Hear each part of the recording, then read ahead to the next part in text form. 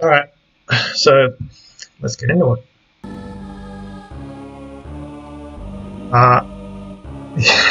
Well, in the literal sense too. Obviously, you also have the usual run killers like Poseidon, and Serpent can be a pain in the butt as well. But loading into the game, I'm doing name clearing just like we would for 80% regular save and quit.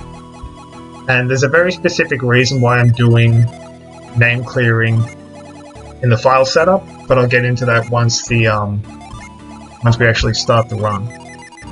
But the main reason is that we're doing name clearing to converge the RNG to a particular point. Died 5 times.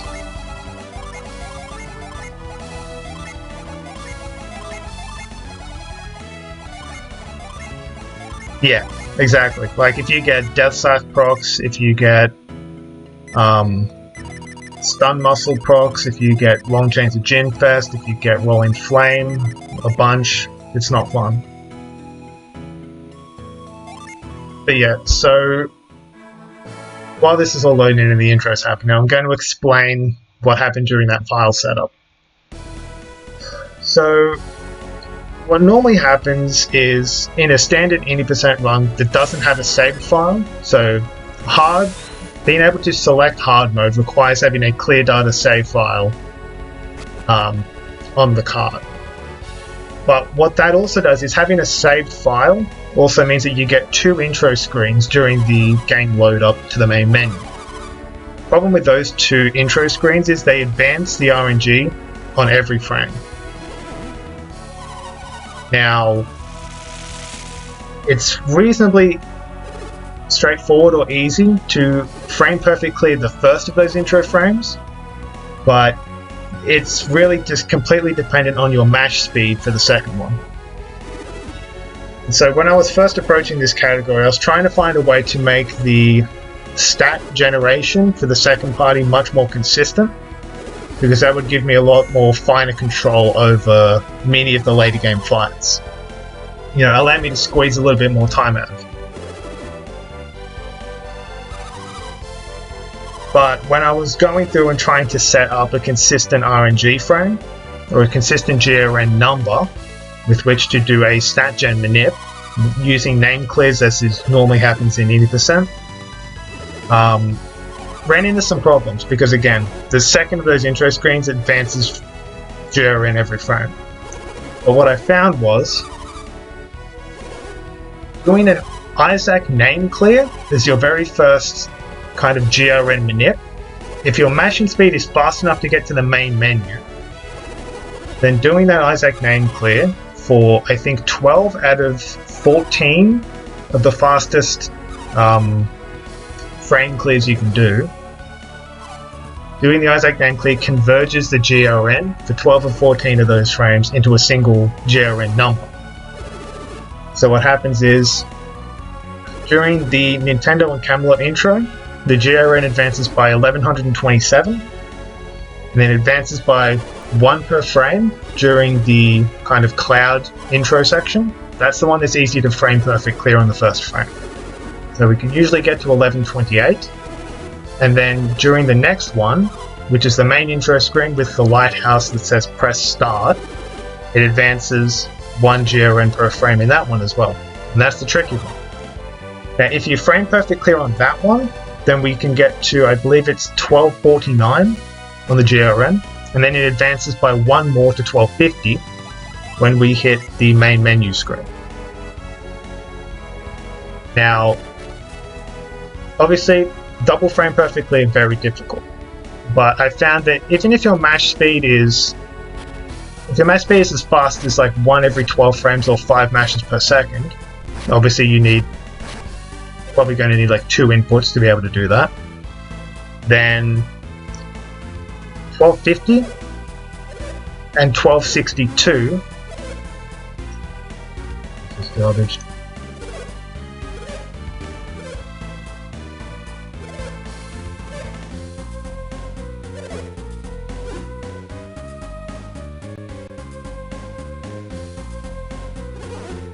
why can't I get rid of this?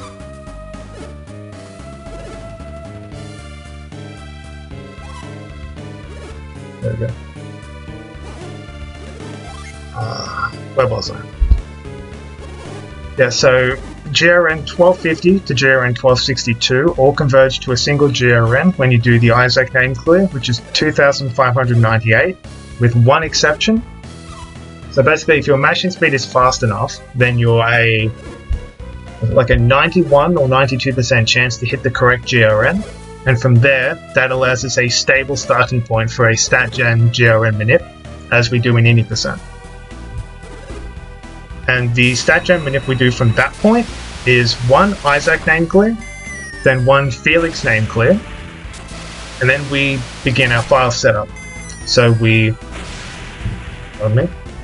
rename Felix to V, and then a vertical line, and then WoW, because the name V WoW for Felix manipulates 3 puzzles in the game to give us the optimally fast setups.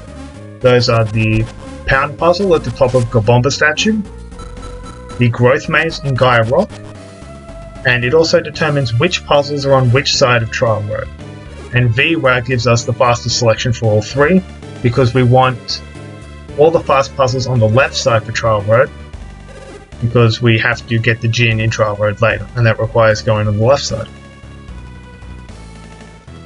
However, an interesting thing that I also found during my kind of tweaking through this section was that the GRN also advances by a similar 1126 margin if you open up the password input screen and then cancel out of it.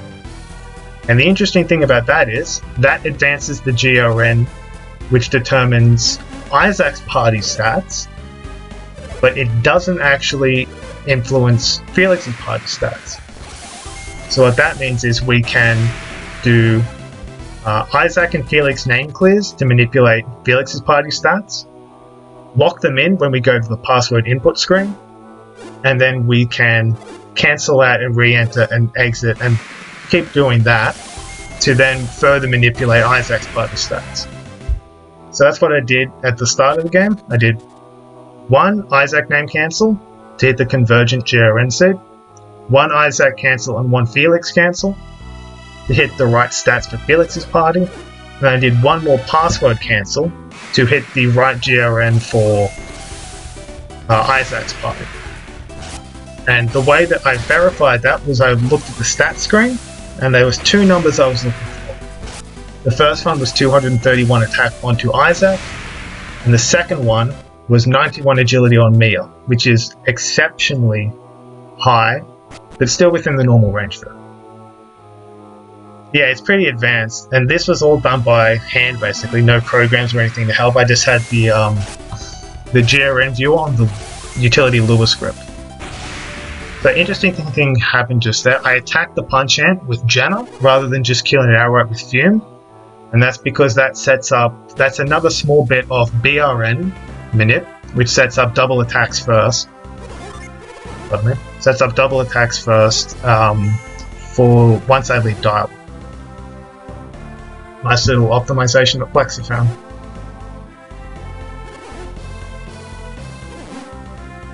But yeah, the reason that I do that kind of manip, I had a longer manip previously. I think it was 2 Isaac clears, 6 Felix clears, and then 5 password clears. And that gave me a reasonably good one, but it ran into some trouble later on due to the way that the game handles agility calculations during a fight. So I had to change it into a different one that made Mia faster. And there's actually a third number that we really need for whatever stat array we're using for hard mode. And the third stat is a minimum of 69 agility on Garrett. If he has 68, we can't use it. If he has at least 69, that becomes very, very, very important for the Dullahan fight, which is like 7 hours in the future. Yeah, it's kind of like how the Wise One at the start of the first game does that little tweaky thing with the Mars Star and ends up being a big plot point later on. Yeah, we're just going through the intro here. There's a lot of variations in this run compared to the normal run, obviously, because we're dealing with hard mode stats. and hard mode gives all enemies 50% more health, 25% more attack, 25% more defense. And it also, it also has one other change that it gives, which is that the super bosses, so Star Magician, Sentinel, Valakar, and, well, it doesn't really affect Dullahan, but the first three, because in normal percent, Valakar and Dullahan both have a special stat about them where they reduce summon damage by a fixed percentage. The Valakar, I believe it reduces it by 20%, and Dullahan reduces incoming summon damage by 35%. What hard mode does is it increases the summon damage reduction of 3 of the super bosses. So Star Magician normally has 0, hard mode increases that to 10%. Sentinel normally has 0, hard mode increases that to 20%. Hard mode increases Valakar's from 20 to 35, but thankfully it doesn't touch Dullahan's because that would be, a bit too much to have to burn through. But that kind of stuff doesn't really come up until much, much later in the run. But, it's nice to give a bit of a brief outline of what hard mode really means. Now, obviously, because it's hard mode and enemies have so much more health, we can't rely on the same strats as normal percent. Because, well, they just don't work. There's too much health to burn through. So obviously we have to make a few changes. And they'll become pretty apparent throughout the run. I'll go over them as we get to them. But, yeah, you'll see it in particular once we start getting into Jinn fights, because Jinn have a pretty high amount of health to begin with, and you'll notice that, we're having to do a lot more to put them down and get them to join us. Whereas in normal mode, we can usually burn most of them down in 1 or 2 turns. In hard mode, we have to use 2 or 3, at least early on.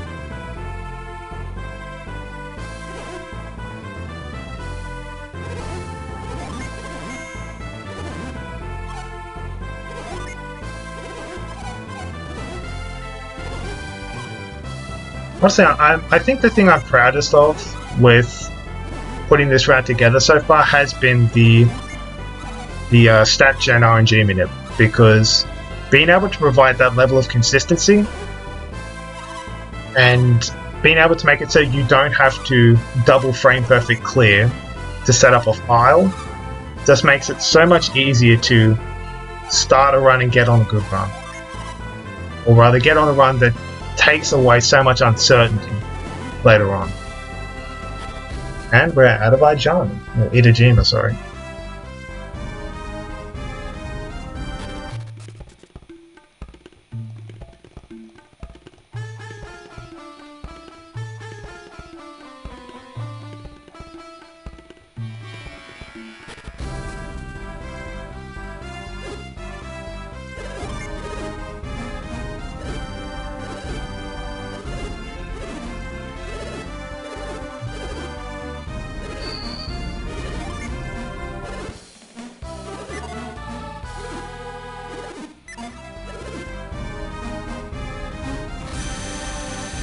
So as you can see on the left with the splits, I've got an estimate of around about 740 for my time. That's slightly on the conservative side.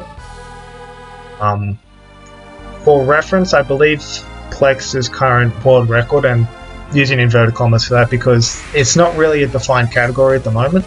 We're still kind of fleshing out the details of it. But I feel like the definition that I'm using, which is, all Jinns, all major collectibles really, will probably become the default because nobody wants to do all enemies, even though that technically does count towards I mess up the very first trick in the game here. Because normally you can stand back a little bit and whirlwind from afar without getting that tiny little cutscene. So off to a fantastic start. But yeah, so I think the all major collectibles will become 100%, and so just for comparison's sake, yeah, Plexa's rec is 72013, I think. So yeah. I'm not sure how much hard mode would actually feasibly add to over a standard normal run. For a hard 100%, I feel like 15 to 20 minutes maybe. For any percent, I have no idea because I haven't even tried attempting a route for any percent no save and quit.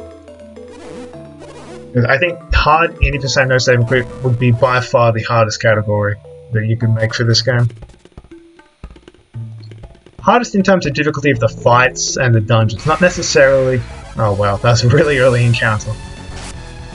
Hard in terms of the fights and the strategies, not so much in the length of it, because if you wanted, then you could just make a hard 80% or hard 100 all enemies. But the difficulty in that lies in the tedium of fighting every enemy.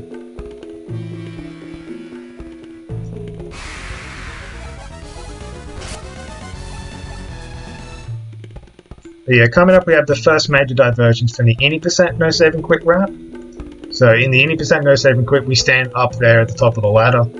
We retreat warp up through the door to basically skip the majority of the dungeon.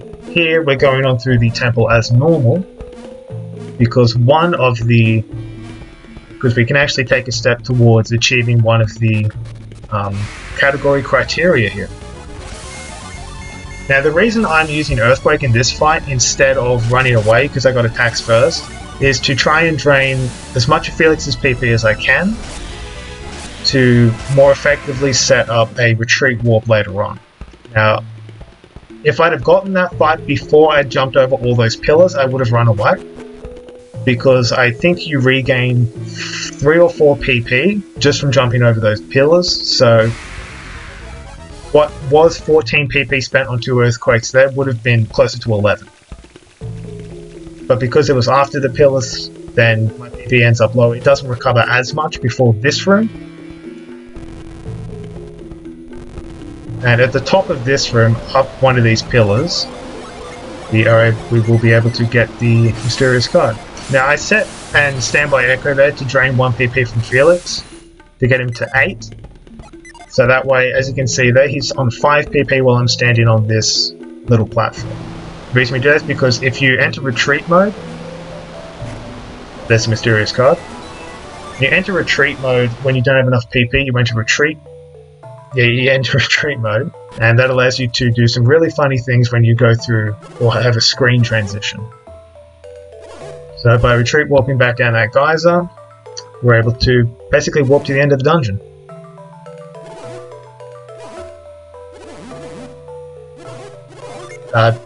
Most of the retreat, I think all the retreat warps I do in this run have been well documented throughout either like highlight videos or full runs in other places.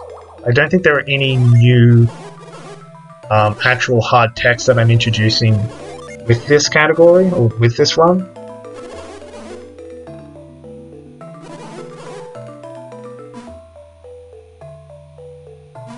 I think the only one which could be considered new is one that happens in Magma Rock, but that's ages away, and I'll cover that when we get there.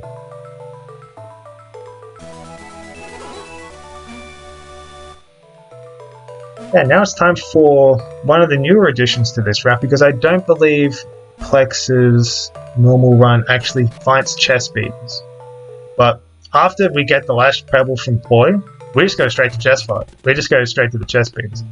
Now I'm running around here so that Felix regenerates up to, I believe, 7 PP, because that becomes important later on. 8 PP, sorry. For the chest beaters, these guys can actually hit really hard. They're actually a very volatile boss to fight because there's 3 of them.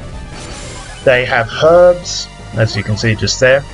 They do a lot of damage with claw attack, and they can boost their attack to make claw attack hit even harder. So this is actually a reasonably scary fight. You can beat this fight in 3 turns if none of them use herbs. Unfortunately, we didn't get the 3 turn. But thankfully, none of them decided to punch Felix's face in there.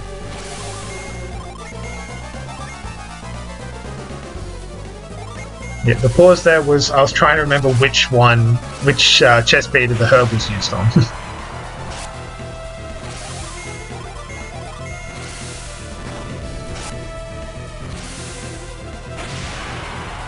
And down they go. So that's our first boss down in under 20 minutes. Now the reason that I got Felix to 8 PP before that fight is because we regenerate 1 PP running down this hallway towards that pot. Means that after he uses Earthquake, so 8 minus 7 is 1 plus 2, that gives him just enough PP to be able to use Move on the pot and get it out of the way.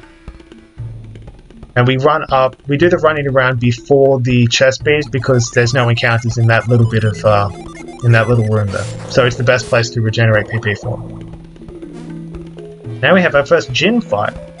Now normally in normal mode, the strategy nowadays is Fume with Jenna, and then the other two defend, and then it's Fume and Venus with Felix. We have to mix it up because he's got like 80 more health. So we have to go Fume, Ray, attack, Fume, Ray, Venus. Because he's just so much bulky.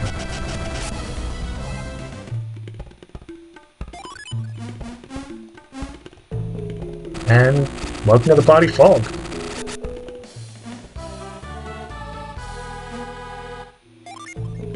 Now, because we entered from the stairs, or the ladder at the end of the dungeon rather than from the start, we have to take a different path for the retreat warp out of it. We go to that point rather than double retreat warping back to here.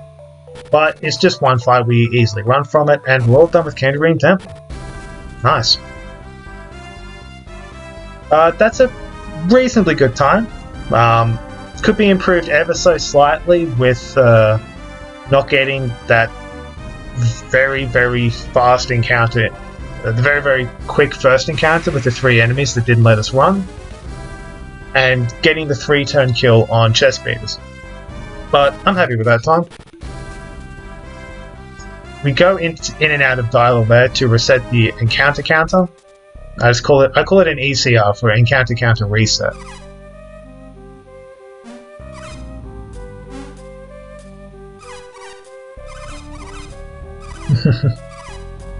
Good.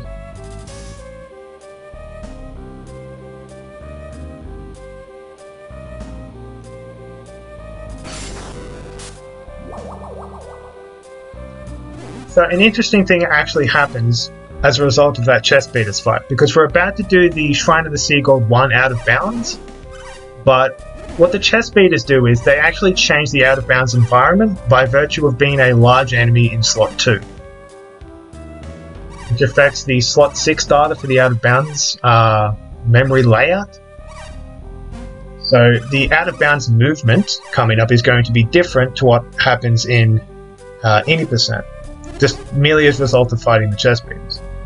So normally we go up left, up, and then left. Instead we're going left, up, left, and then we go off screen up here. Keep going. Then we go up and right. So that, and then we get an annoying encounter here. Thankfully they don't double target Shiva, so we don't have to heal before the breath fight, which is good.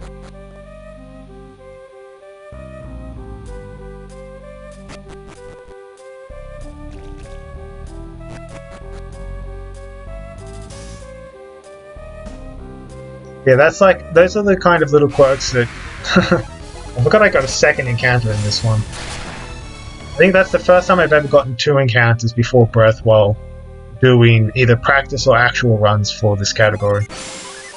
Now I set Fog and Standby Echo because I need to do that for the breath fight strat because he has more health. I have to wiggle to get up to 7 PP as well. Now this strat I'm going to be using on breath is actually a damage range. I believe it is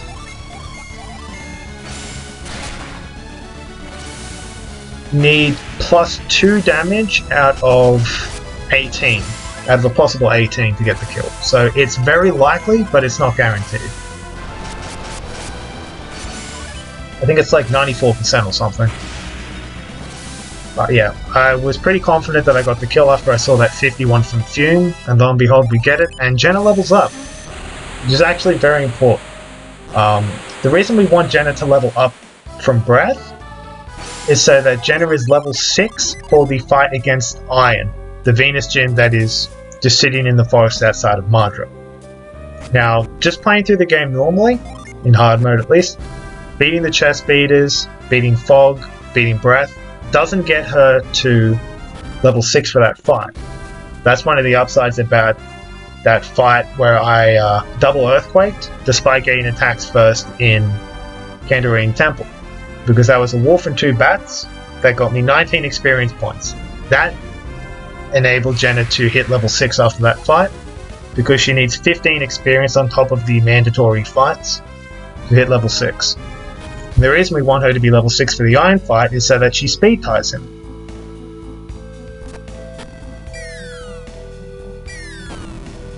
The way that speed tying works in GSTLA, and I think it also works in GS1, is that in combat, if you speed tie an enemy, if your speed is exactly equal to theirs, your character always goes first.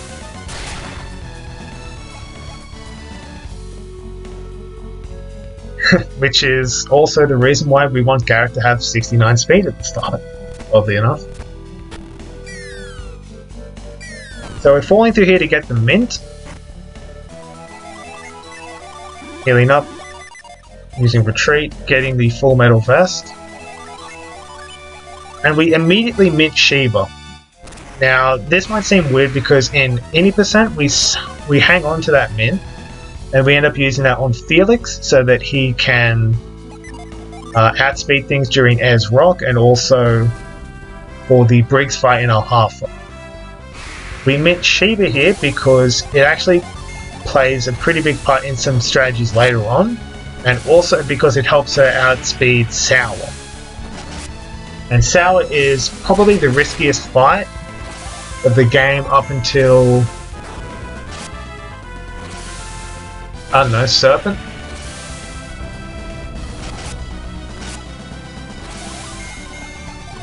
And here's why we want Jenna to outspeed. So that way she can beat it, put down Jupiter, beat it, and also because she scores the killing blow with Jupiter, we skip the summon power-up animation. It saves us a second. Now because we're quite low after that fight, I'm having Shiva set Iron so she can heal the party up, because I don't want to be spending too many of my herbs just yet.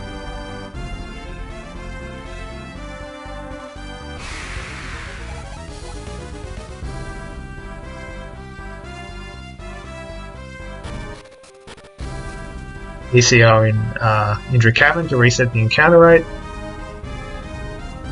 And then we're going into the backside of Dakin to pick up Cannon.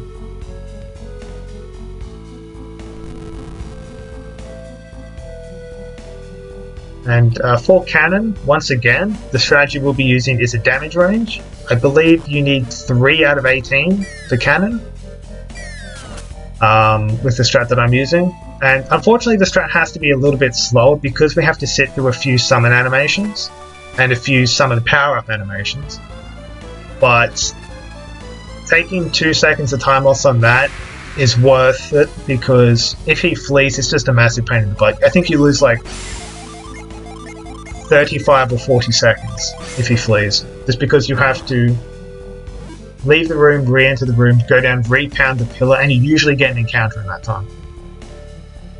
If you can't flee that encounter, then you usually have to heal up again.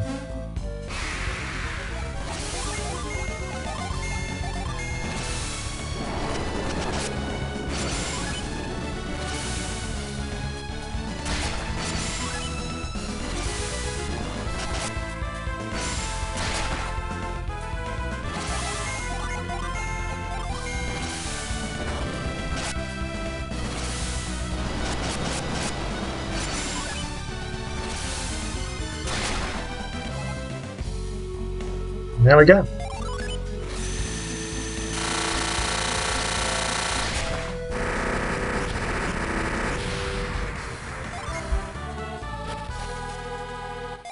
And we double retreat out because unfortunately using that spire to secure the kill means that we don't have enough PP for Felix to retreat out. Now you can see what I mean when I said that my splits were a bit on the conservative side. Because, yeah, saving 3 minutes on cannon, what? But that's just the way I set my splits up.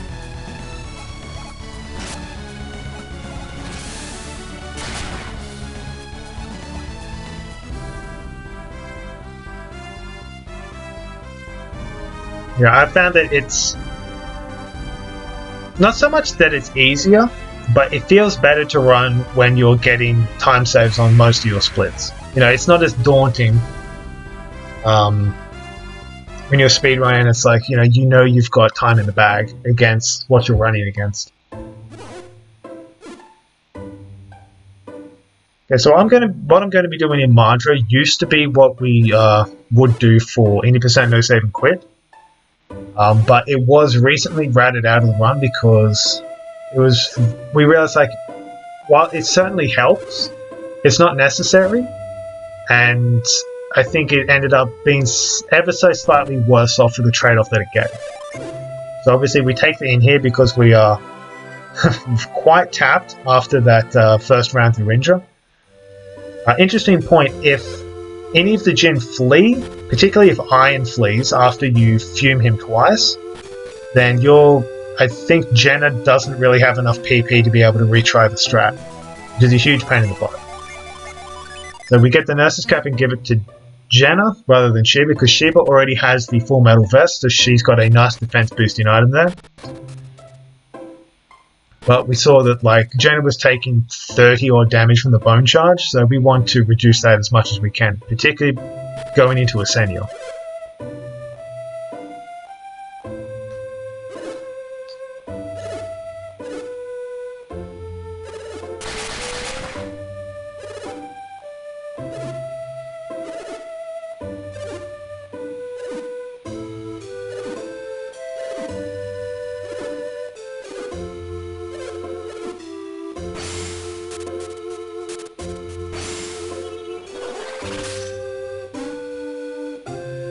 Nice little quiet spot in the run here for the moment.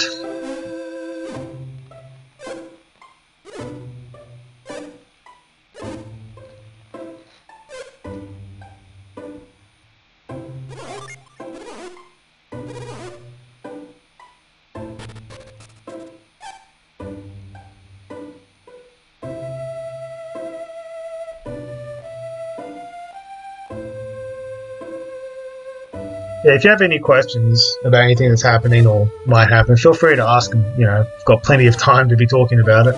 This is quite a long run.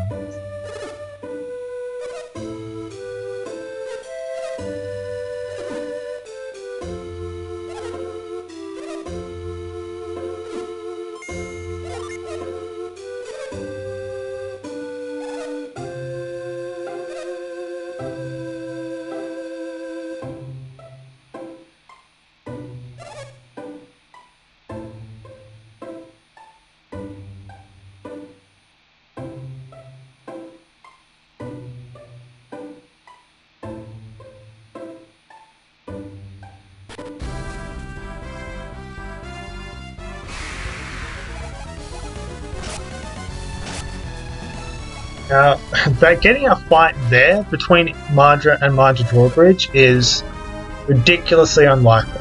I think that is only the second time I've ever had it happen throughout all my time ever playing Golden Sun PLA.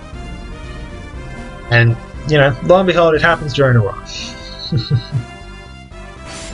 But, can't do anything about that. You know, I'd rather have that absurdly high encounter rate there than, say, I don't know, somewhere really bad in the Western Sea, for example.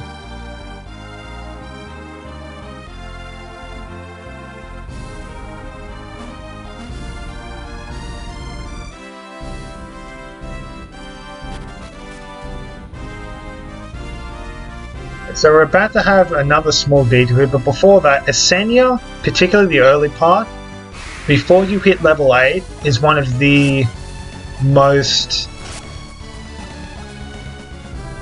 threatening parts of the run, I would say. Because as you saw there, that dino hit Jenna for like 35 damage, even through the nurse's cap. So, yeah. If we have multiple flea fails, like if we fail flea like 2 or 3 times in a row, then it can get really bad. That was a ballsy move for me because if I fail that flea and they double target Jenna, she's down. And then it becomes so much harder to fight your way through to the next place where you can use a Sanctum. Now that's another small little detour from normal is we need the Guardian Ring on Shiva. We need the Guardian Ring on Shiva to do early Ascenia and Ayers Rock, because without it, she doesn't have the defense or the health to be able to tank multiple attacks. And like in Ayers Rock, you will take multiple attacks. It's almost unheard of to go through Ayers Rock without having someone get double targeted. And if they double target Shiva, particularly emus are very, very scary. But en route to Mikasala here, the strategy I use is fight pairs of enemies and single Momongas and flee from single enemies. Because single enemies, you can just run from them, you can heal the damage off, and it's not too much of an issue. With pairs, if you try to flee and you fail, and they double target someone, and then you fail again, they'll get knocked out. And that's one of the main differences between, like, see, I flee here, 41 damage. If I flee fail 3 times in that dino and it targets Felix with all 3, he goes down. So it's just it's more like a risk-reward kind of algorithm that you're kind of weighing up in your head with each fight. And that's why it's important to heal to full between fights as well.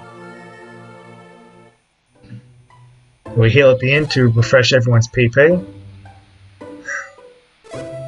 Can't believe I talked to this dude, because, yep, and there it is, because I was a little bit too low before I started to turn, but we get the Lucky Pepper there to be able to sell it for money, we get the nut here to sell for money, we also get the Lucky Pepper because we want to use it later on to shore up a couple of fight strats.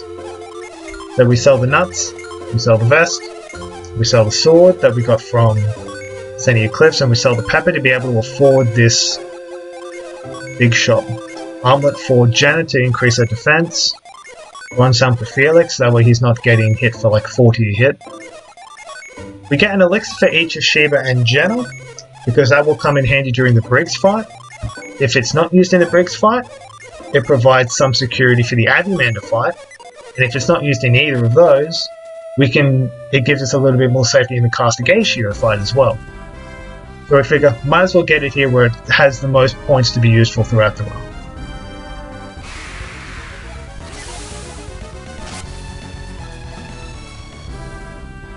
Now we're going up here to get Sour, and yeah, Sour's a big problem because if he double targets Jenna, she goes down.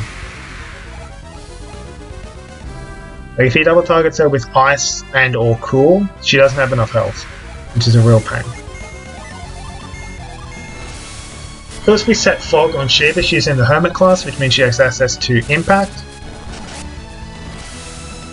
In fact, Felix, so his attacks do way more damage because we bought the Broad Axe for him in Mikasala. Now, even though he targeted Jenna with Frost, she has 49 health. The most that Sour can do with Cool on her, I believe, is 44. And this is why we minted Shiva, so she outspeeds and beats him with Mars before he gets his 3rd attack off. And if it goes like cool, cool, cool, then that's a party wipe, which is very, very bad.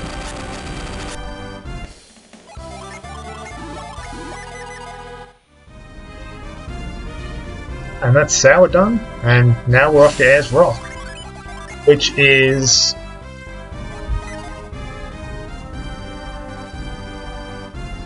I don't want to say the hardest dungeon, but it's certainly the dungeon that's given me the most consternation. Like, it is the most painful dungeon, not necessarily the hardest.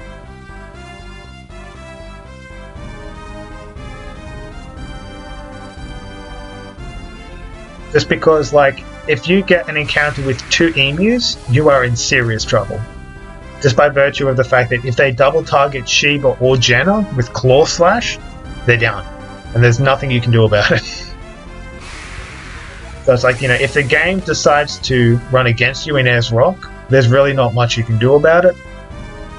And you also don't have a reliable way to kill pairs of enemies without using summons.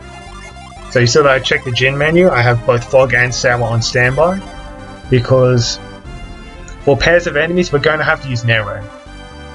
Whereas in normal, because they only have like 90 to 95 health, we can burn through them with Ray, Fume, Flare Wall, Earthquake. But here they have 140 health, and we're not going to come even close to hitting that without summons. Which is probably the first place where you see a major deviation in strategy.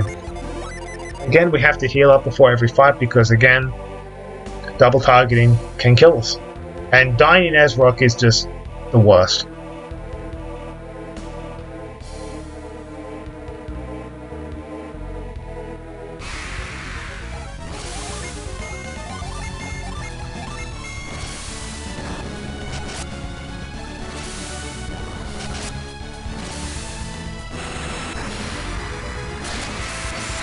No Dynamite in Ayers Rock. I think we have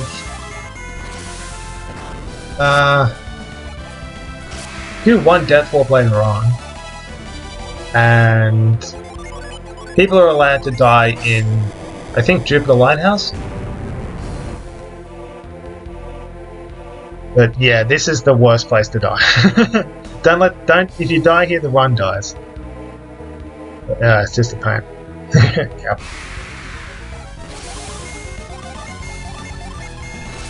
So yeah, we got another encounter which requires a narrate. Not great, because again, after we use narrate, we have to wait for the Jin to reset. Then we have to stand by them. And it means that also the Jin setting back onto Sheba puts her in the Hermit class, which means that Whirlwind is no longer set. Or no longer hotkeyed for her. So after whirlwinding this stone, we retreat out. Normally we do an ECR. Yeah.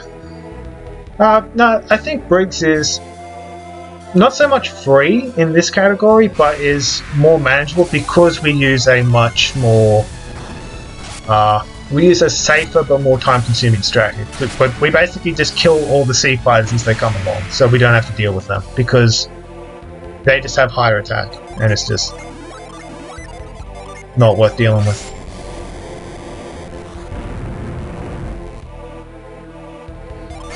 You know, because like we have Sour, then you have Ayers Rock, and then you have 8 minutes of cutscenes in Garrow, and then you have a bunch of cutscenes in Al-Hafra, and it's like, I don't want the run to die there on Briggs, so I'm just going to take a small time penalty to make the fight much safer.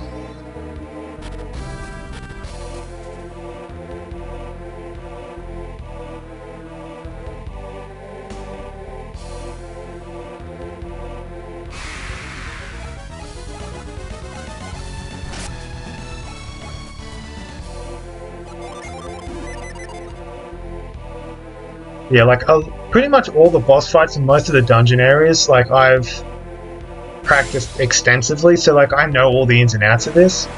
Whereas someone who's approaching this for the first time or is much more used to normal mode stats will have a much harder time adjusting to the higher health values, the higher defense values as well. Because like there are some enemies where you can just have Felix doing a regular attack and stuff, but in hard mode that's not sufficient, particularly in the interior of Ayers Rock. And just missed the cycle there, which, well.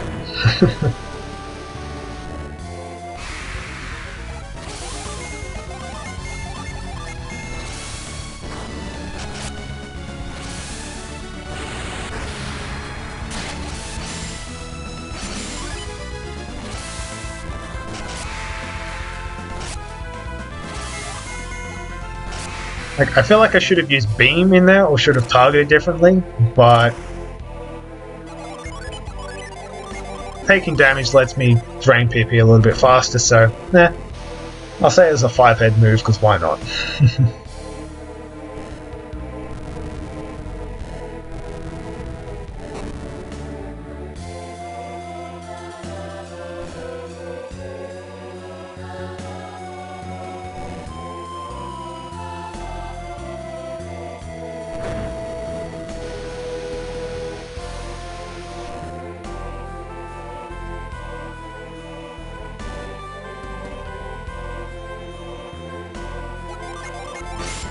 Up in the menu to use move there, pushes the log down and means we can hit this whirlwind cycle. Because if you try to move the log manually with Felix, then the whirlwind coming over animation still plays, which means it hits the log, and then you have to wait an extra, I think it's like 3 or 4 seconds to hit the next cycle. Now I've tried my absolute darndest to try and make it up this climb in one cycle. I'm pretty sure it's not possible. Now, okay, this is the worst part you can get in the outside of Ezra.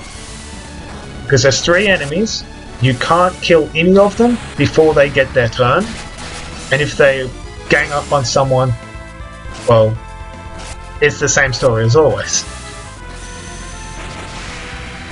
However, we're able to put 2 of them down, and then the kobold. Also, the good part about getting that fight then is that Felix can heal the party to get within range to do the blind climb. However, the annoying part is that Shiva only has 11 PP left. Now, she has to use 10 PP on the 2 whirlwind stones up here, which means she'll have 1 left. However, we need to get an encounter to cancel out of the blind climb to be able to continue on. And getting an encounter, unless it's a single enemy, means that we have to fight it. Or we have to run and hope that we get lucky.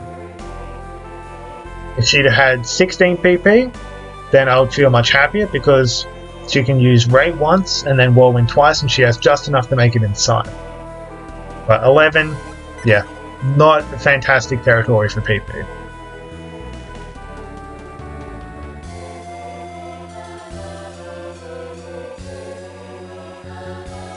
I use the screen shake SID as a gauge to figure out where I am in the blind climb, particularly on the descent down towards that move pillar. And as I'm going up, I'm constantly tapping A to try and open the menu, and if you can't open the menu like that, it usually means you're on a ladder. Now you notice that on this one I had Shiva defend, and then I went Nerade and had Jenna use Science. Again, it's because Shiva doesn't have enough PP. If I use Ray with her now, then I'll have to spend a bunch of time waiting around for her PP to come back later. Obviously there, if they'd have both targeted Jenna, she would have gone down. But I didn't really have any other choice there. So I got lucky. I'm thankful that I got lucky from that. But that's just how it plays sometimes in hard mode.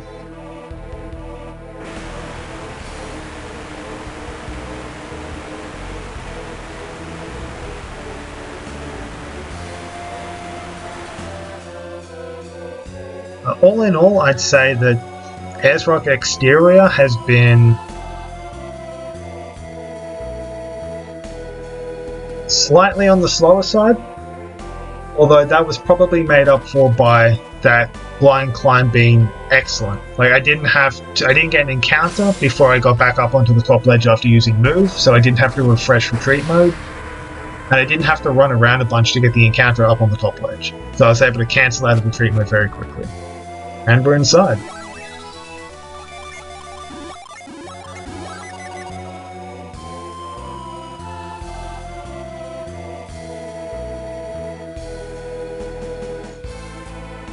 For the most part, the route in this run, as in the order that we do the dungeons in, is, I think, unchanged relative to 80%. With the obvious exception of what happens after we do Jupiter Lighthouse, and after we do Flame Dragon, we get the teleport laps. Okay, we finally got Plasma on Sheeta. That's actually pretty big, because Plasma allows us to hit a couple of nice damage ranges on a few enemies in here. So that'll just help speed the fights up, and because we took that Sanji Stone at the start, she has more than enough PP with which to spam Plasma when we need her to. Yeah, we've got the first, I think the first major trick coming up here, which is the move clip.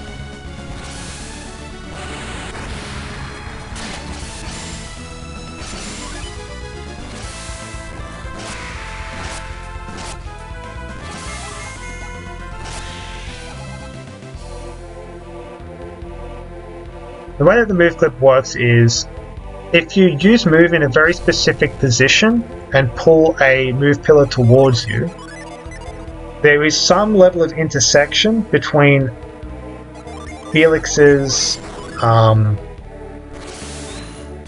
position data on the map and the position data occupied by the pillar. So then if you move in a specific way after you achieve this kind of intersected position, then you clip to the top of the pillar. We use that quite a few times throughout this run. I think there's 4 or 5 occasions where we do this. And it's just a really big time save in the places where we do it. Because it means you can skip having to do puzzles, or you can save yourself some time by not having to walk around a large area. Pretty good. And there are individual setups for each of these clips, because it's not the same position in every single one of them. It's a very similar position and a very similar trick, but it's not always identical.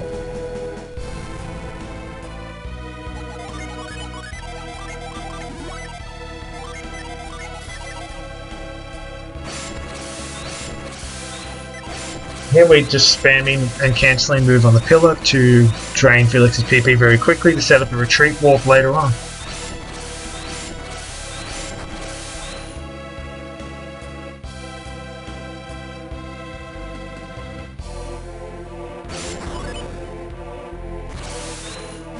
There's the second move clip, which I think saves like 17 seconds or something.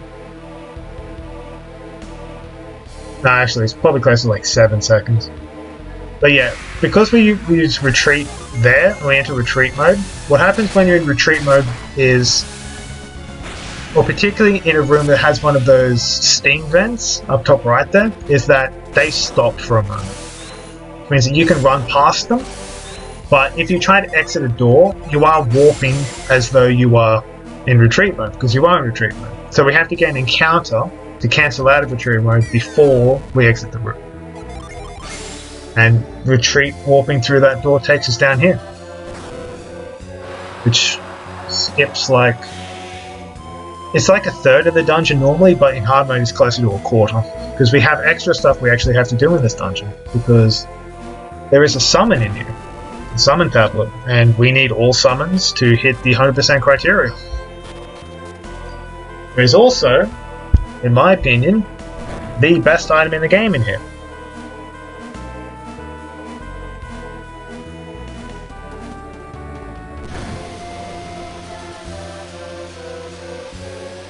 And we'll be getting that very shortly.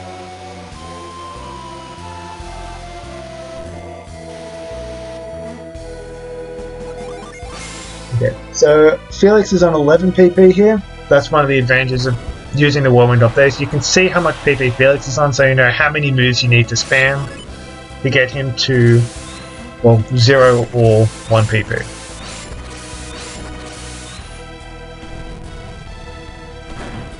Now we're heading back to the entrance, because we're going to do a nice little retreat walk glitch, which will make things a hell of a lot easier going ahead. Alright. This is the worst fight you can get in Ayers Rock Interior, because it's all 3 of the enemies. Now, if we'd have gotten...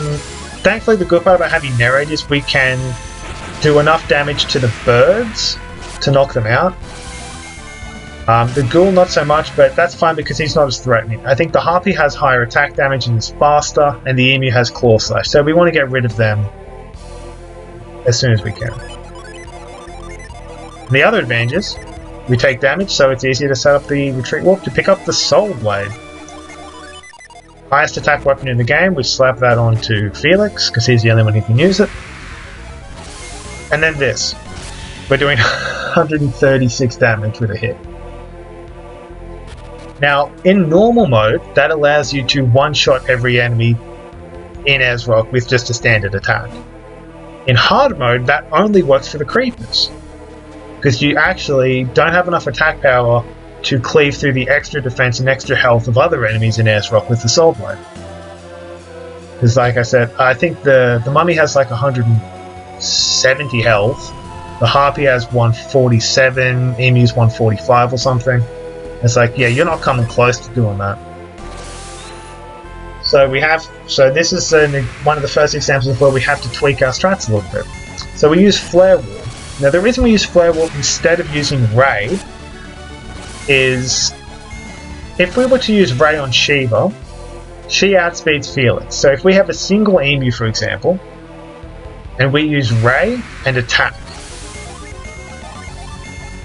if we use Ray and then Felix does a normal attack, that's fine. If we use Ray and then he does a Megiddo, we've essentially pumped in an extra Ray animation that didn't do anything. So that's why we have Jenna use Flare Wall there. Because if Felix gets the Megiddo proc on a single enemy, then the Flare Wall animation doesn't get played. So we're actually saving a small amount of time there. That was a very fast encounter, which is very annoying.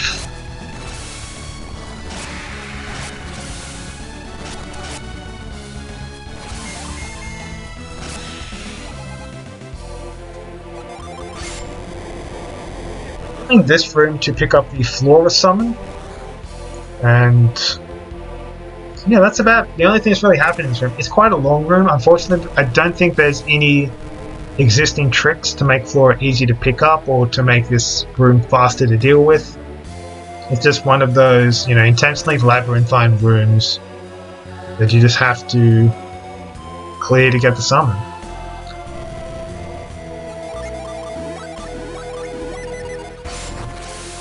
Now, I'm lowering Felix's PP to 5 here, so that way when he hops over, it'll recover to 6 by the time he gets the summon tablet. So we have enough PP to actually use retreat, rather than doing retreat warp.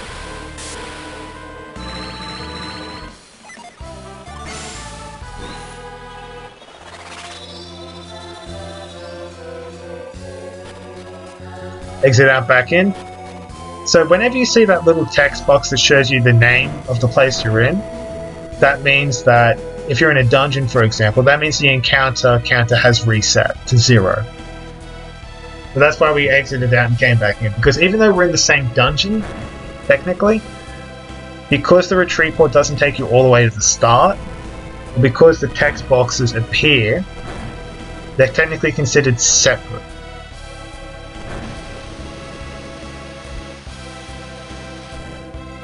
Now, in normal runs, we push the log across once after entering retreat mode so that we go out of bounds here, and then we find a door after heading north up here, which allows us to skip this room entirely. It's about a minute 20 time save when we do that. However, we need this chest.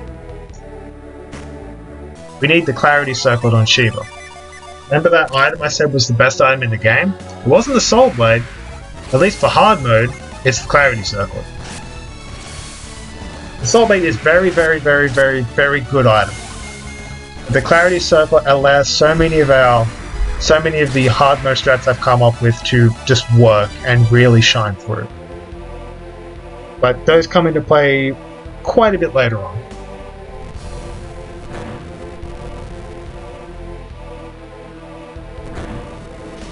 Hit the cycle, pretty good.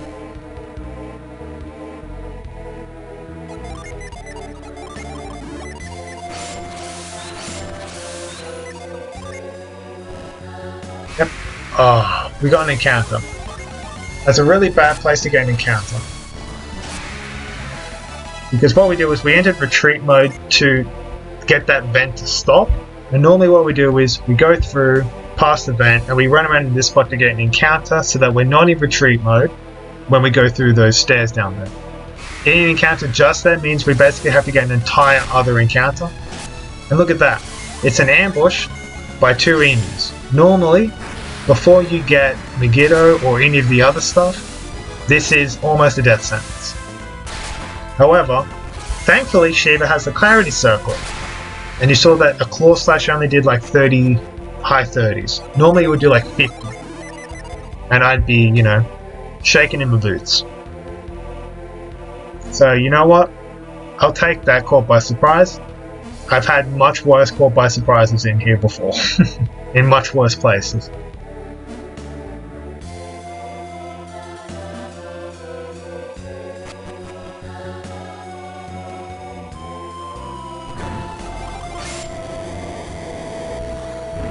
Thankfully, all the variations for hard mode are done with, so we're just doing this as we would for any percent for now.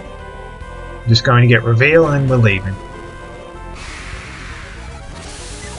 So I think, yeah, Ayers Rock can basically be considered done at this point.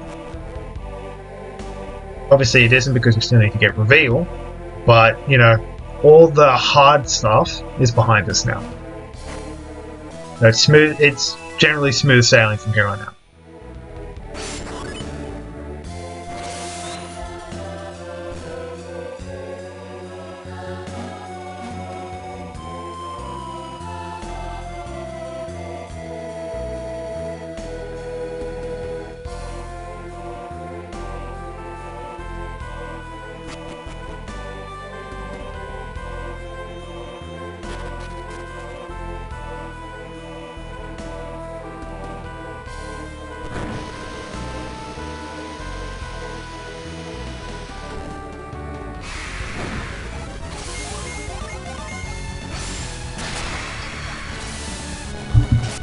We're still killing all the enemies we come across because we kind of want the experience. We're already at level 9, but we want enough experience to be at a point where after we beat them... Did you get the move position glitch? The 2 move clips. Yeah, I got them.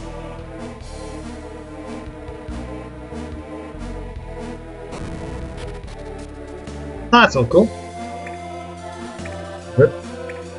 Yeah, so the reason we're still taking the fights is we want to be at a point where we have enough experience so that after we beat Briggs, we hit 10th level. Yep.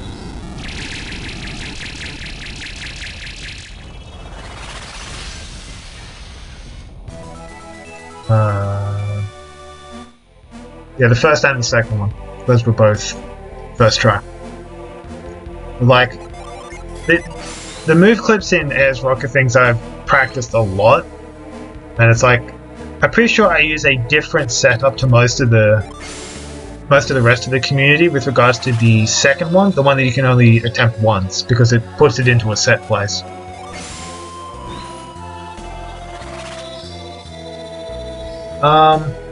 I think our experience is almost identical to any percent. Oh, sorry, into a normal no save and quit for the majority of the run. I think it's only at like Mawapa or Jupiter Lighthouse that we might be slightly ahead. But I think that's by virtue of all the extra gin we get.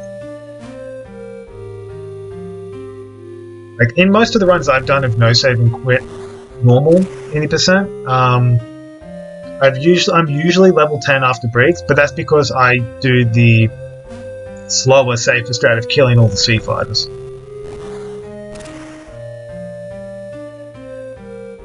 Yeah, I think on average that loses about 10 seconds, but it just guarantees level 10.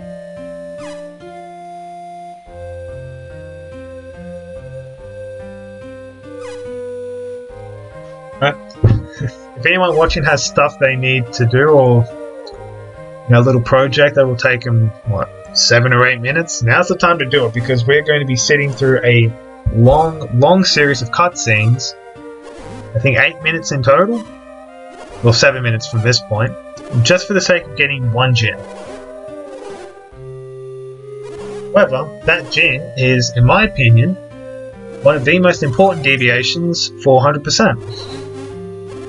Not necessarily for hard mode, because I'm pretty sure you get this guy immediately in normal as well.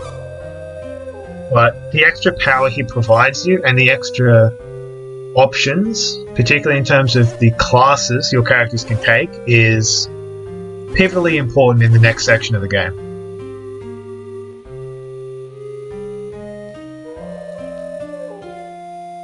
Now that I mention it, I'm going to take a little break myself. I'll be back in a couple of minutes.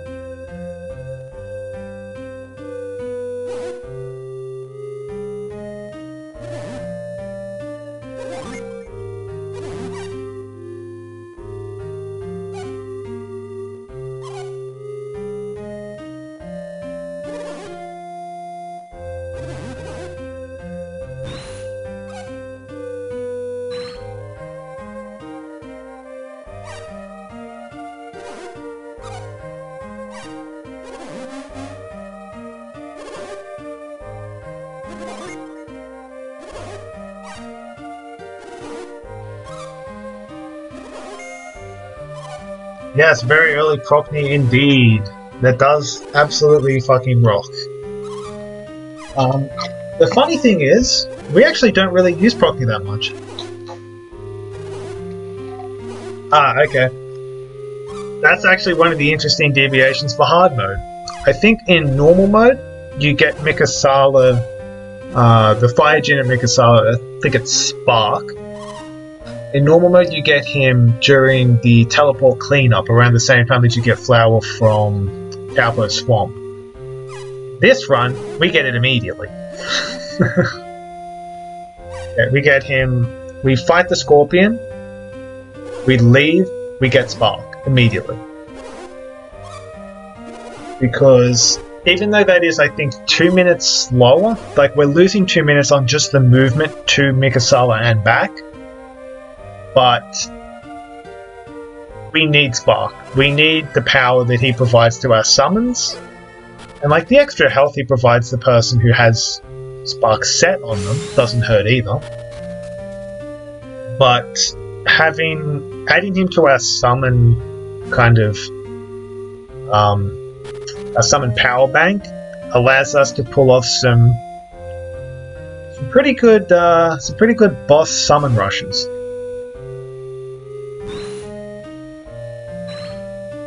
We'll get around to much later on.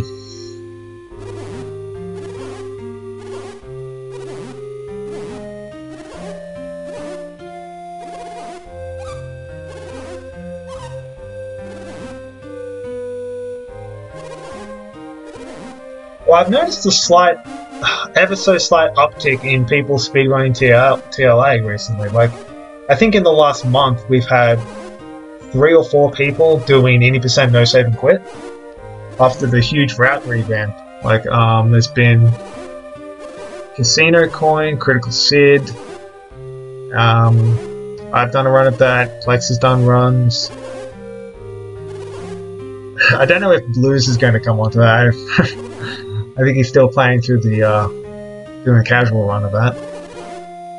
But yeah, like the major route revamping that's happened recently, I think should open the door for a lot more people to pick up the game, particularly for 80% no save and quit, because just a lot of the inconsistency has been removed, and also there's a lot less stuff you have to memorize or consult notes for. Like, there used to be a series of like checklists or like contingency notes for a lot of the out of bounds that had to be done. So for the first out of bounds through Yampi Desert, You needed to have, actively kept track of which monsters appeared in which slots. You also had to do that for the out of bounds in NoS Rock. Yimo? Yeah, let me check. Yeah, Yimo.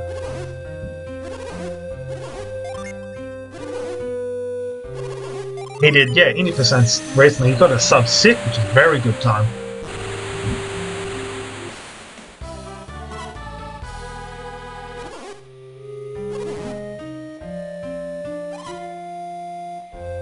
Yeah, you needed to keep track of monster encounters for the NoS Rock out of bounds in the room which was above the Clarity Circlet. We don't do that in here because if you do that, you can't get the Clarity Circlet. Yampy Desert. There was also a tricky out of bounds in Shrine of the Sea God 2.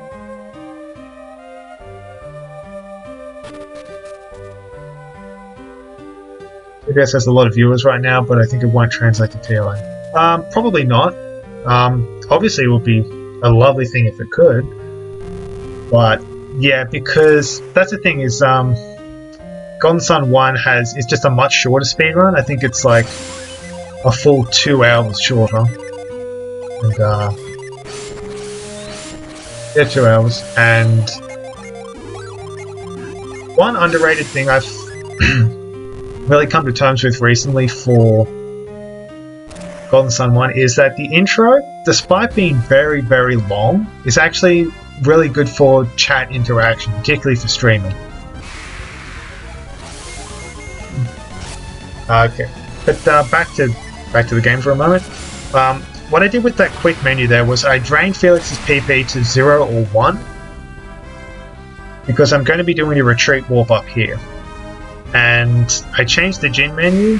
Sorry, I changed my Jin setup so that I could just... It's basically just the exact Jin setup I'm going to be using for the Briggs fight, which is putting Felix into the Illusionist class so that he's very fast. So fast that he'll outspeed the Sea Fighters and make them just trivialized. Now that's one of the key things that happened recently, one of the new innovations which in my opinion will make speedrunning TLA much simpler, was the clear map, which is a way to basically overwrite out of bounds data caused by excessive monster encounters. And this is also another thing that we've done recently, which is to retreat warp out of bounds there, but instead of going straight up and out to Al Hafra, we take a detour up left to get to Yampy Desert Cave so we can pick up the Water of Life that's in there. We'll be revisiting Yampy Desert Cave a lot later in the run when we're doing our super bosses, but for the moment that Water of Life gives us a lot of safety going ahead, particularly if we get a really, really nasty caught by surprise ambush encounter and someone gets knocked out. We have that in the bank, so we just like, alright, we can revive them, we don't have to retreat to a sanctum. It's just good having that security. TDS. But yeah, so the idea behind the clear map, that was something that I found way back when. When will I get the whip? I'll get the whip when I'm going to Yampy Desert Cave next time. So that'll be about, I don't know, 6 hours? Yeah, it's like... I think that's actually the last item I pick up. Yeah, I think that's the last item I pick up in the whole game, is the train slip.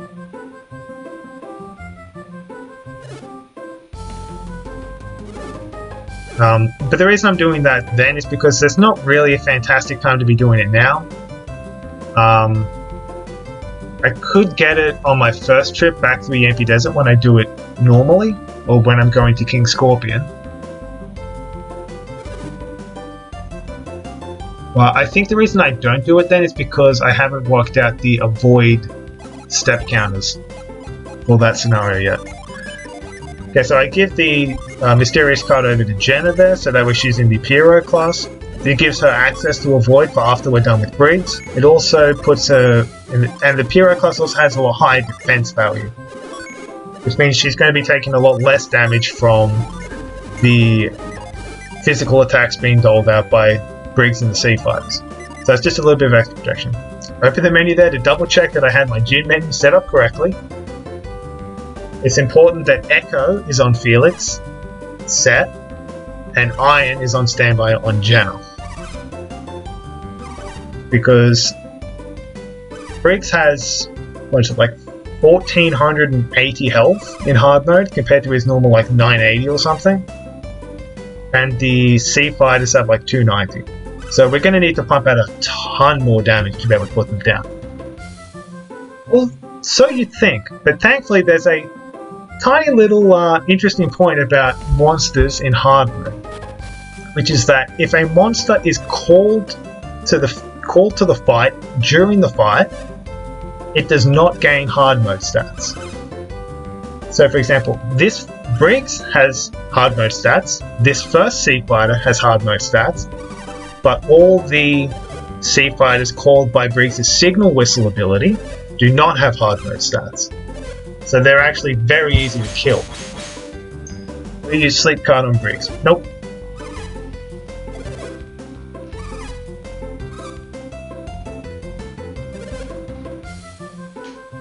Sleep Card's a very inconsistent ability.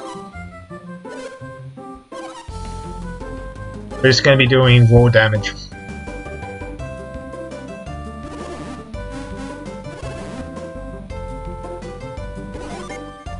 So yeah, monsters called during fights don't have armor stats. It applies to Sea Fighters, it applies to Fighter Bees called through their ally abilities.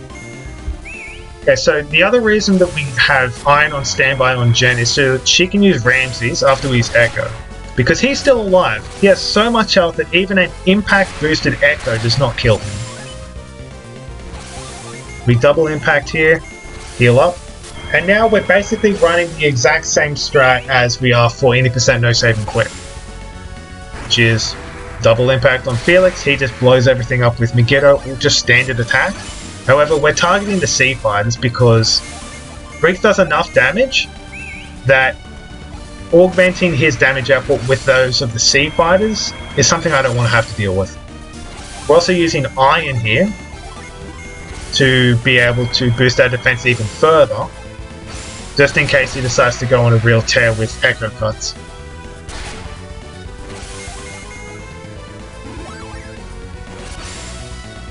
And we got a Megiddo there, that's very lucky. 620 damage. It's like, what is that, like 40% of his health. Another Megiddo. Fantastic. And he's still not dead. That's how tanky he is in hard mode. 2 Megiddos and he's still up. Thankfully, we put him down with the next attack. He used the ore drop, targeted 2 people. We all good now. So yeah, that's why we target the Sea Fighters, because if he uses an ore drop and one of the Sea Fighters Echo Cuts, then it's not good news for the person, for someone if they're targeted by both.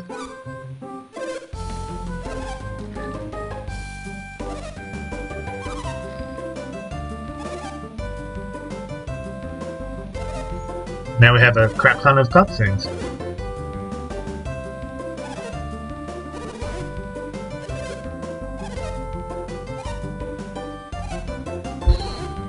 Yeah, I know, right? Yeah, I said earlier, it's like, I didn't want to say it was free, but it's not far off. It's a pretty good strat. And, it's very familiar for me because it's very close to the strat that I was using for 80% no save, where it's just like, alright, just clear the Sea Fighters. Well, yeah, that's because Plexa targets Briggs. He doesn't clean up the Sea Fighters. He doesn't clean up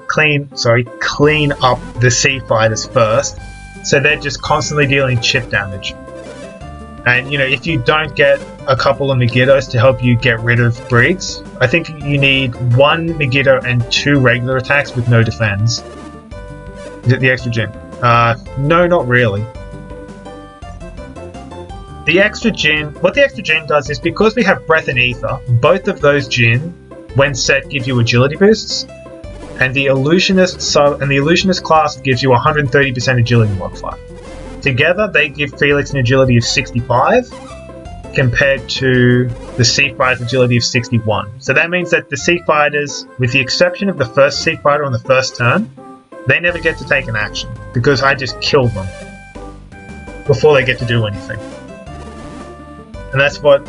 And Briggs is just constantly spamming signal whistles to bring more of them in. So he's not doing anything. Okay. So the third impact, I use a third impact on the fourth turn to refresh the duration. Because what I found is that if you get, because Briggs has so much more health, if you don't get Megiddos, you can run out of impact. You can like spend 4 or 5 turns just attacking him, and if you don't get a Megiddo, he survives, and then impact wears off, and you're back down to dealing like 130 damage. So I find it's just better to refresh impact on turn 4 because he's most likely to either defend, use a herb, or attack. And if he defends, it's fine, he doesn't interrupt you. If he uses a herb, it's fine. If he attacks you, that means he hasn't used his herb yet, which means that on the next turn, whoever he attacked, if it's Jenna or Sheba, they defend, the other one heals them, and Felix just keeps, attacking him.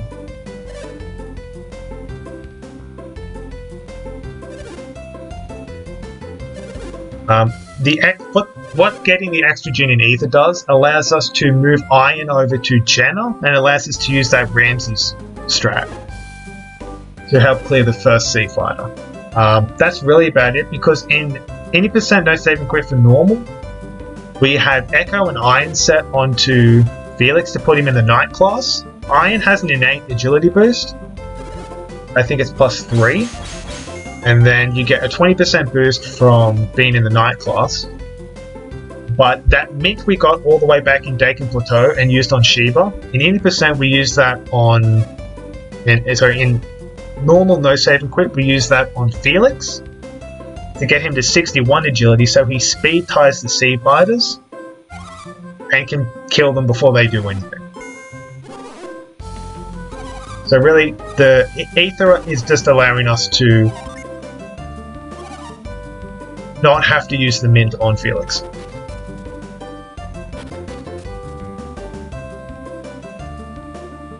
Yeah, so we're all done with our half for the moment, but we'll be coming back much later on.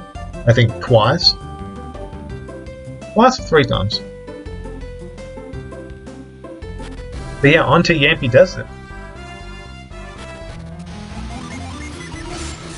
We avoid immediately. Now, one thing that I've noticed, or that I've done a lot of work on in Yampi Desert, is figuring out if you use avoid at this point here, or at a particular point, when does it wear off, and when can you refresh it to avoid having the text box appear telling you that it's expired.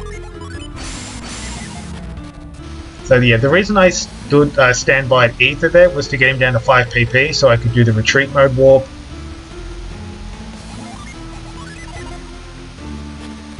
It doesn't go into the caves. I think going into the cave at that point requires the tremor bit from Mardra. Getting in there at this point in the game. And then there's after the ship is repaired, but I don't think I've ever attempted to get into a Hafra cave at that point in the game. Not even casually. So yeah, what we're doing here is we're setting our exit point, entry point to the left side of Yampi Desert, because that will allow us to, when we use retreat later on, it'll put us at that exit. It's a similar thing to what happens in God and Sun 1, where you set right exit of Venus Lighthouse 1.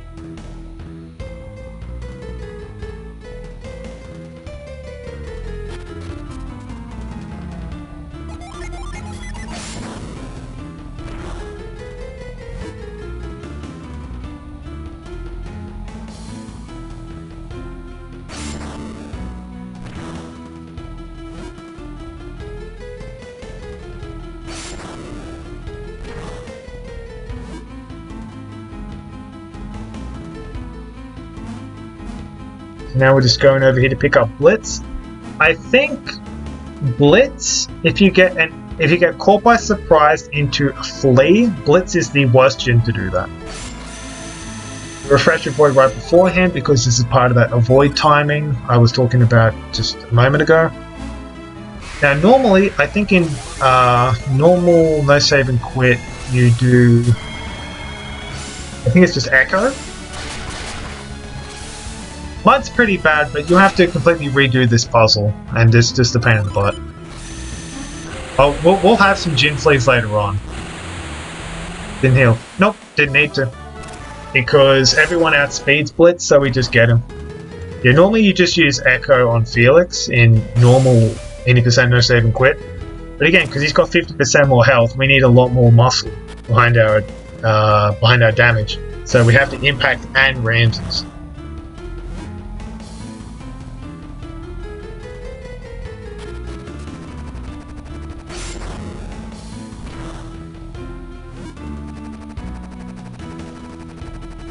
Yeah, I think the other reason that like Blitz is so bad is because he can only ever run if he catches you by surprise. Refresh your void here because we're going to have to be waiting for the cycle for King Scorpion to get into the right position anyways. So this just saves like 3 or 4 seconds by just doing it there, and then we just pound. I think that's something I think that's a little innovation I came up with. And we're just going to be using the exact same strat against King Scorpion as we do all the time. It's important that you don't put Felix below 7 PP here, because we do need to do a normal retreat out of here, whereas in the standard speedrun, the normal 80% no save and quit, we retreat warp out of the south exit. And we're just doing standard impact Megiddo stuff.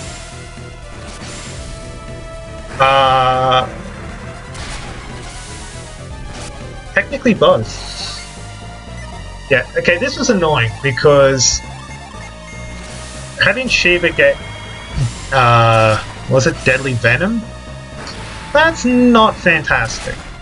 Because it means, because I don't have an antidote, I didn't pick up an antidote from ghouls in Ez Rock, it means that I have to constantly be healing her.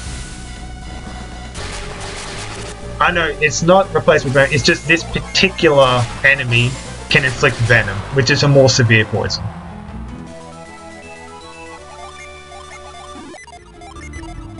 I forgot that because Jenna is in the Pyro class, she does not get the Synergy.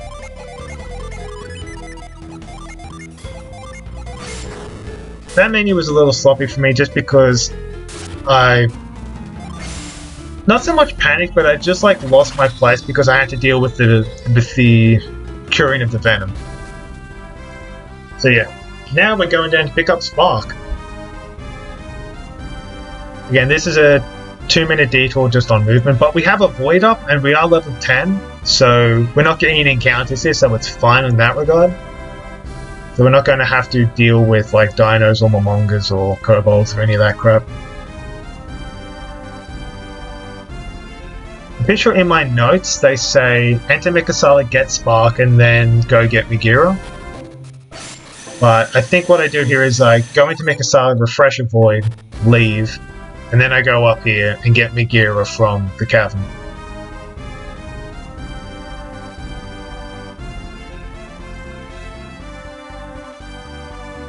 My favourite part about this little run through is that if your movement is perfect, as in you don't waste any steps or you don't take any non-optimal movement here, your avoid step counter is at 1, so it's 1 tile away from expiring when you enter Mikasala the first time, and it's the exact same situation the second time you enter Mikasala.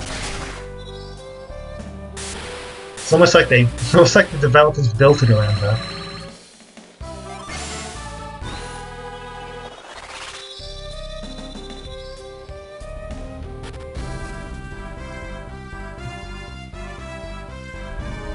But yeah, so because we're getting these 2 things now, Megiddo Summon and Spark Ginny, we won't have to get them later on.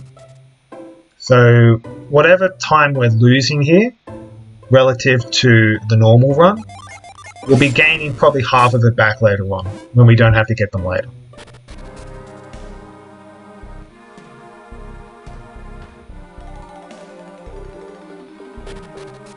But yeah, so like my conservative splits, I'm currently 8 minutes ahead after King Scorpion. Which might seem like, why even have those splits, or why are those splits so much slower? It's because this is actually the first full run that I've actually done of this category. So like previously I'd done this run in segments, which obviously doesn't count as a, you know, proper full run. But like doing it in segments for practice and to learn the route fully and kind of like engrave it into my memory. I think the best aggregate time I had on that was like 6:57, but that is like almost task time, I guess.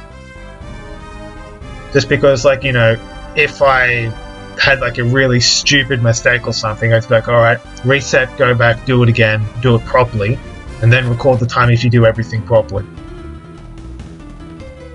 Aren't you missing on a revive synergy with the whip? Are you? I think the Tomega Theracon has the revive synergy. I don't use the whip for the Agatio cast fight. I don't even use the tome for the Agatio cast fight. Oh, it does, okay. I've never used that item, so...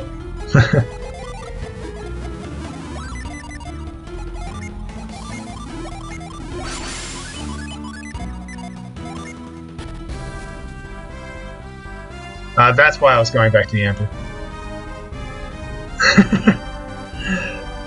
So what happens is, when you set the left exit there, and you exit from the Oasis screen while in retreat mode, on that right exit there, it does what's called a global retreat warp. It sends you to 0-0 on the world map, which is just outside Mardra. Lich or Phoenix. Is that available to all iterations of the class? Or is it, do you have to have Jin set on it to access those synergies?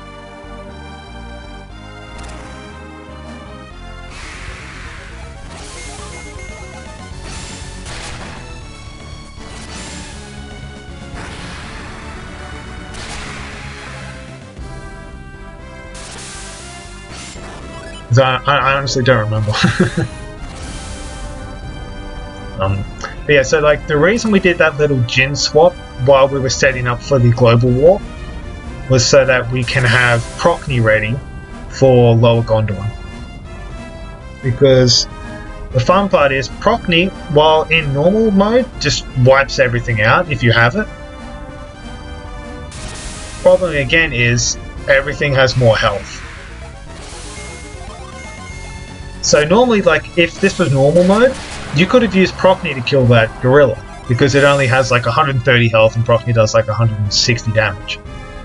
But in hard mode, those apes have 195 health, so it's not going to come close. Pixies in hard mode is scaring me in advance. Yeah. Pixies are... yeah, probably my least favorite enemy in the whole game. Well, excluding bosses. Yeah, this is a reasonably slow Gondolin cliff, just because I got quite a few encounters. Maybe. Oh, yep, definitely try to be. Definitely try to be full health for the Kabombo cliffs. So yeah, these Wyvern chicks have, I believe, 194 health. Without the Clarity Circlet on Sheba, it is a range to kill them with Procny. Yeah, there is a gym nearby. It's Chill at the bottom of the kind of bottom peninsula of Gondolin. We don't get that guy just yet. In normal No Save and Quit, you get him after Poseidon. So and then you go through to the Great Western Sea. We get him a little bit earlier than that, but we don't get him just yet. Because he's a pain in the butt. he's got some strong synergy which can put Shiba down, and we don't want that.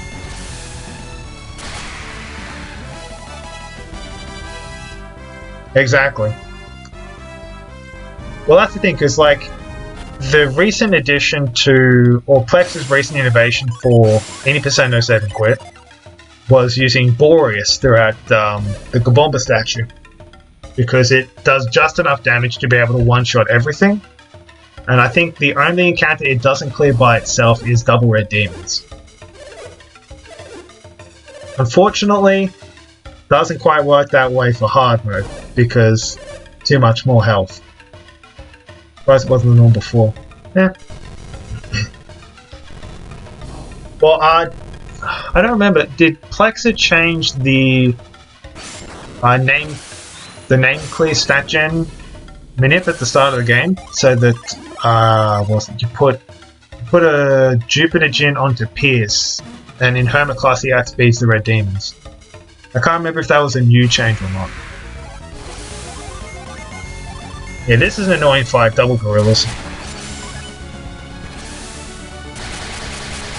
Yeah, because if they double ransack someone, then it's not fun.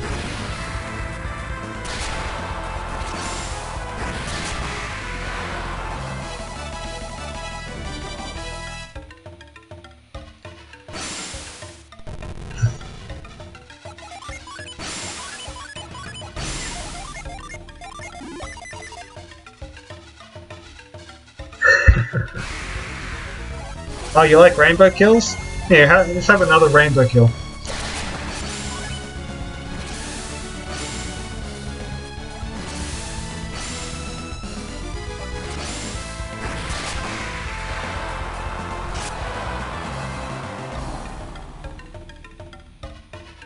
Yeah, so we're going to be using a slightly different strategy to deal with Kabomba, once we get there, obviously. Did they even drop something? I think they dropped Bramble Seeds, which, I mean, Bramble Seed's nothing to sneeze at. It's 140 damage from Nettle Synergy. But it's too inconsistent a drop to really take advantage of, I think.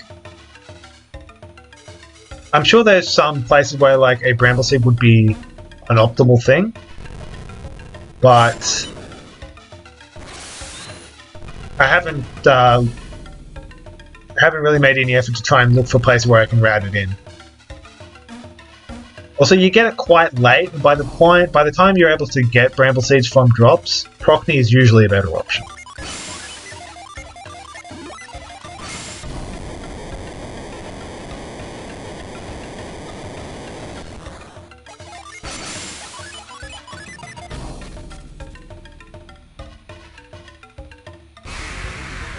There we go.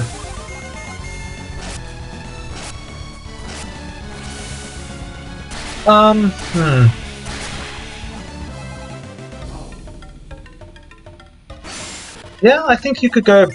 Well, actually, you might be able to go Bramble Seed and then Procny. So, like, Bramble Seed from Shiba and then Procny from someone else, so that you get the kill without getting the summon boost animation.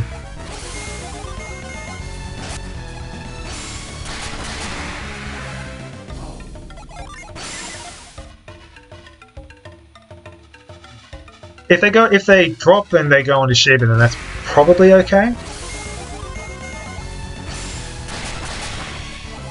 I think you can just normally attack those things. I think I was using Echo because I couldn't quite remember.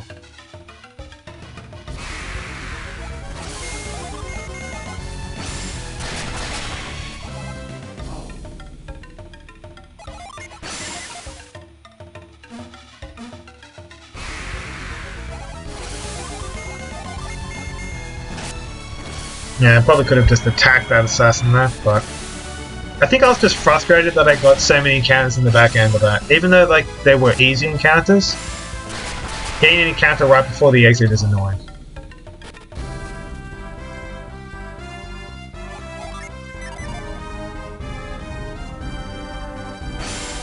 But thankfully I didn't get an encounter on the way to Kabomba. Yeah.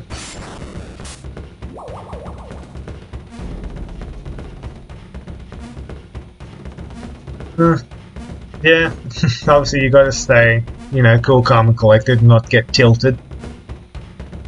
Always good advice.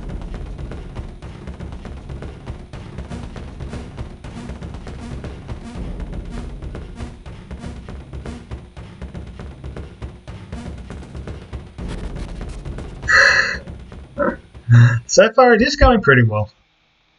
Okay, lost what, 8 seconds on Narrowboy because well, I had that little menu slip up after Scorpion and a couple of extra encounters in Gondolin Cliffs. No, I'm the only person who's ever done hard mode runs. I did one run of this, back in September or something, with a really old, very kind of beta tested route, and I got a 7:43:32, but unfortunately the video didn't save because my computer crashed, like, before I could save it. But like that run had plenty of holes in it. Like I messed up the Valley Car menu, and he ended up killing me by using Iris against me, which was hilarious. Which cost me what, 8 minutes or something? So that's why I'm aiming for like a 7:40 as a rough time for this. Because like, you know, I figure 7:35 with no major troubles or huge time losses should certainly be possible. Now, I like how you said earlier that this one's going well, because yeah, about to suffer about a minute time loss through no fault of my own, but because yeah, I heard a shattering sound outside my window about this point in the run, and had to go and make sure that nothing was happening. So I had to leave my computer for about a minute. In the middle of a run. Not fun. But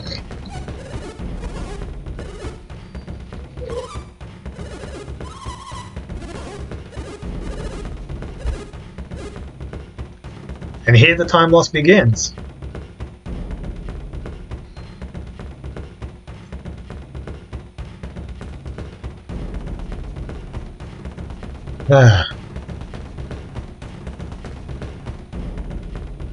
So yeah, that was a pain in the butt. No, it's not a freeze, it's just, yeah. No, it's not a freeze, it's not a freeze. I had to get away from my computer because I heard a shattering sound outside. It's not a freeze. No, it's just like at the exact same time, so you might think it is, but no, it's not. Because like I've seen, was it that Y value displacement glitch? I've gotten that a couple times previously. Absolutely no way to prevent it. To prevent the glitch, I'm not. I've never had the freeze actually happen in a run. I've had the Y displacement glitch happen twice during testing. And that one I'm pretty sure you can only remove by saving and resetting. So I'm not actually sure. I've never actually seen the freeze glitch in Kabombo. I've seen a freeze glitch happen in Magma Rock once. But yeah. So this is a new strat. Except it's not really a new strat. We're doing Boreas strats. But with a twist. Because two very cool things actually coincide for this. The first one is that we have Breath and Ether set onto Sheba now, which puts her in the Magician class. Breath and Ether give her plus, I think, 7 agility. The Magician class gives her 140% agility modifier. And because we used the mint on her in Dakin Plateau, she is currently sitting at 91 agility, which just barely lets her outspeed Red Demons. Because we have Blitz set onto Piers, he is currently sitting at 93 agility, which also lets him outspeed them. However, like I said earlier, Pierce's Boreas does not do enough damage to kill the Red Demons by himself. What's really fun though is that a 129 Jupiter power plasma from Shiva, which she has because she has 104 base from her being a Jupiter adept. She has 2 Jupiter Gin set, which is plus 10, so 114, and she has a Clarity Circlet, getting her to 129 because it's plus 15. A 129 Plasma plus Piers' Boreas, if both target a red demon, exactly kill it on a minimum roll.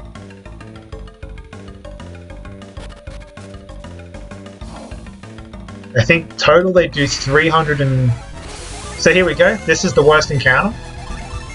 You go Plasma on left, Boreas left, and attack on the right. Even though these things have 50% more health from hard mode, down goes the left one. And it's all because of Clarity Circlet. It adds, I think, 5 damage to her Plasma, which is just enough to secure the kill.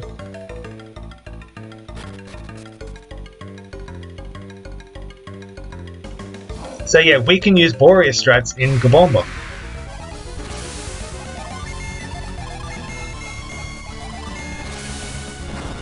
Which is really cool because the Gabomba Boreas strats in any percent no save and quit are very, very fast. And why not take advantage of those same strats and use them if we can in hard mode? Because I think what we're going to be losing, I don't know, 30 seconds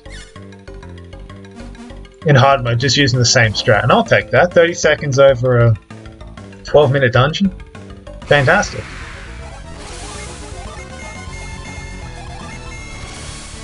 And because she's hit level 12, she now outspeeds Piers, which means that Boreas goes second, so we skip the power boost animation after it's used.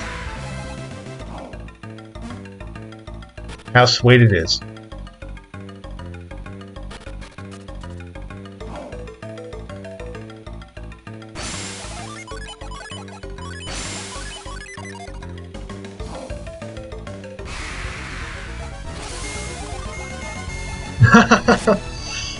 Oh, dude, I wish.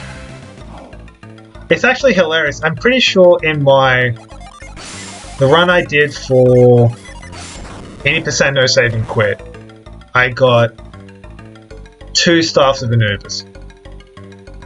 Just from that random 1 in 64 chance. It was just like, okay, this is absurd. I didn't even need to use either of them either. Just like, didn't need to use them, didn't need to sell them to have enough money to buy stuff. It was just like, okay, whatever.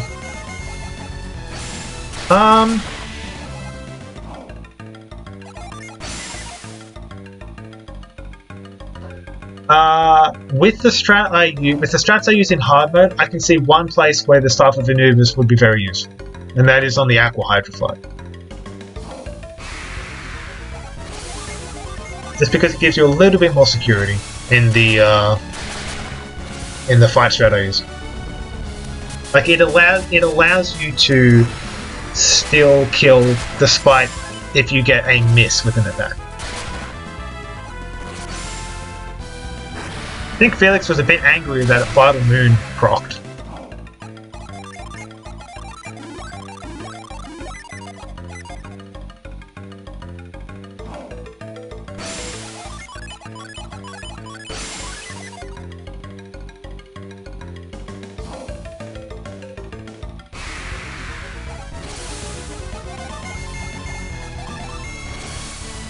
Yep. That is why it is so important to make sure that only one red demon gets a turn. Because if 2 of them, Vital Moon proc into an attack or Mad Growth, there goes that Water of Life. And I kind of really want to hold on to that Water of Life for later on in the run. You know, it's one of those items where it can give you a lot of use, or it can really save your butt if you have to use it early on. And there's just quite a few places where holding on to it makes your life a lot easier if you can hold on to it and you don't have to use it.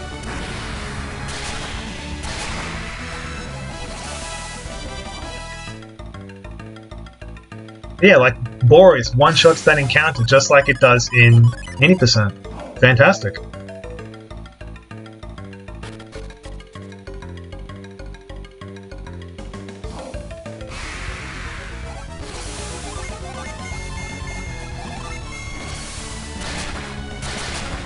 Yeah. So despite losing that minute outside during the Pierce cutscene, this Kabomba statue's going pretty well. We've hit level 13, which is pretty good. You don't have to hit level 13, but it means that you're a good chance to hit level 14 before you go back to Gondwan Cliffs.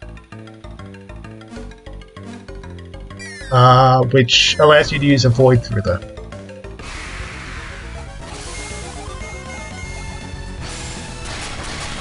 Not great getting an encounter right before Steel, but it was an Echo encounter, so that's fine. Now, Steel has a lot more health, so we need to use bigger summons to get him. Going to do Procny, Echo, Defend, Boreas. And then that happens. That's a minute time loss. That is the first time I've ever had Steel run from me. Whether speedrunning, actual speedrunning, doing the testing for speedrunning, or even casually. That's the first time Steel has ever fled from me. And what a time for it to do that. That is very, very unfortunate. Get another encounter.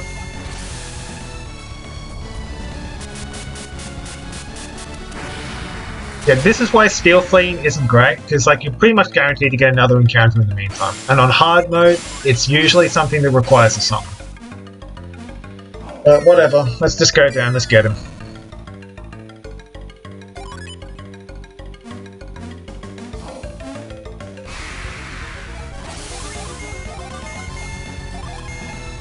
Or not. Or he can run again. 2 Steel flees. Is that Steel with an E or Steel with an A? Because he's really stealing my time here. Yeah.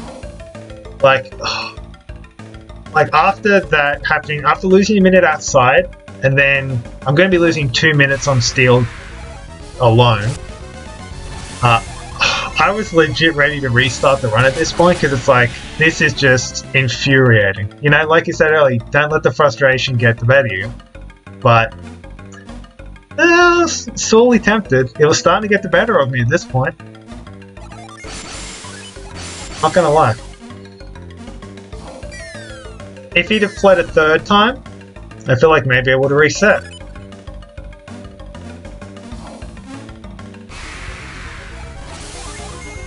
Oh yeah, that was on Plexa's 558.12. I've been running a lot recently in runs that I've seen from other people though.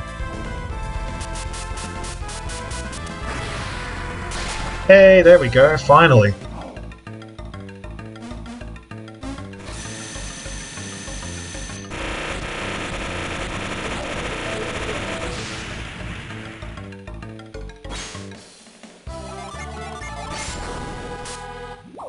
So yeah, we've probably lost, what, 3 minutes? In the last, oh, I don't know, 12 minutes of the run. Not fantastic.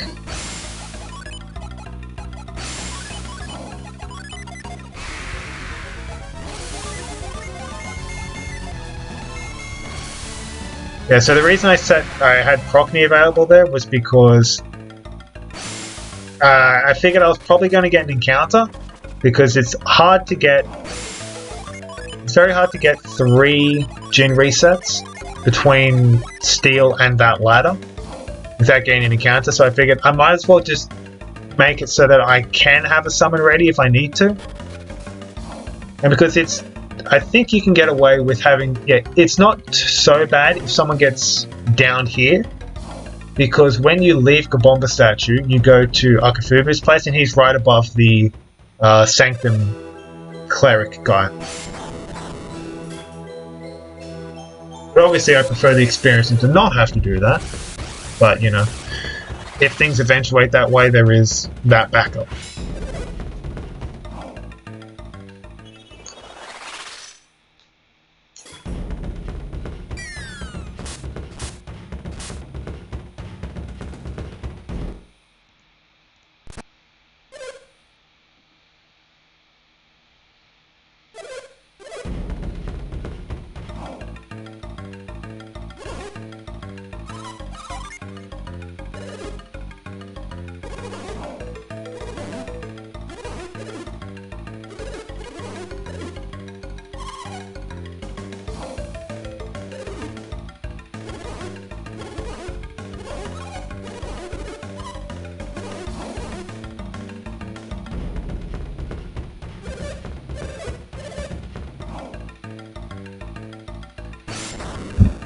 Alright, so because Felix's name is VWow, this puzzle is set up this way.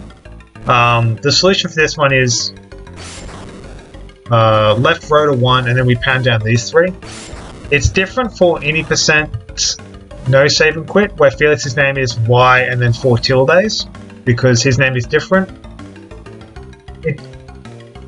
I forget what the exact solution to that one is. I think it's pound, left rotate, pound the top one, left rotate, pound the bottom one.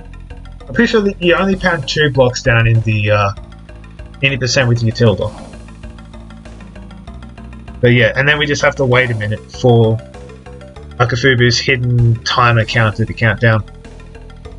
It's also the perfect time to take a bathroom break if you need to, because I think you have exactly 60 seconds from using pound the last time to when this when the next cutscene starts.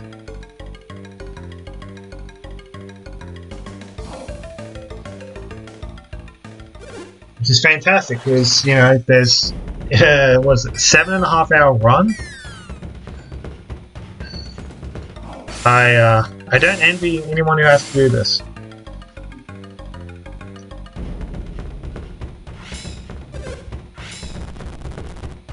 Oh, this is good, yum. Yeah, I think there's 2 points where you can reliably take a bathroom break. There's just Nen, and there is when you're doing that scrolly cutscene as you're leaving Lemuria, which is about almost 4.5, 5 hours into the run. So I mean, they're nicely spaced out at least.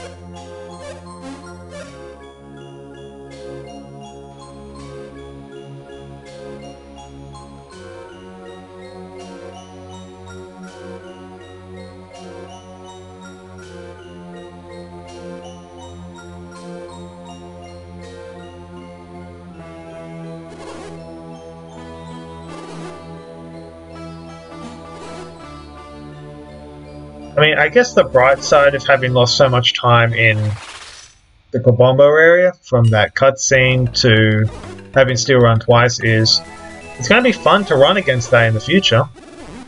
Like, the early game is pretty good up to that point. You know, sub 129 Scorpion is very good time.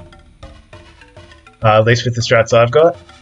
But yeah, I think a 155 Kabombo exit would be superb. Future Blitz running thrice. I mean, I would reset the run. Because, like, if Blitz runs 3 times, that means you've had three consecutive instances of a 1 in 32 ambush, a 1 in 11 trying to flee, and a 1 in... I think it's a 1 in 2 flee. Flee succeeding. Which is just astronomical odds. Yeah, thank God I didn't sell my Soul Blade there because I almost screwed up the damn shop menu. That would have been run over. We're stocking up on defensive items here because they'll give us a lot more extra protection for the... I think it's the Aqua Hydra fight coming up soon. course, we still have to get back over to the ship and do a lot of other stuff in the meantime, but, you know, while we're here and we're close to the shops, we're also getting the battle rapier for Jenna, and that's where the Staff of Anubis would save a lot of time, because A, we don't have to do that shop menu, and B, her attack will be a lot higher. So in the places where we do have her attacking, she'll be doing more damage.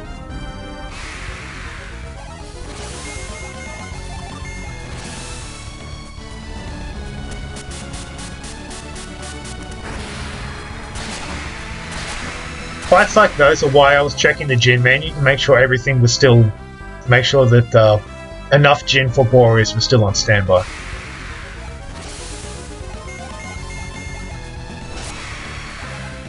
Because those are just pains to deal with. Alright, now for the... another annoying trip through Kabombo Mountains.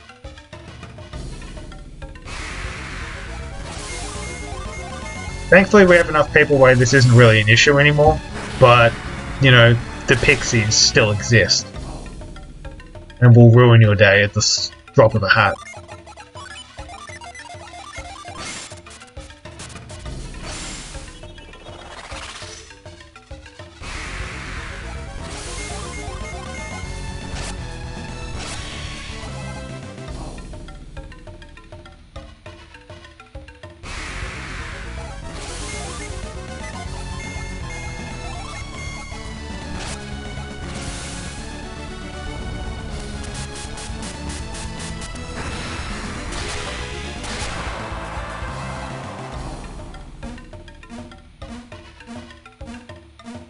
Flopping around there to get the Jin to recover without incurring a lot of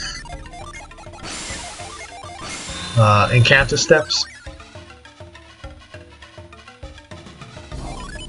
Relay has a lot of annoying Jins. It certainly does. I think my favourite instance of a Jin being annoying was back when I was doing the old route for this category. In inverted commas, the 74332, I had Crystal, which is the Jin in the Empty Desert Cave. It ambushed me, used Thorny Graves, and procced a Haunt Ghost onto Ivan. Which is hilarious. Quick little Jin menu there to set up for the next little bit. So what we're going to be doing once we leave here, yeah, we're just going to be thawing this crap. I don't want to have to deal with these pixies. Just destroy them as brutally as possible. So the next thing we're going to be doing is we're going to be going down and getting Chill. Because we skipped him earlier. Now that we have Piers, we can one-turn the fight. So that way he doesn't get off a whole barrage of annoying synergy. And having Chill actually makes a lot more of the boss strat possible. Particularly, I believe it's Heavy Man.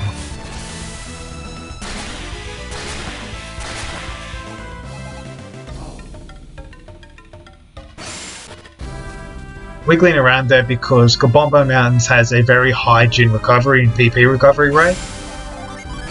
So, might as well. Max first, always useful.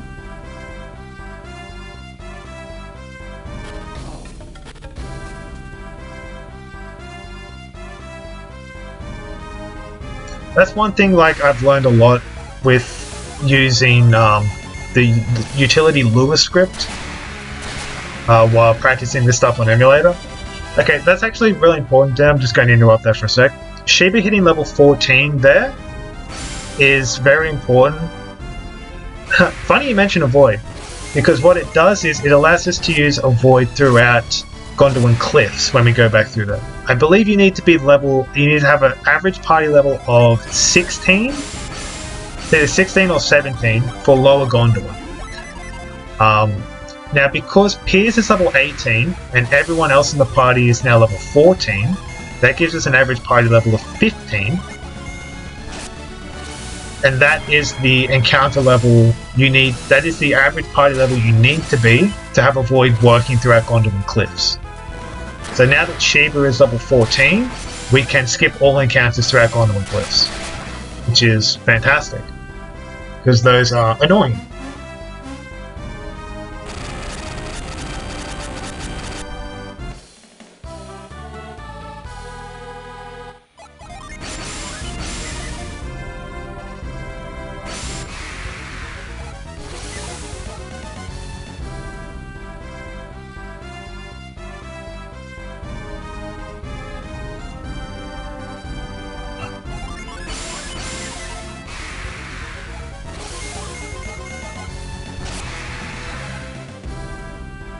That's the only one downside to going and getting shield there, is you do have to usually sit through like 3 or 4 extra encounters in the meantime. So I'm hotkeying move and retreat there. Normally I do that when I'm taking the east exit over to Indra, but because I'm level 14 and I can use a void from the start, I might as well do it there while I'm using a void, just to save having to open a menu.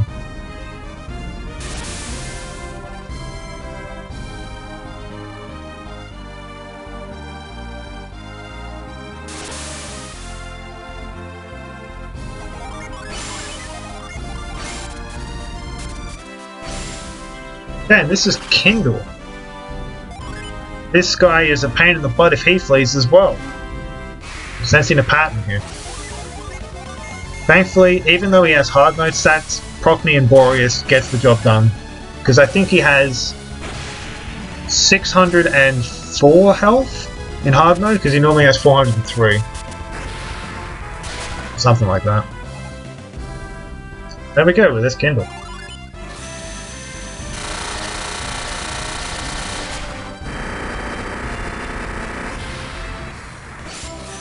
You notice I'm not splitting here. Like, for a lot of these splits, I don't split at the actual objective, I split upon a screen exit transition. Mistook with Chuck. I know, that's a surprisingly common thing that happens, because it's like, you know, you get both gen at roughly the same time, and you know, they both have some kind of tangential connection to that green healing fungus. Easily confused.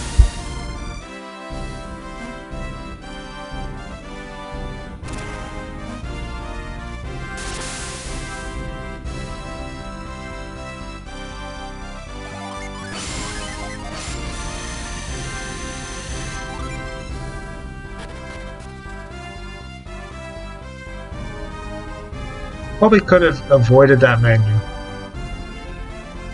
to be honest. Just use a void from the hotkey and then do that Jin reset menu later on. Oh well. Okay, we're back in Madra, and our first stop is we're going to go and get Moloch, which is one of the bonus summons. Moloch is a Mercury-based summon.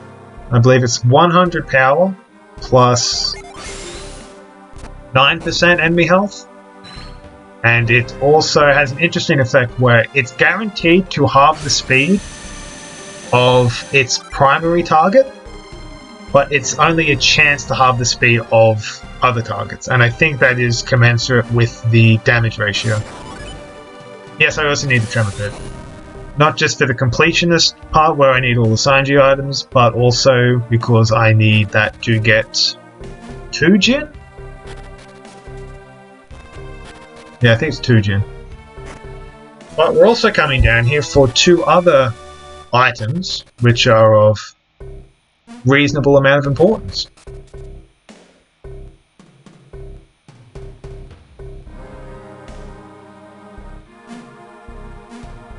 Yeah, I think there's Rhyme in Ancient Lemuria and Serac in Isle of Cave.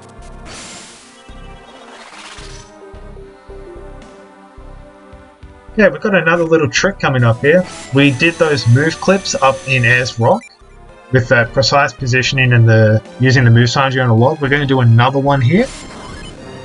Saves us about I think it's 20 seconds. It's about 15 seconds on movement, but it also means we have to use one less avoid as we're going through here. So that's 5 seconds from not having to use avoid.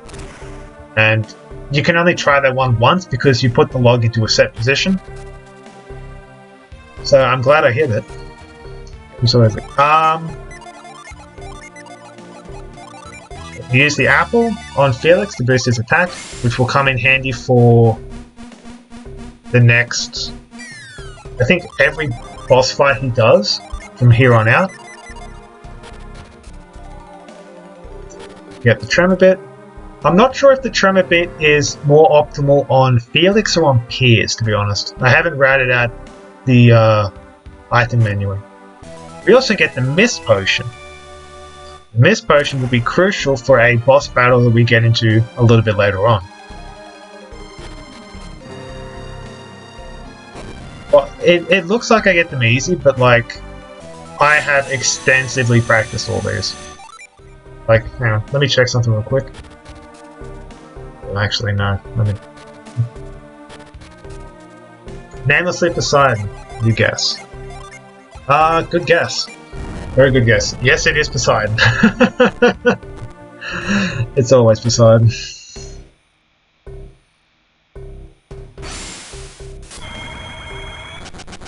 I think we get 4 Mist Potions total throughout this run.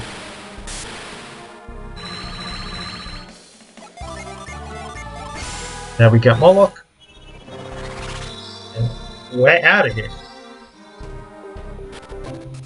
So you notice I put the Mist Potion onto Piers. It's because in the Poseidon fight, Piers will be using the Mist Potion. I figure, you know, while I'm in the menu, while I'm in the item menu to use the Ruin Key, I might as well move it over. Just so that I don't, you know, it saves me time on opening menus and stuff later on. RFGS pretty cool. No, right? Give us more Golden Sun games. Come on. Nintendo and Camelot, get your act together. Let's go. You know, I don't know, maybe Plexa's GDQ run will help generate enough interest back into the Golden Sun community that, you know, it's too hard to ignore now.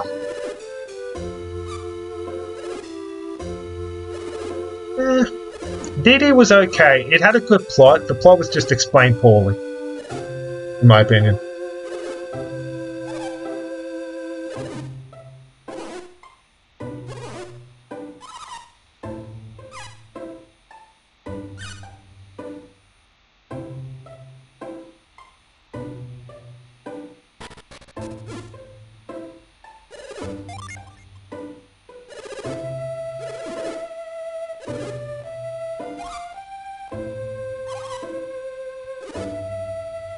I'll take that.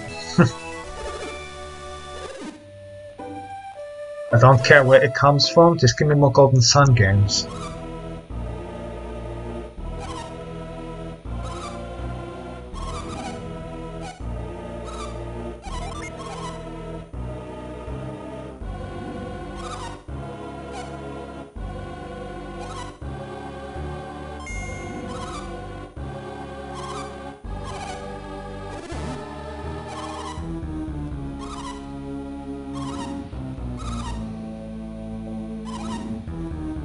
On the bright side, throughout that the end of Gabomba and the return to Mud, we've gained all the time back that we lost, so that's fantastic.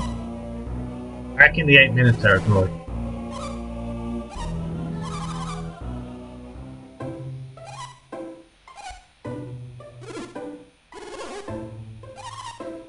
How did I save so much time with Kindle?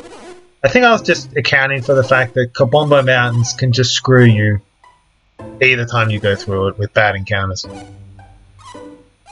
And, oh yeah, and also the encounters when you're going back and from chill. Yeah, that's probably what it is.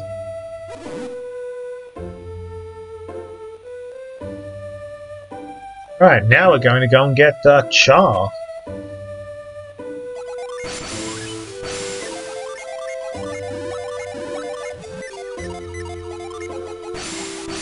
Gin menu there. Why are we doing a gin menu there? Well, because we've got a boss fight coming up in about, what?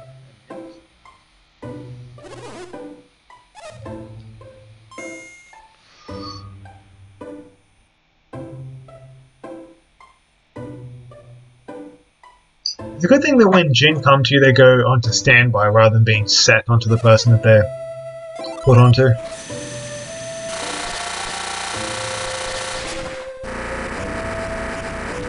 I guess because then it's not changing the classes.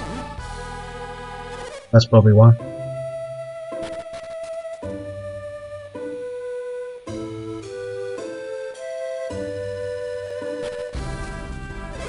Alright, time for bandits. I think this is the... this is supposed to be the first time you see a bronze password event. Unfortunately, I saw Galahad in Mikasawa. But for this one, just Prockney, Shade, Defend, Boris. They can defend, which prolongs the fight by a turn.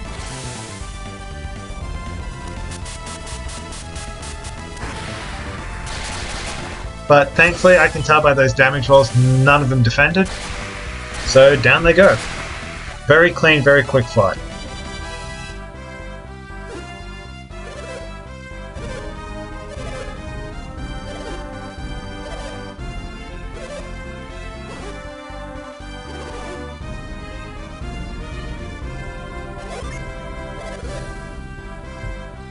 Are the boots useful? Yes, they are so useful. In fact, we get 8 of them.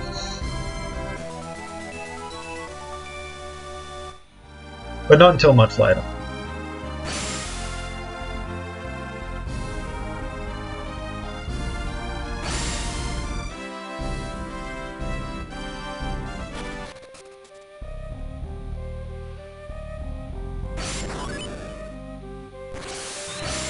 Yep, going to clone the ever-loving crap out of them.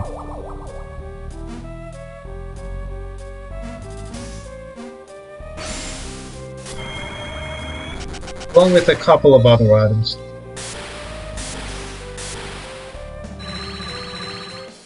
Alright, that's Zargon.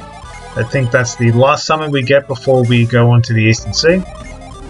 A quick Jin menu here to set up for the next area, which is the ship. You notice that I did not stand by Spark immediately, I stand by him last. There's a very specific reason I did that, and that's because that affects the Jin recovery order for the Aqua Hydra fight. This is Zargon actually useful at one point, like against Valakar. It's useful because the majority of the damage it deals is based off of percent HP, so it's good against super bosses. I don't use Zargon at all in this speedrun, I don't think. There was a strat where I was considering using Zargon against Mawapa, but I overruled that in favour of Tiamat. Okay, jellies. Now, the submarine ship is very notable for a couple of things. So you'll notice how I used Echo with Felix and then I did 2 attacks, one with Shiba and one with Piers. Again, because these jellies are hard mode, they have so much more health. The normal strat of Planet Diver doesn't work here because they just have too much health, and I don't have enough PP on Felix to be able to reliably do that. So we have to use Echo and then 2 attacks. Here I'm setting up for a Frost Clip, so I'm aligning myself with the right of that box, getting myself into this position, talking to the jelly, eating him obviously. And then once he's done, I'm going to be using Frost, and I'm going to be, because I'm in this exact position here, I get that exact same kind of intersection with the Move Pillar as I had done previously with the Frost Pillar as I had done with the Move Pillar. That is a very hard trick to pull off, because you need 3 precise positions. You need precise positioning with the, like that bottom column of the ship, and then you need to get a good position with the, I think it's the vertical axis with the edge of the jelly's shadow, and then you have to do a 1 pixel down left diagonal movement to reach the final position. It's very tricky. I think I'm like 75-80% to hit that usually. So I'm glad I hit it, because if you don't hit it, then you have to fight another aqua jelly, frost the puddle it leaves behind, and move the box over, which is like 32 seconds.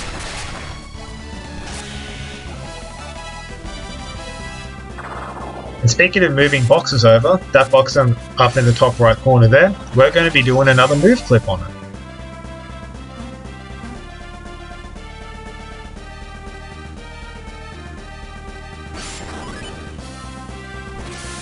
Boom. That one usually requires a teensy bit more setup. I just got very lucky in that I hit the vertical axis check immediately. Like, I managed to stop moving up at just the right time for that one.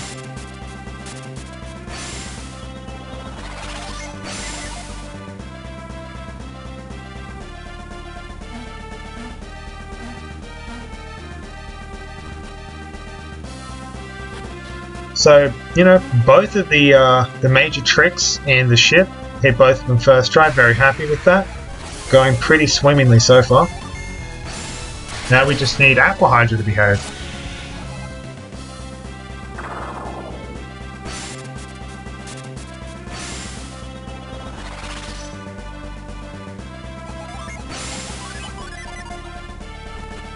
Stand by in those gen and prep for the fight. Checking to make sure I'm at full health. In we go.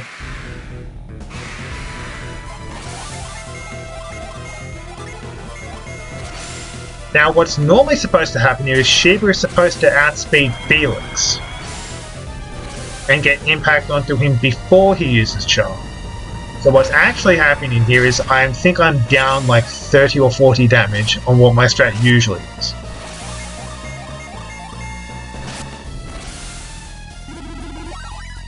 Now, if you get a Megiddo on that attack, you can use a faster summon on turn 4. So, yeah, I'm having Jenny use Saber Dance here because Impact did not go before Char. Yeah, they just attack. I need a little bit more damage to make this strat work, but not too much.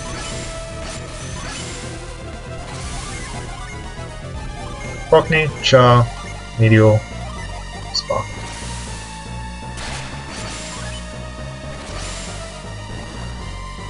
Yeah, and that's where the Staff of Anubis on Jen would be more useful. Because even if Felix outspeeds Sheba on turn 1, then I don't need to use Saber Dance. Yeah, I know. It's because I think... I think I checked the menu or something, and it's like Sheba has 121 and Felix has 122 or something. I think Felix got really good attack rolls. Really good agility rolls on level up. Yeah, it's a pretty good fight. Again, that's where the Staff of Noobs would be handy, because like even if that happens, it doesn't matter, just because Jenna does so much damage with her attacks. Doing this weird wonky zigzag to get an extra gen recovery. And we're done with the ship.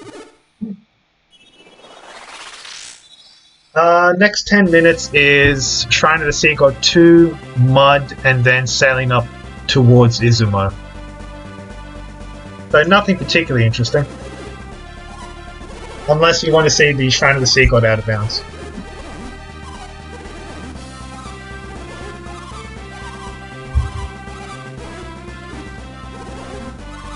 Yeah. Pretty straightforward stuff. This is basically the exact same route as in 80% no save and quit.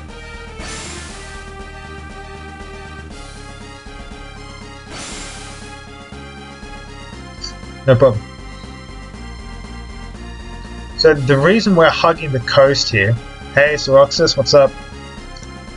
Luck on the run. Oh, run's already been done. This is a like a restream broadcast of a PBO got offline.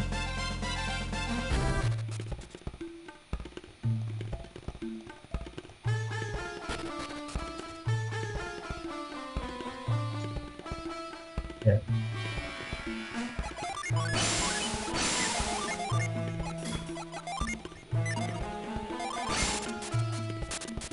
I mean, you don't know what time it is. You don't know if I die on any of the bosses. I mean...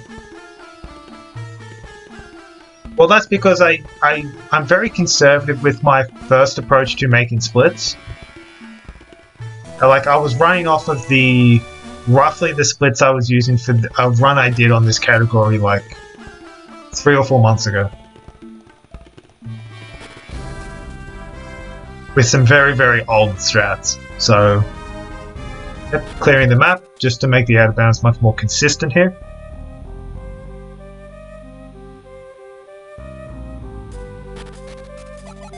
I think from this point, it's pretty much just almost the exact same strats as for 80% no save and quit. Yeah, so the reason I was hugging the coast in the water like that was because sailing the boat right next to the cliffs and the coast, you're more likely to come across areas of no encounter rate. So basically what it means is, much like how in this area here, while you're jumping across these logs, you don't accrue encounter rate, there is quite a few places next to coastline where you get that as well. So just hugging the coastline like that decreases the amount that your encounter rate increases by, which makes you much less likely to accrue an encounter between getting the ship and docking down the river next to Dial.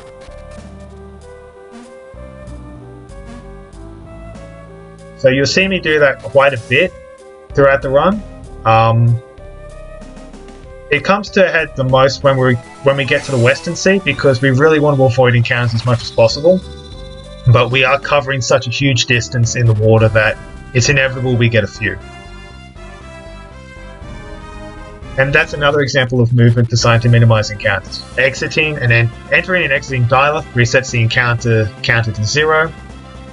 So that way we're not carrying that encounter rate and kind of sum over into this leg over here. So now we're just going back over to Gabomba Statue to get the mud.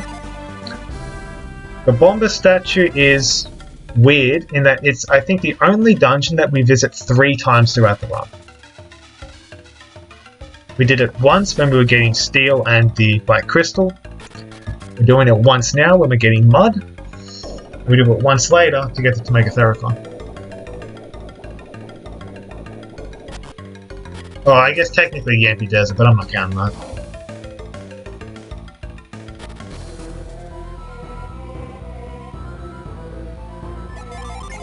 Now, will Mud be much better behaved than his other Venus Genie counterpart in Steel? Will he be a good boy and not run? Hopefully. Again, because Jinn have more health, we have to use higher powered summons. This time we're using Meteor. Hey, behaved, nice.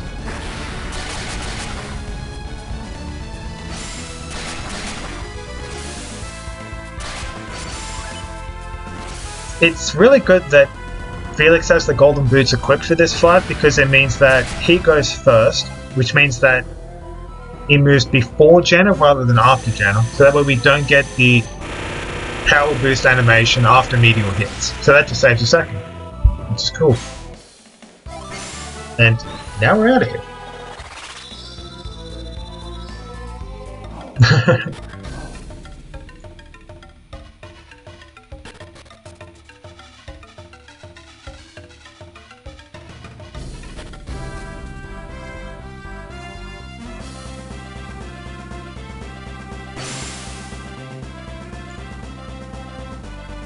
So yeah, now this is kind of the interesting point for me when I was doing the reroute of this category.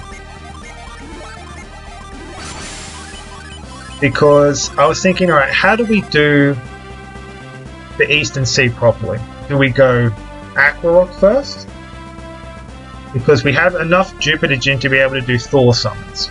Or do we go with the newer 80% no save and quit route, which is early Gaia Rock. And early Gaia Rock, while faster, is much more dangerous because early Gaia Rock is already hard enough in 80% no save and quit with regular Serpent, let alone hard mode Serpent.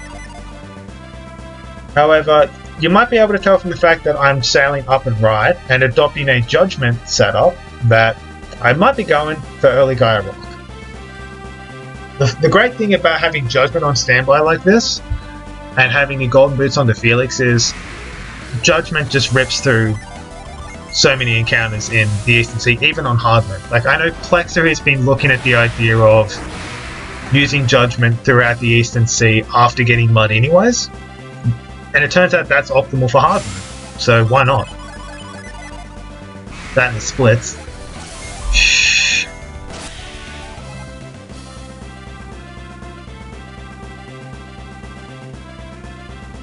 What up, Osifer?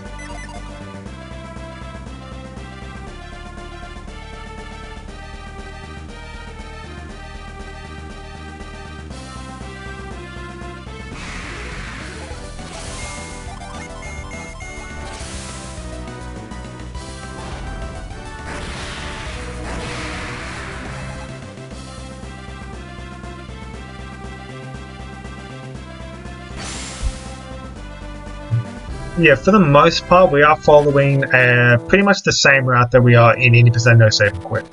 Going to Izumo, getting War Gloves for Felix, just like normal. Getting the Festival Coat.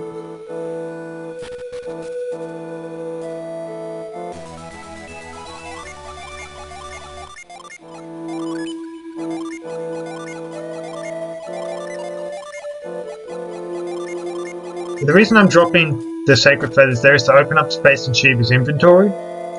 So, assuming I don't get any random drops from monsters, or rather, assuming I don't get any new random drops from monsters, I can still get elixirs because Shiba has one in her inventory already.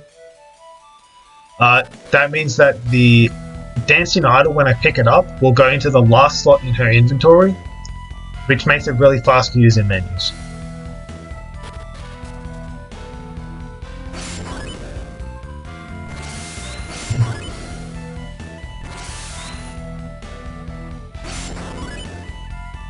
I'm always 1 pixel too high the first time I tried this move. Yep. No. There we go. It's weird because I'm using a new setup for this one. I used to use a different setup and that was slightly more consistent but slower. But I don't know. I feel like the new setup I'm using just isn't great. Now, this is an interesting fight because we have to use this strat. The reason I use this order of moves, Judgment, Attack, and Procny, is that if Felix gets the Megiddo proc onto the Golem, he doesn't kill the Golem outright, but then Judgment kills the Golem and the Gargoyle when it targets the Gargoyle. So we avoid having to use Procny, and we also avoid the Judgment power-up animation. Unfortunately, that is the slowest fight we can get in here because we have an attack and 2 summons. But yeah, what you're going to do, you can, and the annoying thing about that encounter also is that you can get anywhere, and because I use 2 summons, I have to do a little extra hop spam there, just to make sure I get my summons back.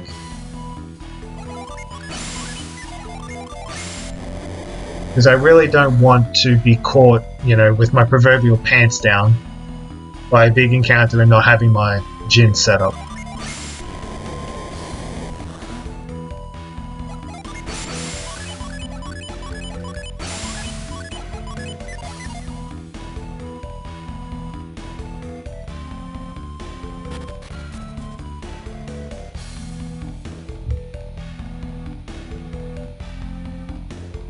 Yeah, so as far as the Jin setup goes, it's a very helpful Jin setup because even though we're on hard mode, the fact that we have Felix in the double Mars, what was it, Ruffian class, means that his attack is high enough that he can, if we get a single Angle Worm or Fireworm encounter, he can just attack it and it kills it. He also has the Golden Boots, so that way he's fast enough to outspeed the Gnome Mages and just wipe them out with Judgment. And Shiba's in the forget which class it is. It's the Scholar class, that's it. Since Shiva's in the Scholar class, she has access to Wish in case we need to heal up after a caught by surprise. She's also very fast. I think she's easily able to outspeed No Mages herself. Now, you might be thinking, why don't I just use Judgment with Felix in this? Well, it's because in hard mode, the whites have just enough health to be able to survive that. And I want the Judgment animation being the second turn, or the second action being used, so that way when it finishes the fight, we don't get the power-up animation. So that's why I have Felix attack, and Shiva use the summon, rather than Shiva attack or use Synergy or something and have Felix do the summon.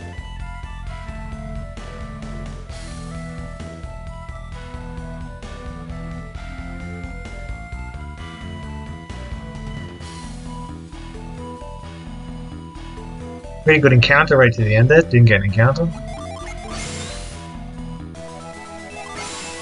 Not cancelling out of retreat here because Plexa says it's faster not to, and I'm not arguing with Plexa on this. And managed to hit the ECR without getting an encounter, fantastic.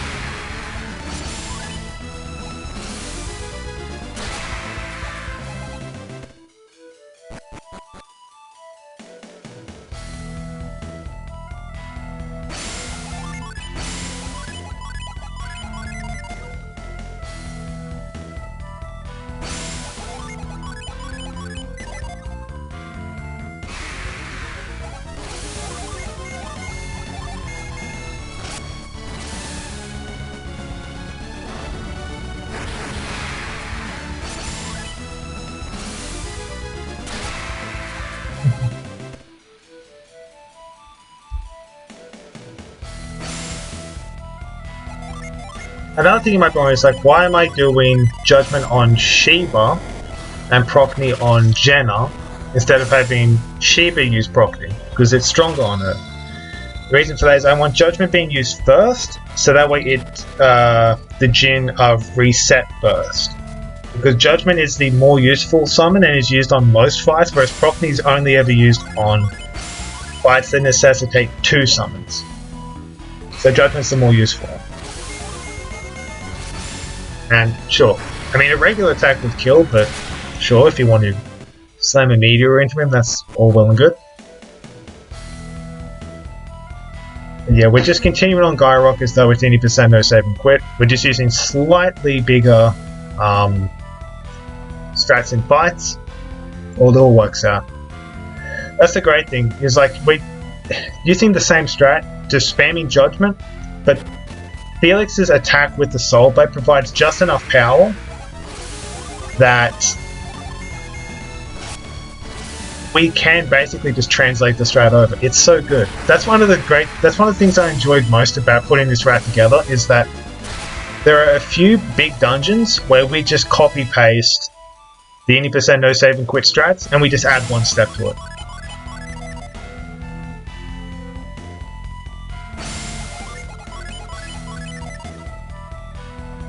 Yeah, the fights that require 2 summons, not a fan, because they're just slow and you have to double menu afterwards. Here's another one. I don't like that Procne went first here, because that means that it sets first, which is not great.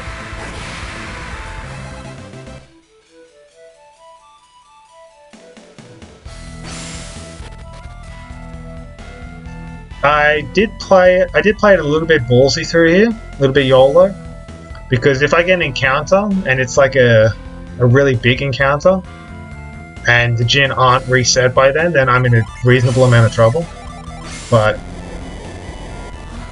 didn't get punished for it, so fantastic.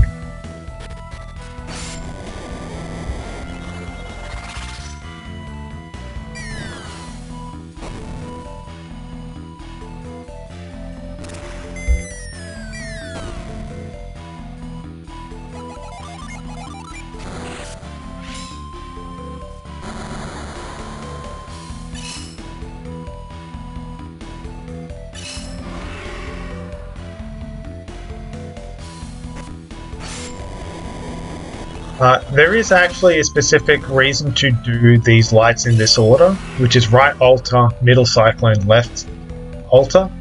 The reason is that the PP regen counter resets after each screen transition. So if you were to go to the left one and do it, then you would accrue PP regeneration points, but it wouldn't be enough to actually cause a regen tick. And then it would wipe, and then you would do the other two and the same thing would happen. But if you do right, middle, left, then on your way from the left altar to the stairs, where there is no encounters, you will regenerate a tick and you will get a Jin recovery tick. Another interesting fact is you want to hug the boundary of that little platform there as much as you can when you're going past it, because there are a few spaces where there is half a box or half a tile of no encounter data, which means you get slightly increased PP and Jin recovery regen without accruing encounter steps.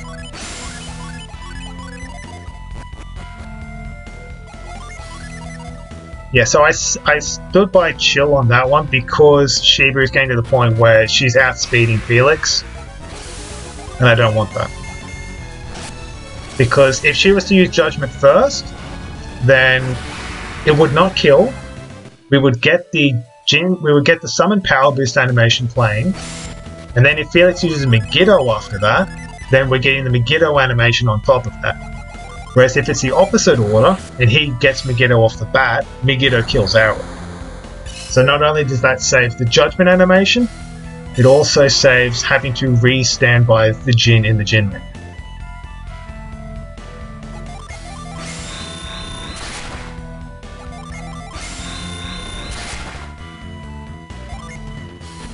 Okay, now this is me. That little pause is me moving my notes down to the point where I remember what the correct directional order for the maze is. Because in 80% no save and quit, it's up, up, left, left, down, down, right, down, right, down, right, right, up. Here it is up, left, left, down, left, left, up, up, right, up, left, up, up. So a completely different order. And I've been, doing no save and quit 80% for so long that, it kind of just sticks with you.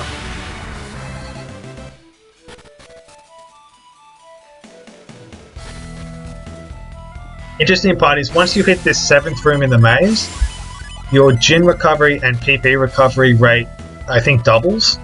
So it's much easier to recover Jin between fights once you hit the halfway point of the maze.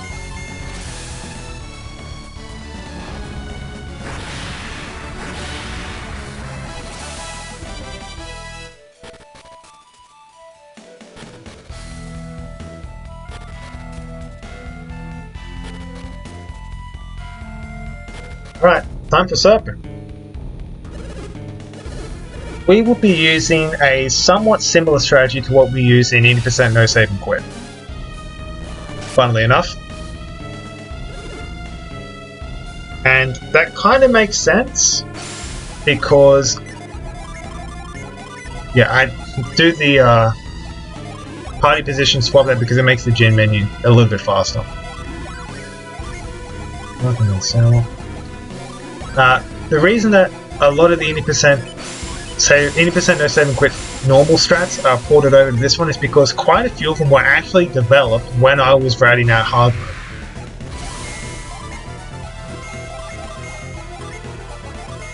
So we're using Procne here instead of potentially Thor. Which is like, why? But the reason is, the strat I'm using, if you get 2 Procnes, that saves like 10 seconds on 2 Thors. And that's it, really. And you're doing enough damage with the first Procne. Oh. Okay, Mighty Press did not proc, that is fantastic. Is that, even though Procne does a lot less damage than Thor the first time, we're doing enough damage that even if Serpent decides to use Cure Well, we can still just thaw him at the end anyways, and we still win. So there's a Cure Well.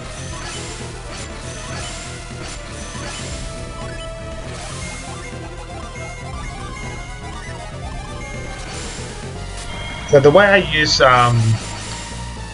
a counter system for this. So a Cure Well is -3, a Megiddo is +3, and a miss with Felix's attack is a -2.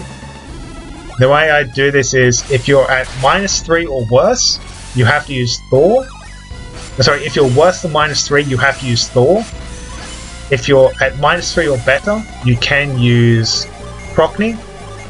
If you are worse than -10, Thor doesn't kill.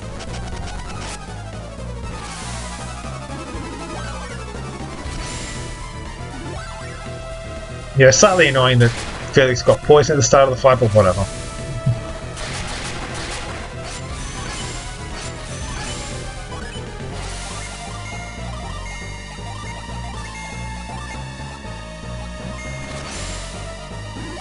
Blitz, Glorious Breath, Prockney. Yeah, so like, if that first Megiddo had been in a regular attack instead of a Megiddo, I would have had to use Thor probably. And down he goes. Boom.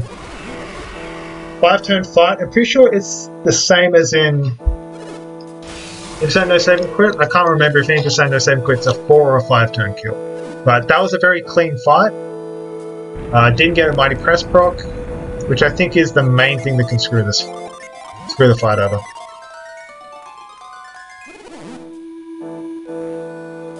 Also, I found something interesting out about this sand tablet is you can talk to it from basically next to the like standing like a block diagonally left of the the barrel with the water in it. It's got a really big hitbox and stuff. As far as interaction box, sorry. Now, unfortunately, it's actually slightly faster if your PP is too low for retreat, because then you go back up into the growth maze, you go up through the first door, and then you retreat walk back out through the exit, and it takes you outside. So you don't get the retreat animation playing. I think it saves 2 seconds, but whatever. It would have been the same time as if I'd used move to drain my PP and then retreated out, so I might as well just retreat out. Now we're going back to Izumo to get Coal, which is our 5th Mars Gym. Coal's special effect is it doubles all your party's agility, just like Zephyr from the first game. We use it precisely 0 times in the world.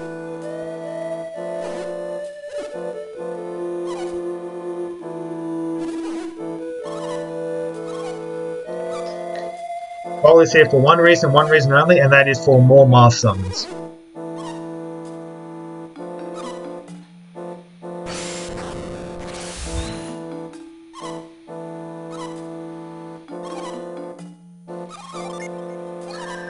But yeah, there's going to be another few minutes of cutscenes, because why not?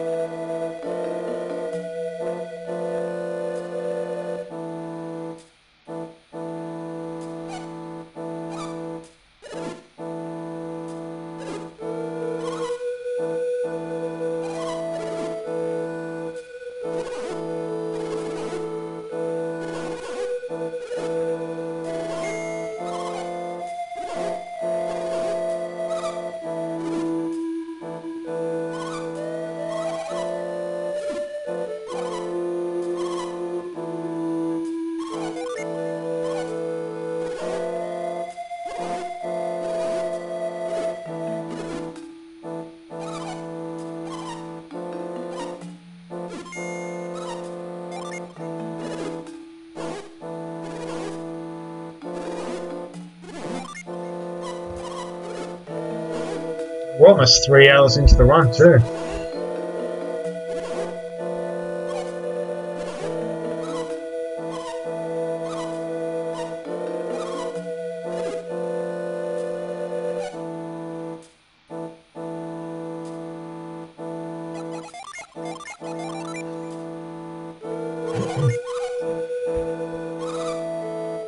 Handing over the dancing idol to get this trash out of our inventory, please.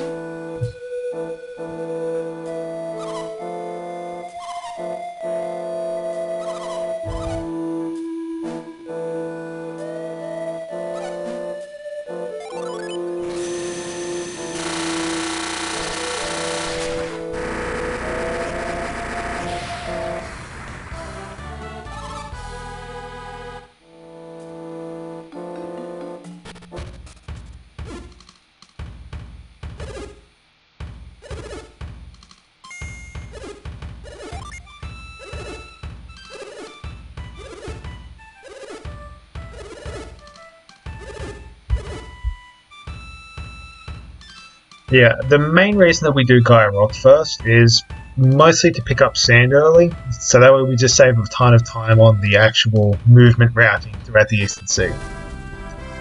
Because that way we're not having to go all the way back to Apogee Islands after beating Avimander to get Haze. We can just pick him up the first time we go there.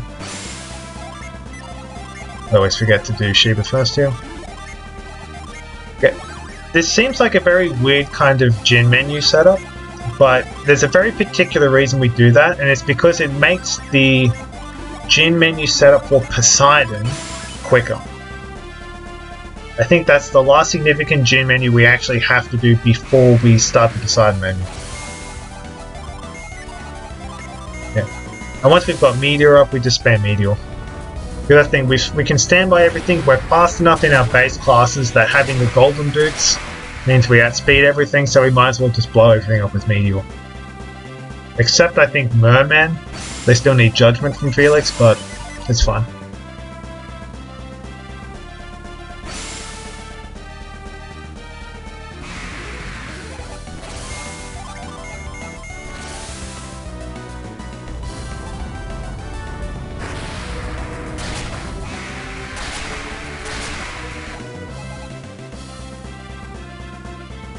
Thankfully, the Seabirds only have, 199 health in hard mode?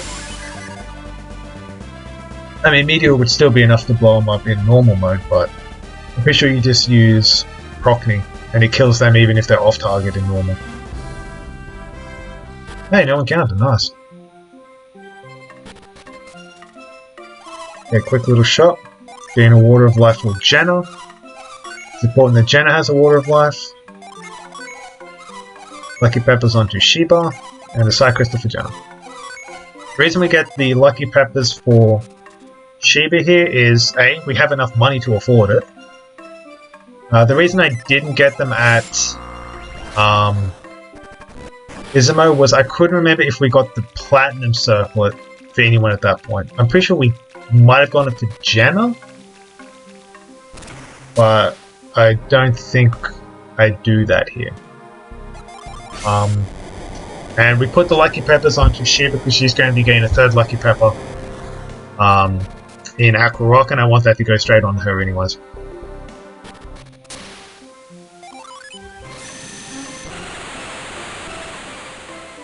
But I probably should have... Actually, no, I probably should have bought them for Felix, because Sheba's going to start picking up mints. Yeah. Oh, that's something to know for next run then. I guess it depends a lot on how many drops, random drops you get from monsters as you're playing through the game normally. Yeah, see that's what I was doing there. I was making room for the mint.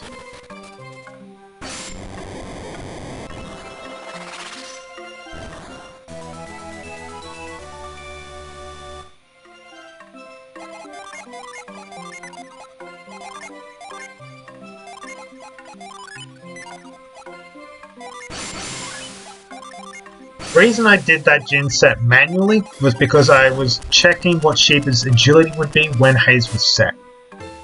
The magic number we're looking for Aqua Rock is 149 agility for Sheba. Since Haze gets to the 150 by itself, we just set Haze, because it's faster to set Haze back when you get into the gin menu. If we didn't get to 150 or 149 from that, we'd set Breath instead, because Breath gives you 1 extra agility over Haze. So that gives her the best possible chance of all her gin of outspeeding fairies in Aqua Rock, because fairies are pains in the butt.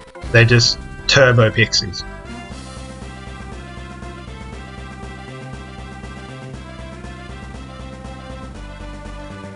Now, we're going to be using basically the same kind of setup and strats as we do for any % no save and quit, except whereas in any % no save and quit we use Procne a lot more, it's basically going to be exclusively Thor here. Now, this is a 1 in 2 damage range on the Seabird, 198 out of 199. Missed the range. Kinda sucks, but whatever. Got an immediate encounter, but thankfully it's one I can just blow up with Meteor, so no biggie. If I'd have gotten like Direwolves and Alec Goblins, I probably would have just used Thor. Like, it's a slow animation, I think it's like 2 or 3 seconds slower than Meteor, but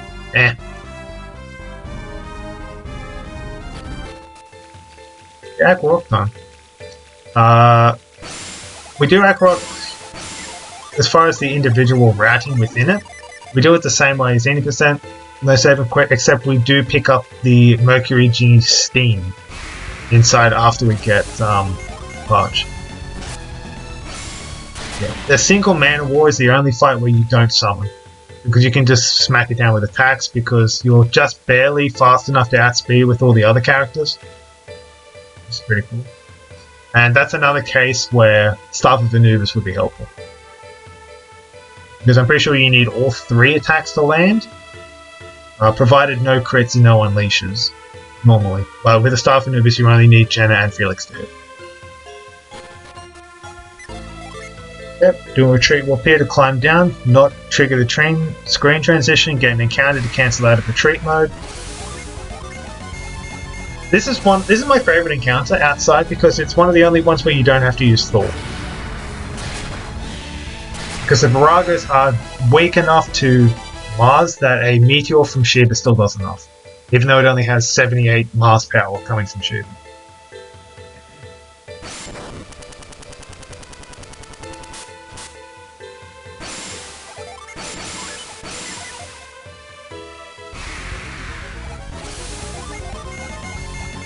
You might think, does Judgment targeted on the Fairy still get the job done here from Sheba? The answer is unfortunately just barely not. I think it's like 6 or 7 damage short of killing the Fairy. So unfortunately we have to use Meteor.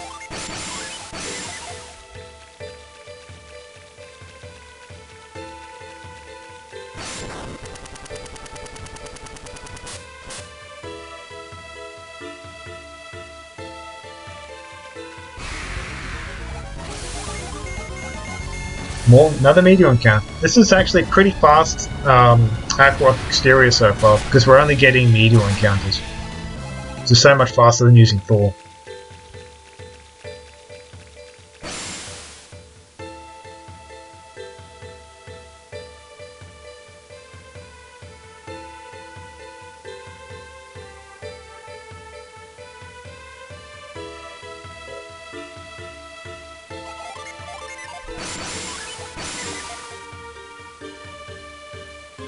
I think once you hit level 18, you might be able to get to a point where you don't have to constantly reset Haze. I just do it anyways out of habit. And also because if Sheba gets some bad agility rolls as she levels up, she might not hit the threshold. Not sure, I haven't looked into the absolute specifics of that setup and that contingency just yet. Unlike in 80% no save and quit normal, where you can use Thor and the rocks die even if they're off target, you do have to target rocks with Thor in hard mode, because I think they have 370 health, and you're not even going to come close to that unless you target it. Hey, another Meteor, nice.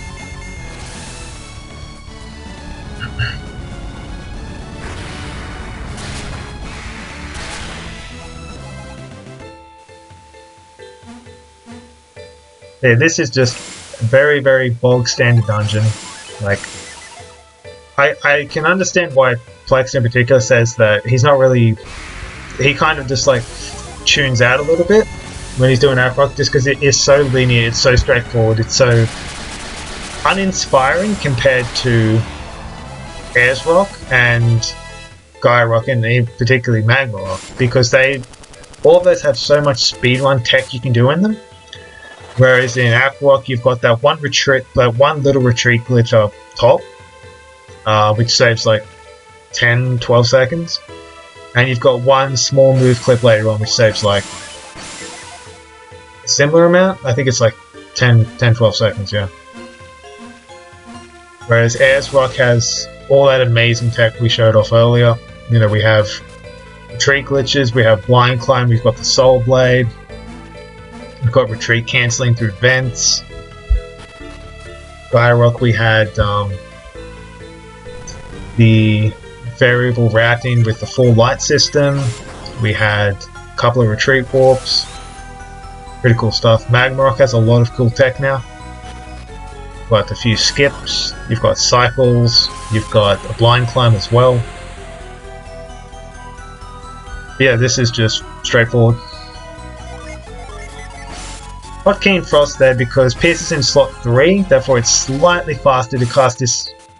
Unless you mess up like that, it's slightly faster to cast this synergy from the hotkey, rather than opening up the menu, going right or left twice, and selecting Frost manually.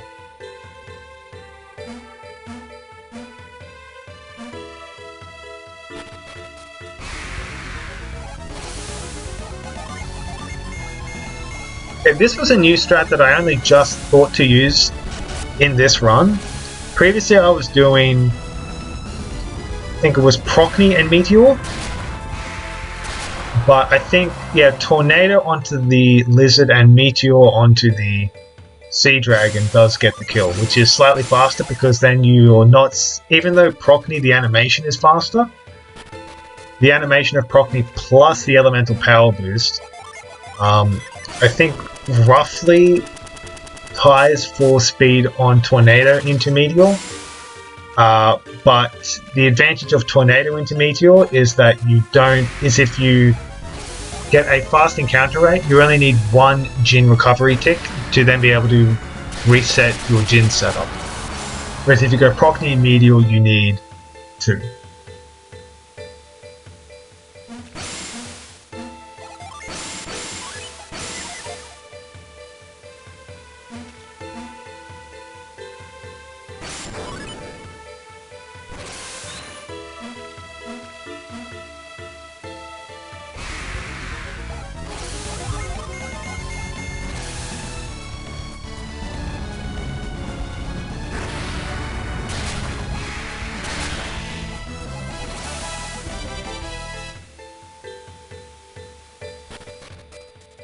Okay, now it's time for the last significant bit of tech in Aqua Rock, which is the move clip. Pretty much the same kind of deal. There's a little 2x2 of white square pixels there, just on the bottom right hand corner of Felix's shader that I use as a guide, and I hit it first try, which is well above average for me. It usually takes me 3 tries to do that one. I was using a new setup in that, where it's the same. You have to use Thor for these two, unfortunately, because the off-target one doesn't die to Meteor. Previously, I've been using the setup where I do that same alignment and then I just hold up to try and do the move clip, but I feel like doing the move and holding up and left during the move animation, I'm not sure if this is just a case of it just works when I do that and it's coincidence, but I feel like it, for me at least, it feels like it gets me more consistent success on the clip.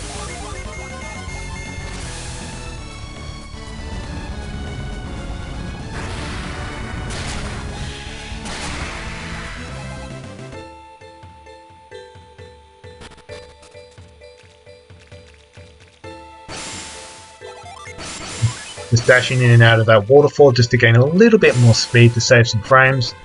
You don't want to go too far to the right when you're doing that, because otherwise you are pushed right when you run into the rock, and then you have to go all the way back to the start of the puzzle, to the top of the waterfall, and that's like 8 seconds or something stupid like that. So you have to be precise with that movement if you're going to be doing that.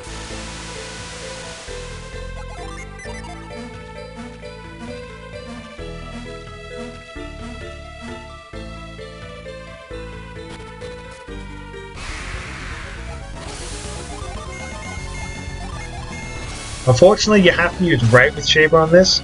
I've been considering a strategy where you put an extra Mars Gin into standby on Jenna, because a 104 Mars power meteor from her just barely misses the range. I think they have 405 health, and the meteor does 400 to 403.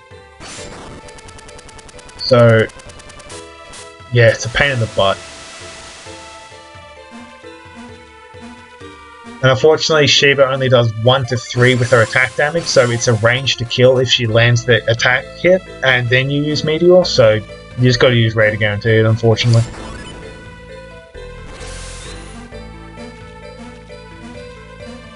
Yeah, like, a lot of the individual fight strats I came up with for a lot of these dungeons do require, like, those kind of precise calculations and knowing the HP of the enemies.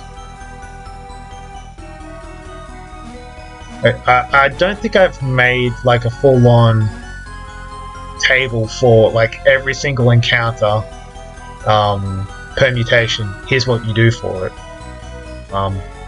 But having a rough knowledge of monster health definitely helps in not having to A, make the table in the first place, and B, have to consult the table during a run.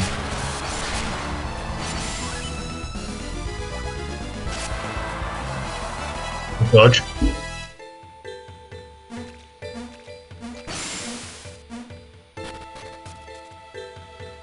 Oh, big times over there.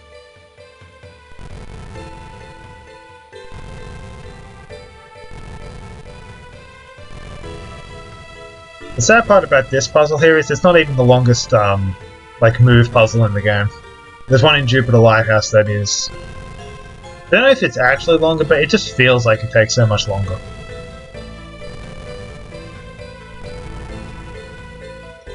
But yeah, there's not really a whole lot you can do about some of the puzzles that this game presents to you except try and solve them.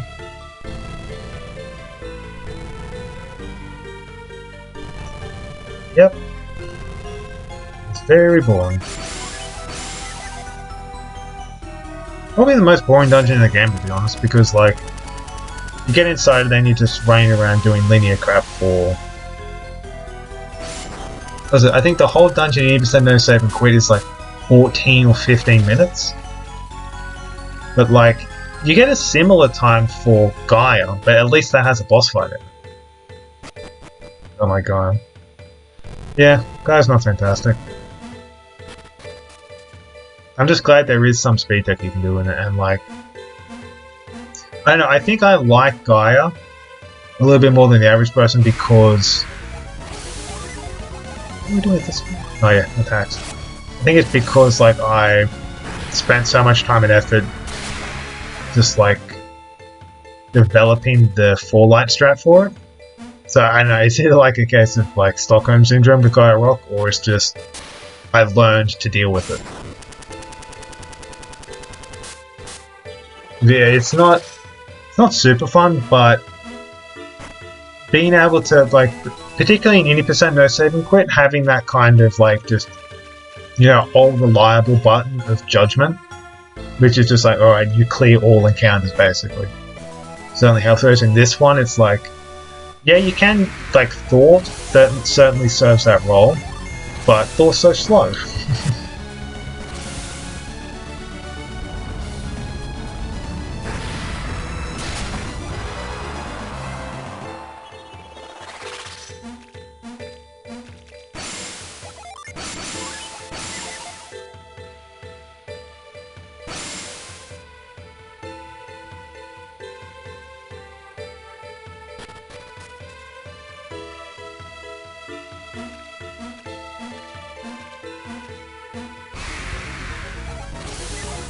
Very nice attacks first there.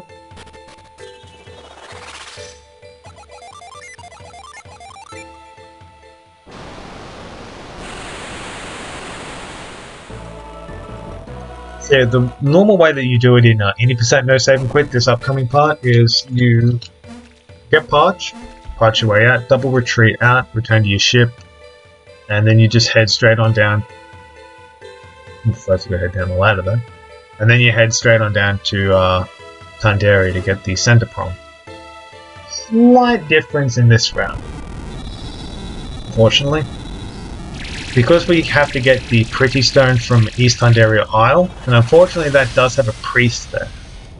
Which means that entering East Tundaria Isle sets your Sanctum Warp point to there, rather than it being at the Pretty Islands, which is the last place that you went to have an inn, which is what it is for any % no saving grip, because you don't go to East Tundaria Isle in any % no saving grip. What that means is, when we do the Death Warp after doing Tundaria, if we were to Death Warp in this category, we would Death Warp to East Tundaria Isle, as opposed to Apogee Islands. And that's just a pain in the ass, because then we have to sail all the way around Osenia to then dock over at...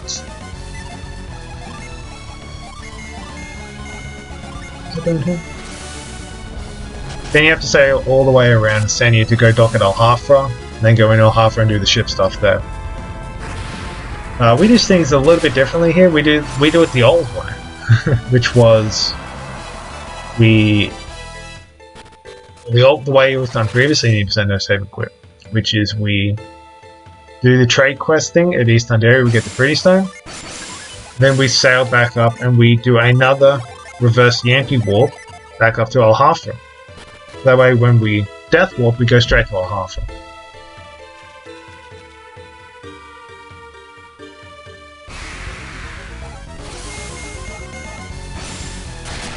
The reason I did defends here was to try and get more damage on people so that way I can then heal it off. Because I want Phoenix's PP to be as low as it possibly can coming out of Aqua Rock. So that way I can more easily set up for the retreat warp through Yampi Desert to get back up to Alhafra. And because there's quite a bit of travel and movement between Aqua Rock and East Tundaria, and then East Tundaria and Yampi Desert, I'm going to recover a little bit of PP between then anyways, so I might as well try and burn off as much as I can while I can. So the guy here is Steam. This is one of the major detours, I'd say, in 100%. Because normally you just get parched and you go out, but this is like a 2.5 minute detour going all the way back up the right side of Aqua Rock into this room, parching the statue, getting him, and then there's all the encounters you get while you're doing that as well. There we got him, he was nice and well behaved. Used Glacier, would have preferred if it had targeted 3 people with it, but I'll take 2. Get 1 gen recovery check because the forested area just outside of Aqua Rock is a reasonable chance to give you an encounter before you get your first gen recovery tick outside. And it's just I don't want to have to deal with that. Because we're currently not high enough level to be able to reliably run from this. Yeah, we can just use Meteor at this point. Yeah, so the reason I did the cure bell after warping out rather than before is so that that way I make sure I have enough PP to do the retreat, and then I heal with what's left.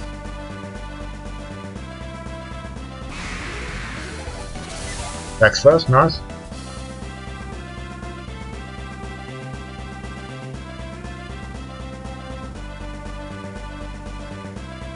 So we're just sailing down southwest to Osenia.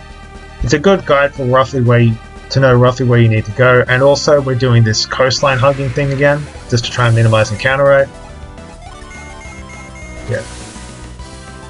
What I was doing in that menu was I was trying to select Judgment, but I forgot that I think it's Mud was still set onto Piers. Did you get the Tomega theme book? No, I did not. We get that after Poseidon.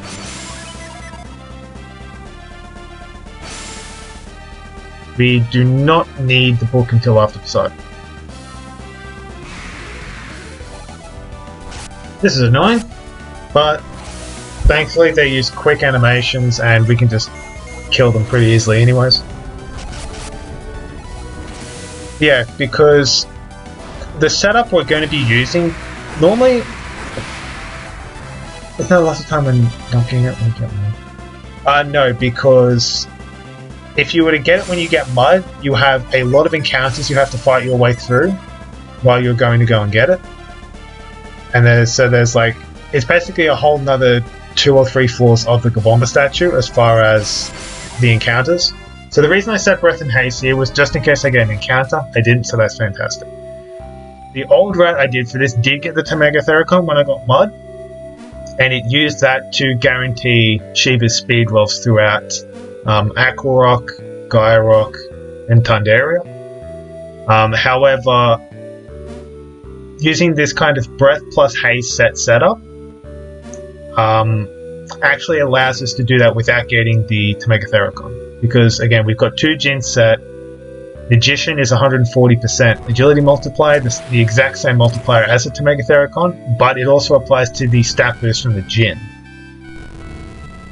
And the magic number we're looking for Tundaria is 169, because that is how fast the Squirrel Fangs are.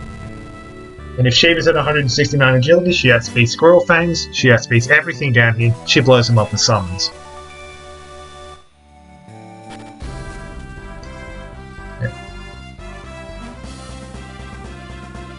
So now that we've gotten the previous stone from East Tundaria, we're heading back up to Yampi via Garrow. We're not actually going into Garrow because our PP is very low.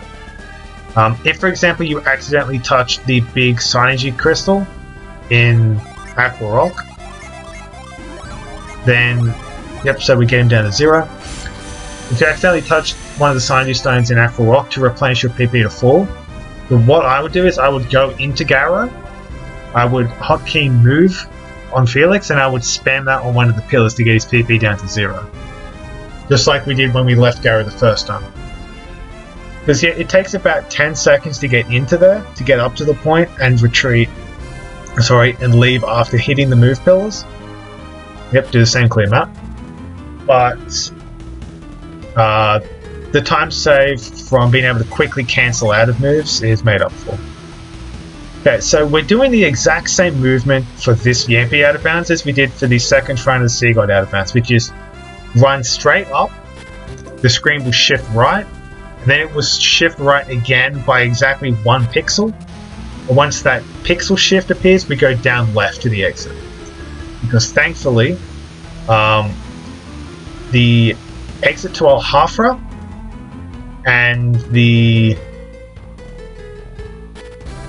door that takes you to the statue room in Shrine of the Sea God 2 both use door number 2, I think.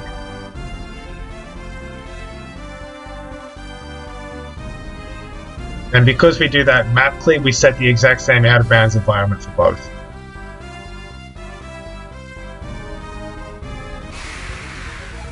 Counter, who cares? Just run. I used to use avoid strats coming down from there as well, but I figure, you know, I'm only going to get 1 encounter, maybe 2. So it's faster to just run from it. The only time it's not faster is if you get caught by surprise, but that's a low percentage. So we see there, well above what we need to be. Magic number's 169, we're easily clear of that. Unfortunately, we can't stand by Haze or Breath because not only will we lose the agility boost from that Jin, we would also decrease the class agility mod from 140% to 130%, and that would be enough to drop her below 169. Which sucks. Because not being able to use Thor in this part here means that we can't one-shot kill Dinoxes. Because again, hard mode gives him too much health to be cleared by Meteor. We don't have enough Jin to use Thor because we have to keep Breath and Haste set for Squirrel Fangs. It's just a pain in the butt. However, we do make a slight tweak to the Tundaria route in hard mode. Normally you go up into Tundaria, you get Reflux, you get the Burst Brooch, you get the Center Prong, you leave, you get Wheeze, and then you Death Leap. The slight tweak I've made here is we move Wheeze to the front of the queue. We get Wheeze first and then we go in Tundaria. because that gives us two very powerful things. One, it gives us the ability to use Thaw, even though we have Haze and Breath set. So not only are we keeping Shiba in the super fast, 170, 180 agility class, we also unlock Thaw. The second important thing is that it puts Shiba at 129 Jupiter power for her Thaw summons. And the reason we want 129 Jupiter power, no less, is that a 129 Jupiter power Thaw from Shiba just barely one-hit kills a Minotaurus if you target it with it. It also has the added benefit of one-hit killing a Dinox that is one off target. If you're 124 power, you hit neither of those ranges. Again, this is why Clarity Circlet is one of my favorite items in the game, because it just makes so much time save possible in hard mode. And again, there was all that extra power it provided to proc me summons in the Serpent fight. There was the stronger Thors it provided through Aqua Rock. Yeah, and we can find Haze in this area down here. Sorry, Wheeze. We set Echo. Get it straight away. We have to use Ray, unfortunately. I had previously been looking at that. Oh, thank God he didn't escape. I'd previously been looking at the idea of just doing Echo. Unfortunately, Echo Meteor Judgment is, I think, like 10 to 12 damage short of the KO, so we have to add Ray into it. But it's okay. There's Wheeze. And I believe Wheeze goes straight onto Shiba, which is fantastic. So that's one of the main reasons why we did that kind of weird looking Jin setup. What was it? After exiting Izumo, I'm getting Cole. This is in dumb move for me. You're supposed to use Juggle, not Attack.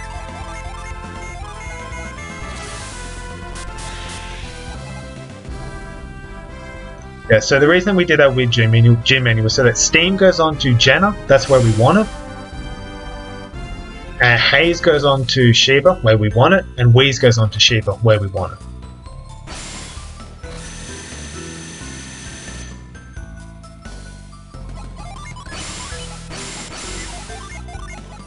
Shout out to that weird glitch.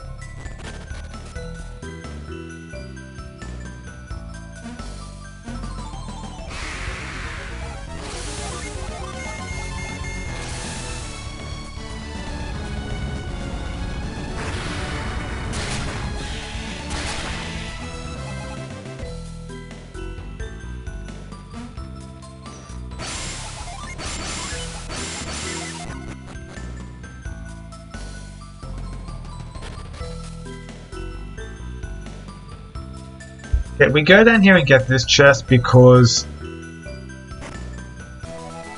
getting a mint here gives us a little bit of extra security and safety for the final Doom Dragon fight. I was debating whether or not to include the mint in the route because I wasn't sure if it was needed or not. But then I figured probably should get it because if Piers and Felix die in a couple of fights in which they're allowed to die, and they don't get experience, they're one level lower than they need to be, which means that they might miss the 200 agility benchmark they need, which is very important for Doom Dragon. Because we have to get them to 200 agility, and we have to get Mia to like 215 or something. And it's just, getting all the mints just makes it so much more likely, and it also removes the chance that, bad luck in previous boss fights really throws a wrench into that.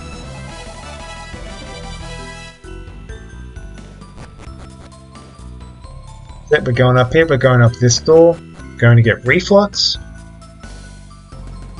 Here, which will be our 6th last gym.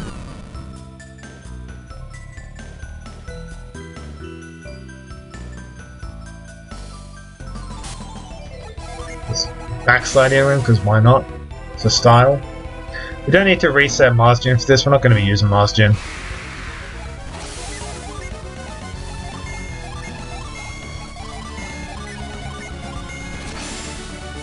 Very, very simple fight. Normally I would have healed before this, but I know that I think its maximum damage it can deal is like 76 or something on Jenna. Because she's a Mars Adept, she's got high Mars res.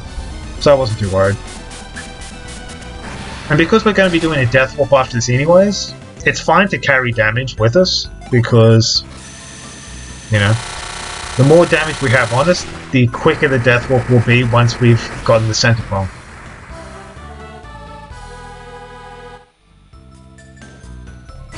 Doing this to recover Jin, because for some reason while you're holding up on ice against a block like that, you're considered moving, and your Jin recovery and PP recovery will tick upwards. So the key there is to get, what I do there is I get 2 ticks, wait for the sound of the second tick to disappear, then leave. I get the 3rd tick before I exit the room. I couldn't remember if Boreas or Judgment would kill these things. So I decided on Thor because I don't know exactly how much health these stone soldiers have. Turns out they have like 270 health.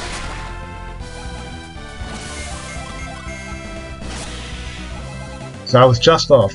I'm not sure if that's a damage range or not.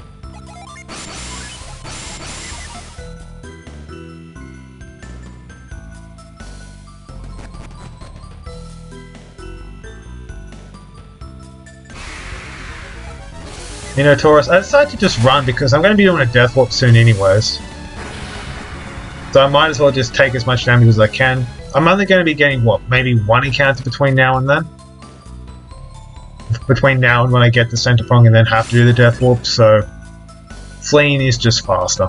You know, it's like the, what happens in Alt Miller Cave in GS1 after you get the draft. Where the strat is to try and run away and just incur damage. Okay, you can set up a position here to get a move skip. So if you position yourself precisely there, then move kind of projects its hitbox in a cone, roughly. So if you set it up like that, then you will... the cone won't be... well, the position of the cone won't allow the move hand to connect with the first pillar, but it will with the second pillar. And I got a Tartarus axe onto Pierce, which is cool, why not? Why not?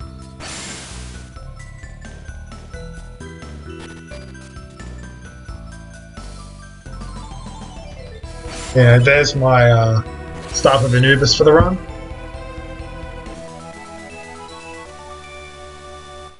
I don't think, do I actually use that? Oh yeah, I think I used that at one point throughout the whole run.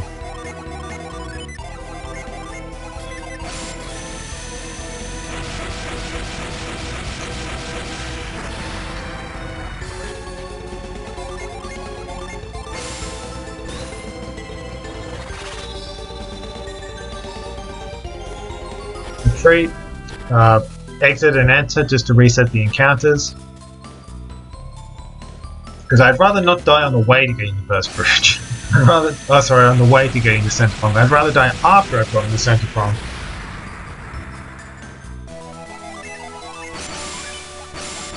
Set Echo and Fog so that way when I'm trying to Death Warp I can just spam Judgment, which can't be summoned.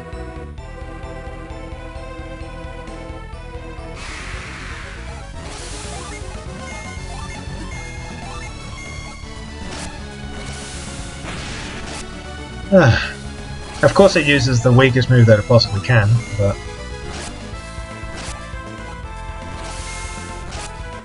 and Death Warp to Alhafa, nice. Checking how much PP I had there, so that way I know when I should be doing the reviving.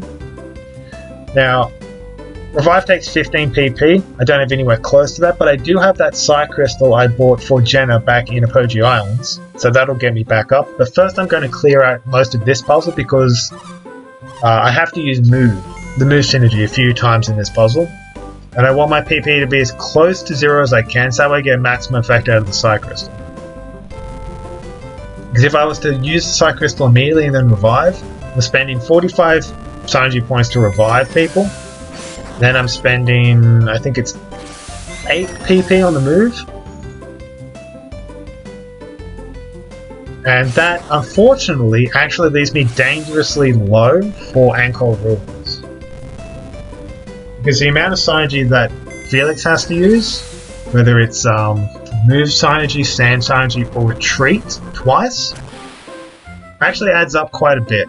And we don't want him to run out of PP because he still has to use 6 more PP even after retreating and leaving Anchor rules.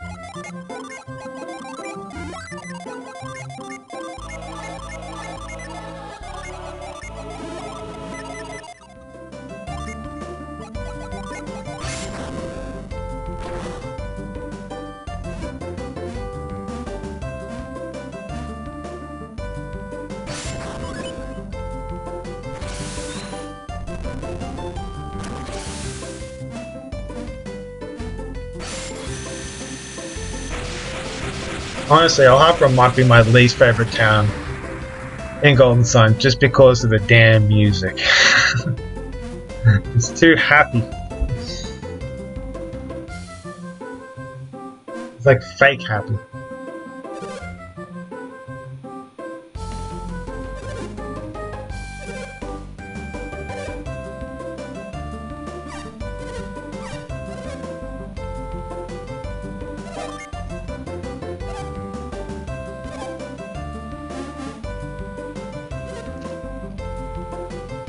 Yeah, now that we've cleared all the crap off the mast, freed it from the required burst on it, we can proceed with the next part of the game. But first, we have more cutscenes. Yay!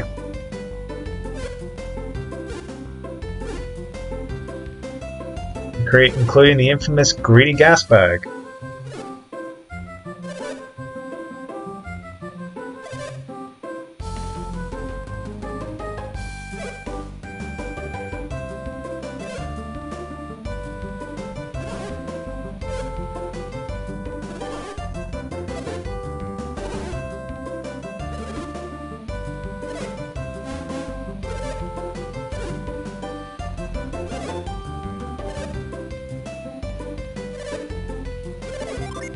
Nothing particularly interesting in this part until the end. Just cutscenes. I used to use a void at some point during this part, so that way I wouldn't get an encounter between Alhafra and the ship. But I think, given the way that the encounter rate formula works, I think the higher your level relative to the kind of background level of the area you're in, the lower the encounter rate is, or the lower the encounter rate ticks up. So like if you're at level 10 walking through a level 5 area, the encounter rate will tick up at a certain rate. If you're level 25, it'll tick up at a slower rate because you're just so much higher level. So I think because I'm such a higher level, I think I'm, what, 19, maybe 20, relative to the standard level of Ascenia, which is 10, compared to the last time I was here when I was 9, then I should be able to make it to the ship without getting an encounter. Obviously the encounter rate will still tick up. That will contribute to getting an encounter early while I'm at sea because I haven't reset the encounters, and the encounter rate when I get on the ship is not starting at 0. It's starting at like, I don't know, probably 8 or 10. But, you know, it's still faster than using a void, because not only is there the animation of casting a void, which is like 5 seconds, there's also the void expiry notification, which is like an extra second. So I think it's faster just to not do that. And I think I do make that change for this run.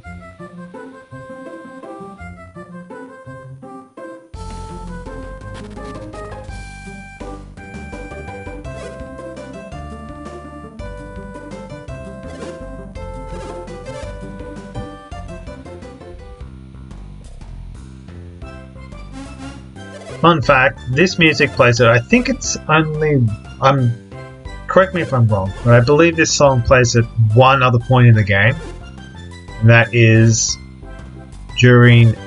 if you say yes to wanting to learn more about Jin from Echo, way back at the start outside Dyla. I think this is the song that plays during his tutorial. Which I think is set up to mirror the tutorial you get... mandatory, unskippable tutorial you get from Flint in the first game. Oh, good to know. Cool. I actually remembered that one.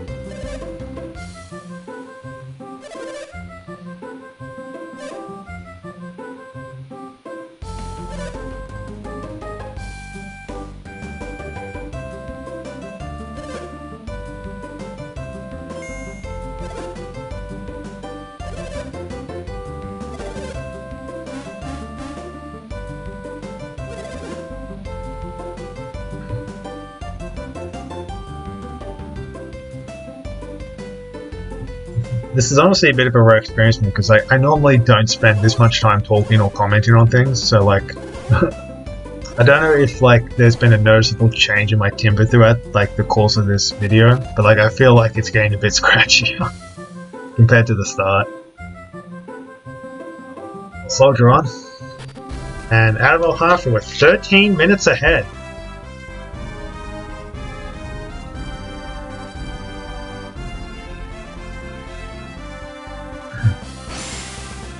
The other fun thing about being level 19 on average is that at this point, if we get an encounter while we're sailing up here through the Eastern Sea, it is on average faster to run.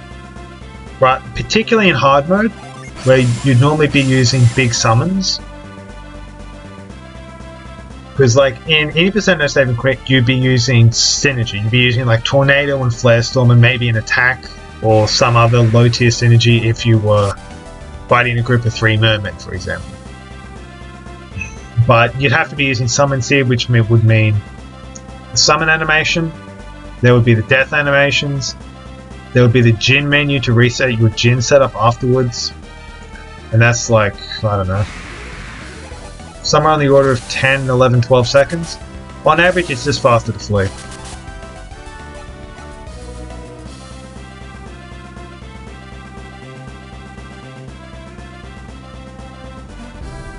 Here we go into Ankol Ruins. Nice. Ankol Ruins used to be one of my least favorite dungeons in the whole game just because of how bloody long it was. It was like 2 timed areas back to back, both in terms of like the enemies you would fight and just the puzzles, and it was just a pain in the ass, and I hated this level. Hated this dungeon. And then I found out that Critical Sid had found just a godly skip which lets you just ignore half the dungeon, and it's the long half of the dungeon too, so it's probably closer to like 2/3 or something.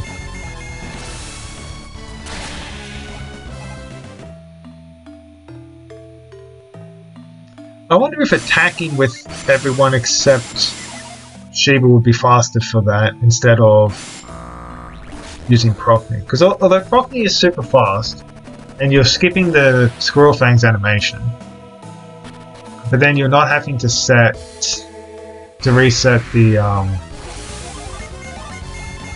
Jin setup afterwards. So again, yep, using Thor. Unfortunately, a 129 Thor just barely does not kill the wide squirrel thing, so we have to go in with an attack afterwards, but it's fine, we just kill the Minotaur so it doesn't, you know, power crush people, because that's just annoying. Because that's a mandatory heal after a fight. Push this in, you retreat out. Normally you exit enter to reset the encounter rate, but I think, yeah, because I got an encounter so close to the statue head block, my encounter rate was probably only like a 1 or a 2 or maybe a 3. So I figure it probably wasn't worth the in-out to reset the counter.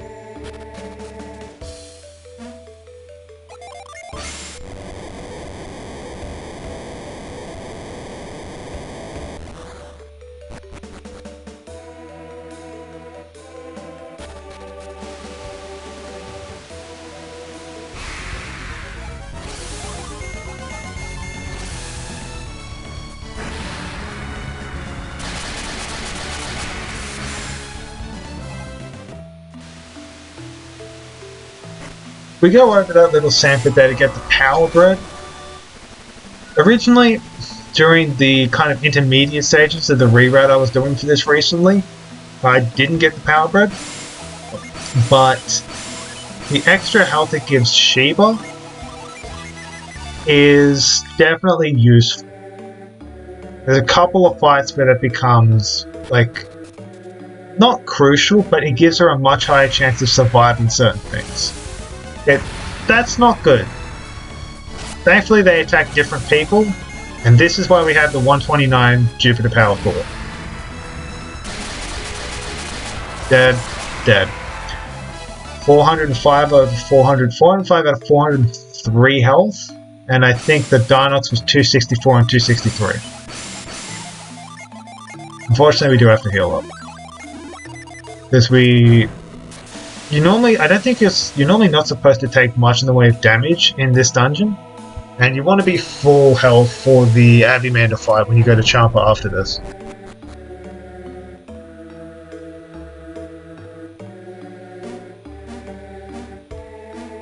So that necessitates healing.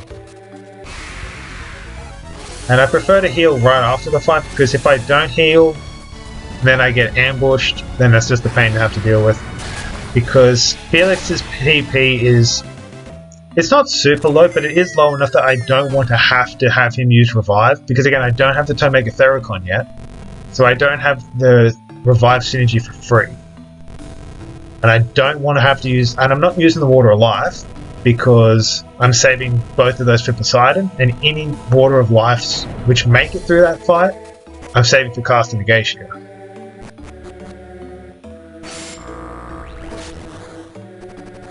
So it's like, that's kind of how far I'm thinking ahead with those kind of things.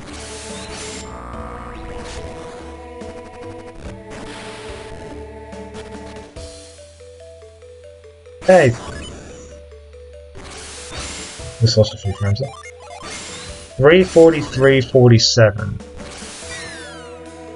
In Golden Sun 1, my 80% no save and quit run is already done. And we are... what? About halfway through this run, I think? Yeah, give or take. Halfway through. It's crazy how long this category is.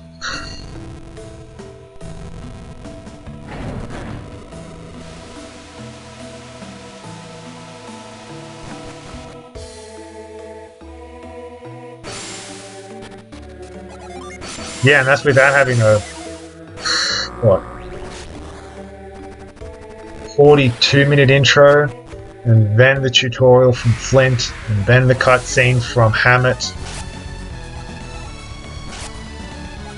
That's funny because it's faster. I don't want to have to fight a single Dino because you have to use a Thor, and that's just a long animation you have to sit through. I feel like cutscenes add up. Yeah. What is it? I think the single longest cutscene across both games is...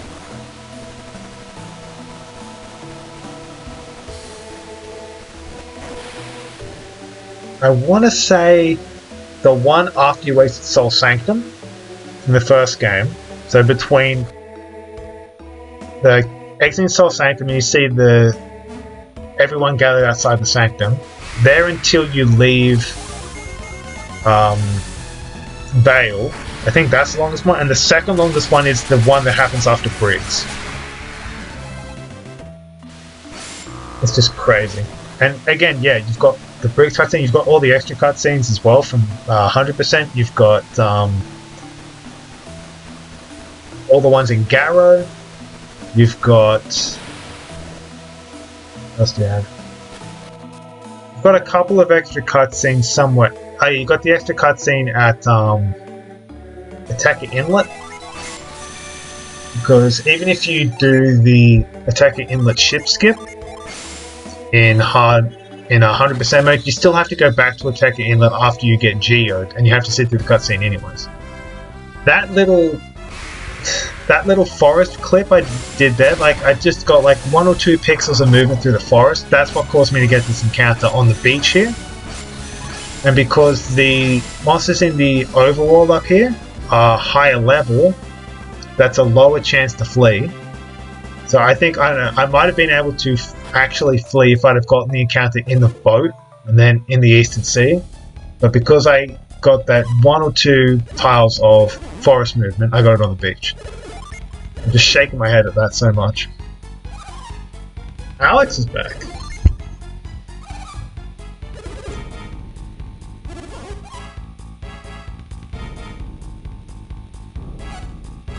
What am I like? Because that's the thing. Because GSTLA, this was the first Golden Sun game I played, and just because of this cutscene, and then a couple of cutscenes later on, and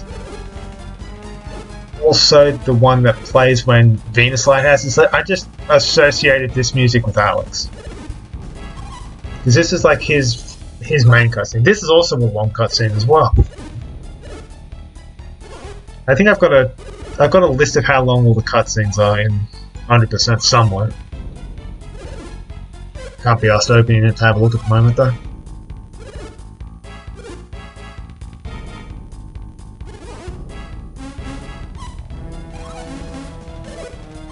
I think in total it's like an hour and 10 minutes or somewhere thereabouts of cutscenes in 100%.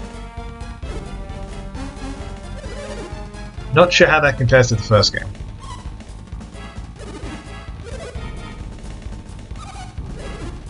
Yeah, and obviously that's with good mashing, and you know, not always picking the slowest option in yes/nos. I mean, that's pretty standard for a lot of JRPGs though, which is just ample cutscenes. Like you look at bloody, you look at the Final Fantasy series for God's sake.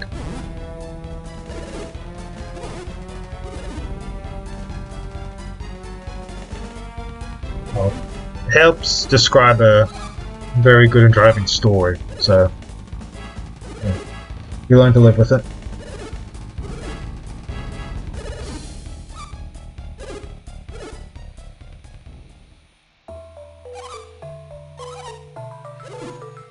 Okay, so I'm really happy with the strat that I'm about to show for use on Avimander because it makes really full use of all the extra gen that we've picked up. So we're talking Spark, Chill, Steam, Coal, Reflux. We have just the right amount of gen of each element to be able to pull off a really cool strat. Unfortunately, I was looking at developing an alternate strat, which would save about, it would have been about 8 to 10 seconds just on summon animations. But unfortunately, it's like 10 or 11 damage short. So, and I couldn't find a way to improve it. So, oh well. That was me being an idiot and forgetting that putting the Mysterious card onto Piers deprives me of the ability to use Plot. You're supposed to reset the gen, do your gen setup, then have him use Play, and then put the card on him, rather than the other way around.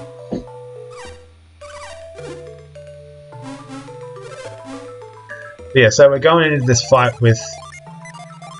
Yeah, that's me double checking how fast Felix is when Shade is not set, so in his base class.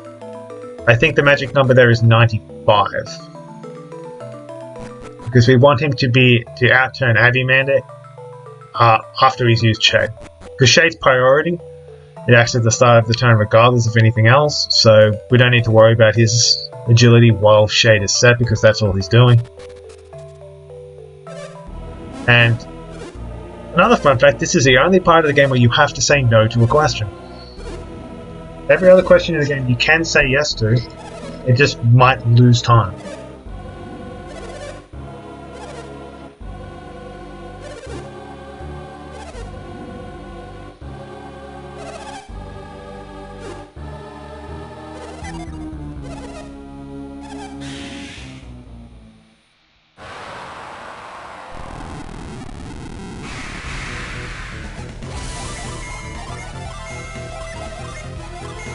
More Shake, Glorious Meteor. We're going all in on summons, it looks like. So you see we got 4, 6, 6, 6. So really, we've collected every Djinn that we possibly can in the Eastern Sea or pre-Poseidon part of the game, with the exception of 2 Venus Djinn, those being Flower in Tableau Swamp and Meld in Islet Cave. We don't see them for a long time, but we're making full use of everything else we've got. So we're just blasting him with the biggest summons we can. Attack, Fire Breath, perfect. The move you don't want to see here is Heat Stun, because it has a chance to stun. Then we're just dumping the rest of our summons into him. Jupiter, Moloch. Drops his agility, but we don't care about that because, well, he's not making it to turn 3. This Judgment scores a kill by, I think it's 7 damage on minimum rolls. And boom, Avimander down in 2 turns. On hard mode.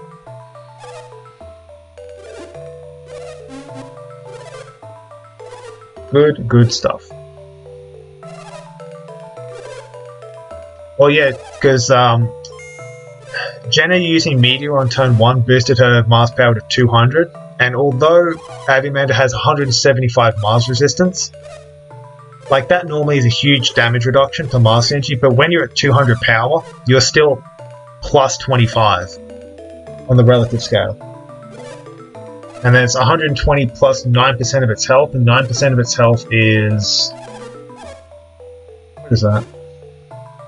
Oh, sorry, no, it's 60 plus 6% of its health. 6% of its health is... 360 or something? No.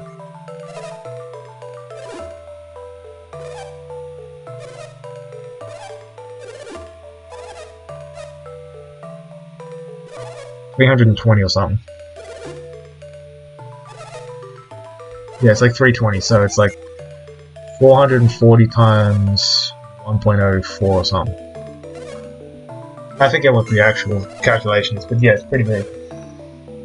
But hell, even just Jupiter did 300.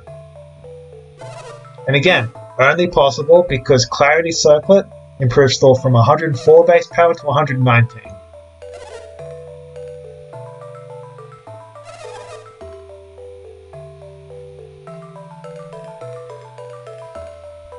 If you're not a fan of Clarity Circlet, this ain't the video for you. I will espouse the virtues of Clarity Circlet till I am, till my voice gives out. Which may be soon, but it will be done.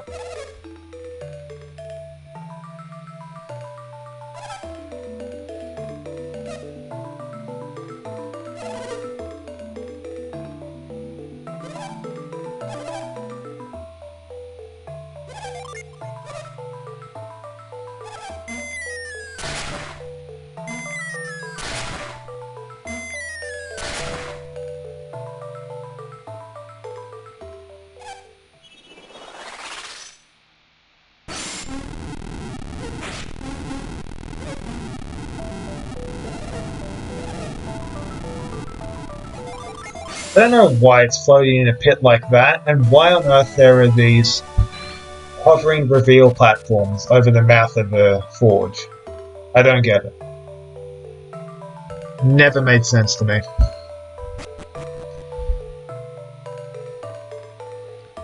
If you want, there's a lucky medal via the south exit of that floor, but we're only going to be using the one lucky medal to get Eclipse from the Lemurian Fountain. That's one we got during the first Yampy retreat walk.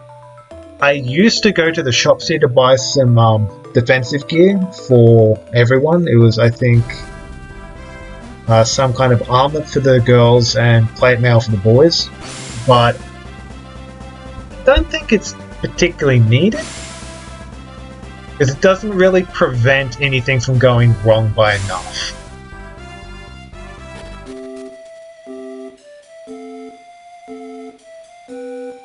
So we're going here.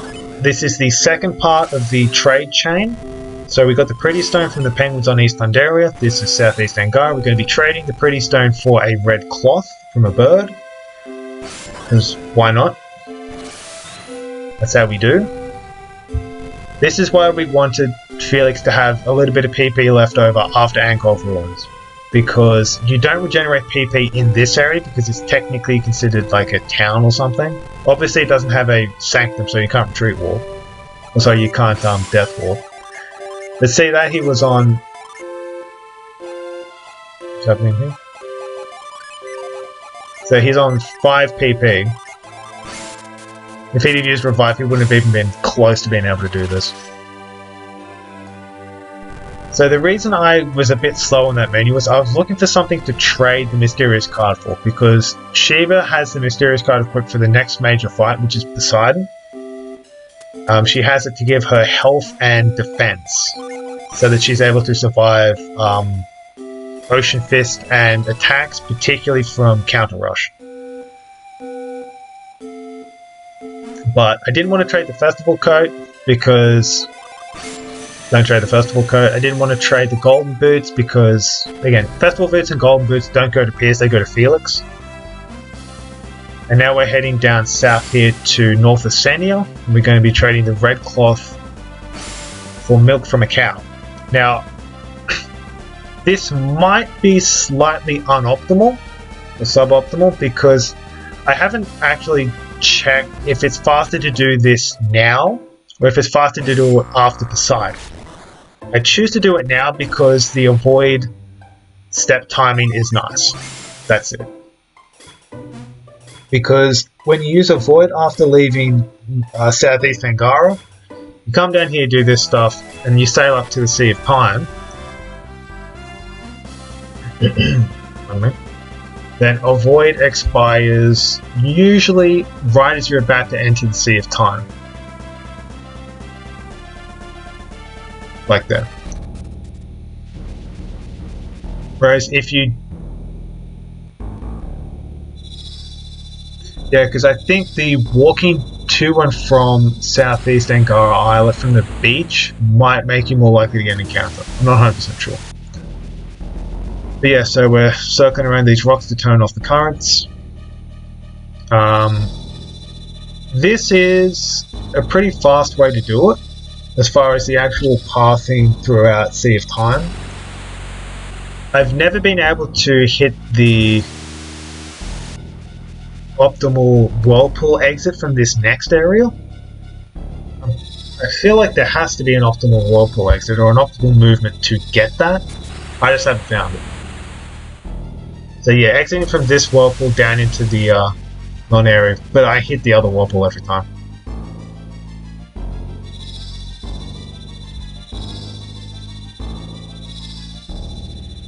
Now Poseidon is normally the gatekeeper of runs in TLA because of Watery Grave chiefly. Watery Grave is a non-elemental move with I think 130 base power, and it has a 20% chance, base 20% chance to instantly down its target, and I think it follows a synergy distribution for the chance to down on other people. So we've got a big setup menu here to get ready, and by a big I mean kind of big.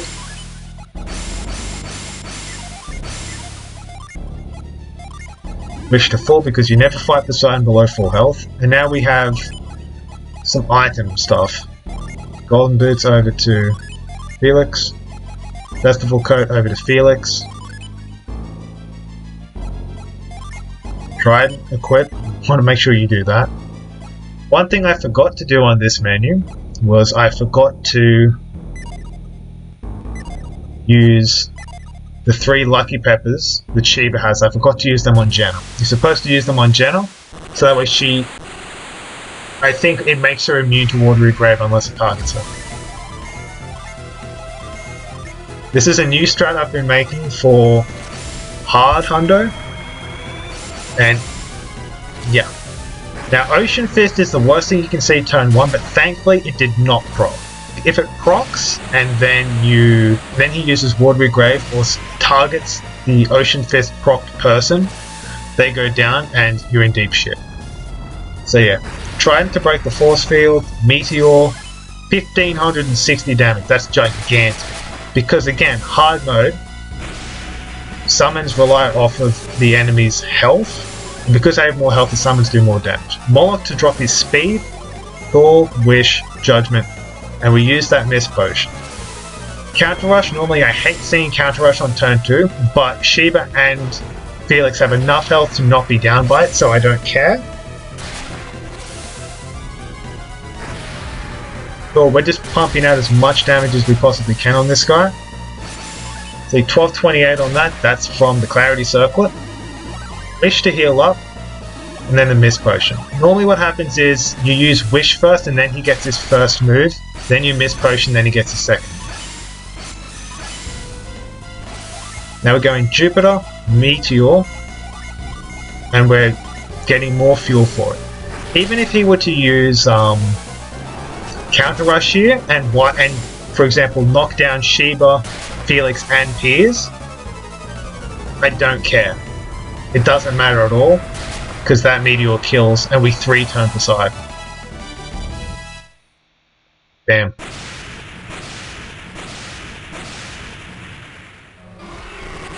Return strat on Poseidon. Good stuff. Yeah, that was about as smooth as that fight goes. We didn't get anyone going down. We didn't see watery grave at all. Castle Negatio is probably the boss fight that goes the worst.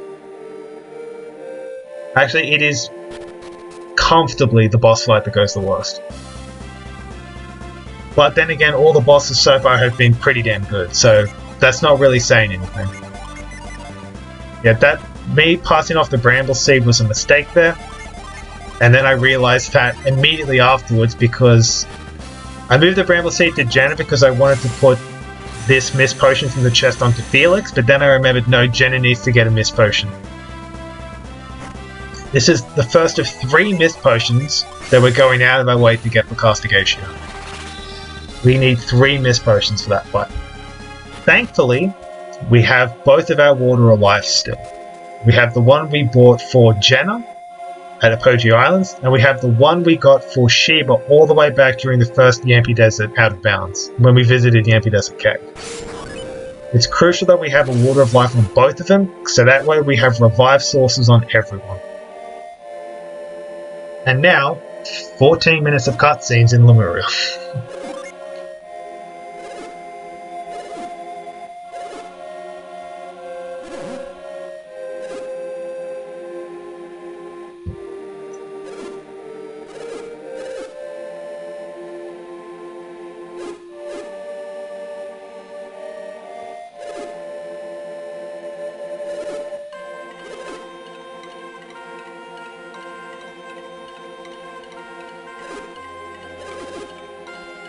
So happy that that Poseidon fight went so smoothly, because yeah, Watery Grave proc dismantles it.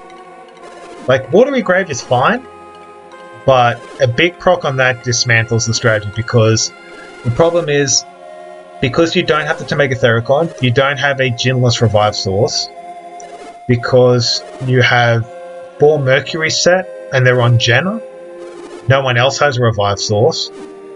which means that you might have to use a Water of Life, and you don't have a reliable heal outside of that. So this is a very kind of glass cannon build, or setup for it. But really, the major thing that screws it is really only Ocean Fist proc, which is why you really want the Lucky Peppers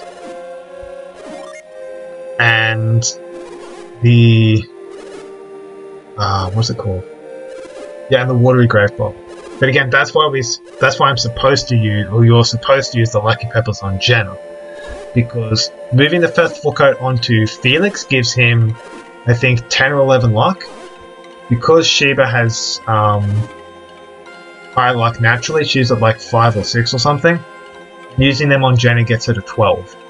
And Jenna's the most important person in the party because she uses 2 meteors for an insane amount of damage. There is also a contingency in place for if Poseidon uses Ply Well, because I believe that strat only achieves a kill by 34 damage.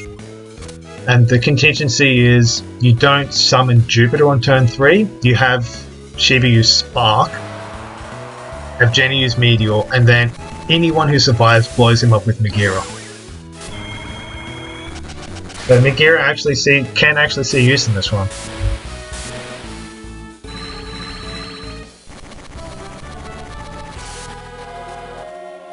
Yeah, so the way you guarantee getting Eclipse in that thing is you walk in, drain the pool, and the second time the top crab is on the right edge of its path, you throw the medal, and that guarantees it. There's you can get other lucky medals if you want to try and handle some of the other goodies in here. The normal way you do that or the normal goal you're looking for in 80% no save and quit is the wild coat, which I think is like plus 40 agility or something, which is absolutely insane. But you can also, in hard, you can try your hand at a letters bracelet, or a leader's bracelet, I forget how you pronounce it. Because that is, I think, plus 30 Jupiter power. That's like plus 30 Jupiter power, and you slap that onto Sheba, and she's suddenly sitting at 150, 160 Jupiter power for her big Jupiter summons, which is just absolutely crazy. I think a Lettuce Bracelet would allow you to one-shot almost everything in Western Wayyard with Eclipse. I think the only thing that survives that is off-target Hydras, off-target Sea Dragons, or Turtle Dragons, sorry.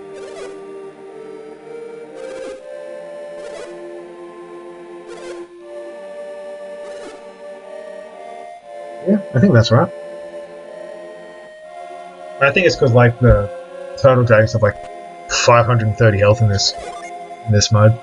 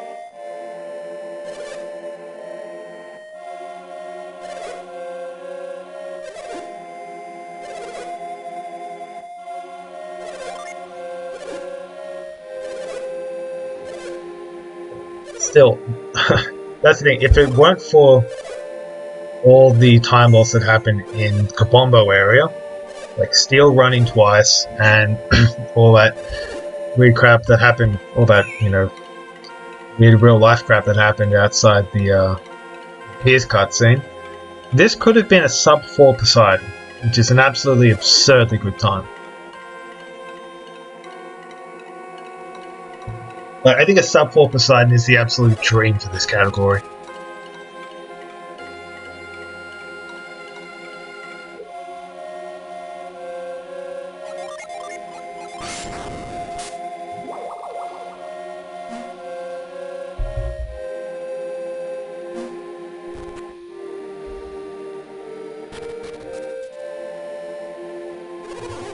Yeah, something I learned very recently was that you can actually just walk straight down after hitting this screen, and you just go straight into the cutscene.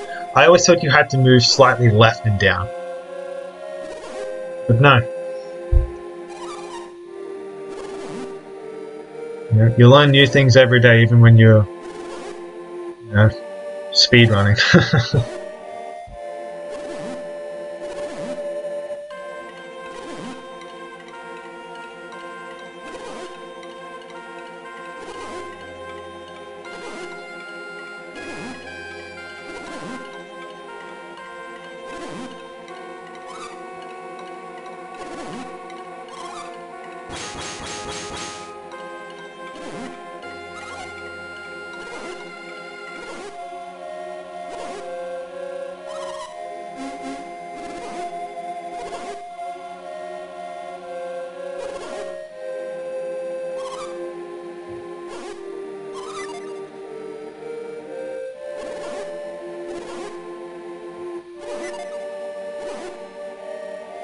I feel like one of those yes no decisions I made is the slower one. I just say no because it's. I say no because it's like the polite thing to do. Like, I know that Bowie the Hero, when he does Golden Sun 1, he does a similar thing atop Mercury Lighthouse. Right? It is slightly slower to say yes, you want to finish. Yes, you would finish Saturos off if Alex didn't intervene. But I think he says no because it's the. He feels like it's the in-character thing for Isaac to say. I just prefer to do this. I use the same principle in this cutscene. It's like, nah, I don't mind, Craig. Please, lore dump and give us an insight into the your motivations and what's happening in the world. Obviously, while saying yes to, we're only here to bring news to the outside world. It's a fantastic meme joke. Then it's like, the music's too sad for me to be in a memey mood.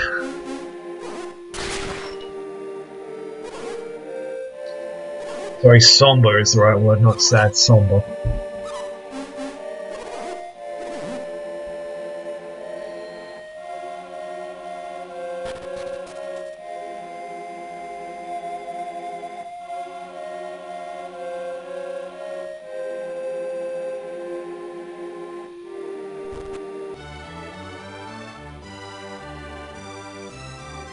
So really, I think there's probably two main legs of this run left. There is exiting Lemuria until Castigatio, the top of Jupiter Lighthouse, and then there is the reunion until the end of the game. Those are the two main stretches left. Like, the first one is probably Briggs. Second one is, I don't know, probably getting the ship. Third one is Poseidon. Fourth one's Castigatio. Fifth one is Final Boss. That's just how I view it personally. It also helps that they're not super equivalent in time. It's just more of a like a checkpoint thing. Like, after you beat Briggs, that's when you're like really strong. Like, you're at a very high strong point in the game as far as what you can do. Then you hit, you get Piers. Once you hit Kabombo, the new strats let you just blow through Kabombo statue. Then you're cleaning up all the Jinn in the overworld. Bandits, Aqua Hydra. Obviously there's some fancy tricks that you're doing in the meantime. And then you get the ship. Well, you're not necessarily, like a small fish in a big pond. You do have to put a bit more thought and deliberation into the strategies you're approaching as you go throughout the Eastern Sea. And it's a similar kind of tale once you enter the Great Western Sea as well. and then after reunion. Well, I don't want to spoil things.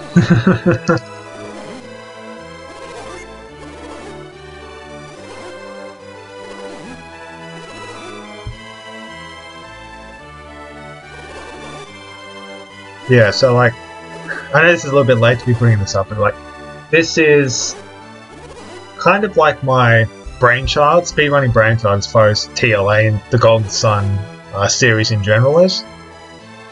Just because, like, this was the category that I first tried my hand at. Like, it wasn't even a category. Like, just trying to route this thing out was basically my introduction to speedrunning, as far as actually attempting or diving into it rather than just being a viewer. Because I used to love Plexa's runs, I used to watch him all the time.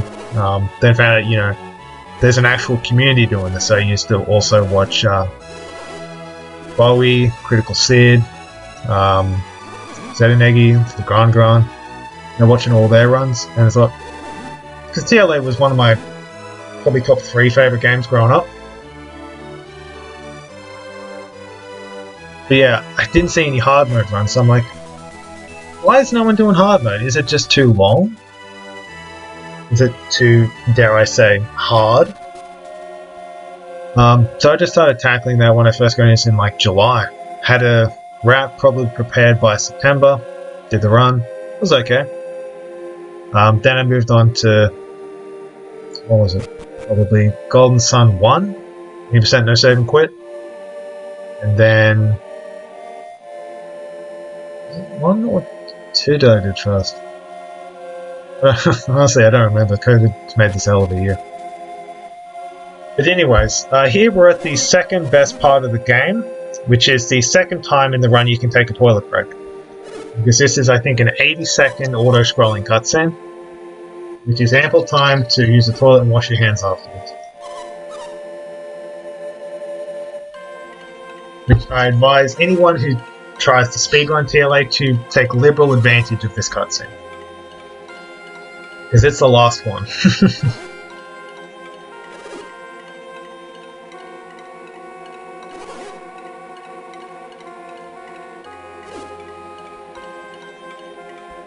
Yeah, I'm losing a little bit of time here because I think in the splits that I prepared for this, I got the missed potion the next time I dock my ship. Or something like that, I don't really remember too much.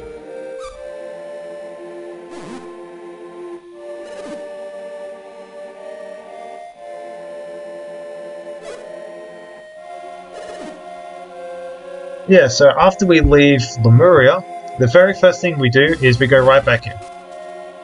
Except we take a left. And oh, what's this? A grind pillar. Hey, we got something like that, didn't we? I moved Jenna to... this was just me cocking up a little bit. I moved Jenna to slot 4. What I should have done is not done that. Because the reason I moved Jenna to slot 4 is because that way Felix is in slot 2. What that means is that when you get Rhyme, Mercury Djinn in Ancient Lemuria, it goes on to Felix. What that means is if people were downed by Poseidon, you can set Rhyme once you get him, Psy Crystal Felix, because he's got no PP left, and have him revive everyone in the party. However, because nobody went down, I should have kept Jenna in slot 2, so that way Rhyme goes on to her, which saves me 1 Djinn swap in a later menu.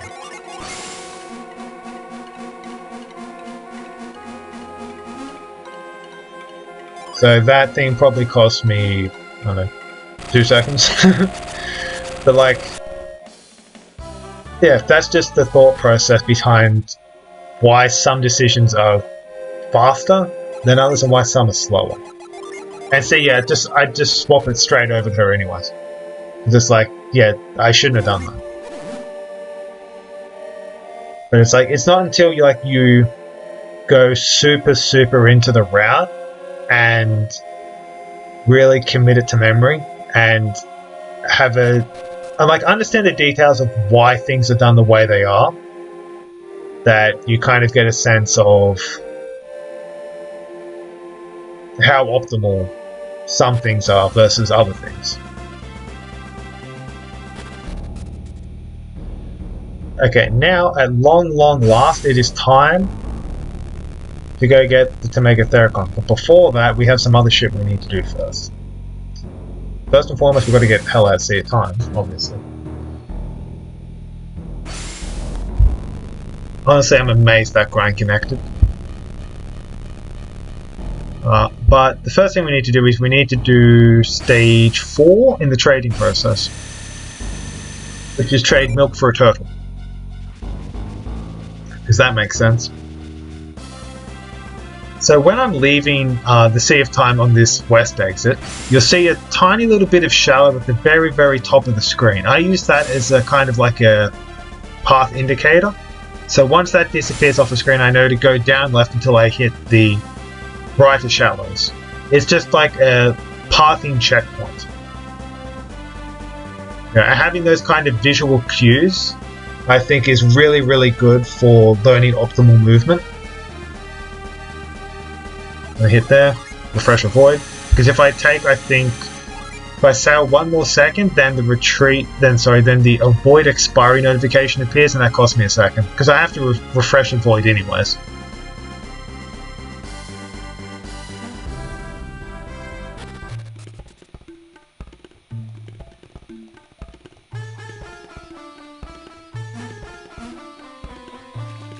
There aren't really any significant changes in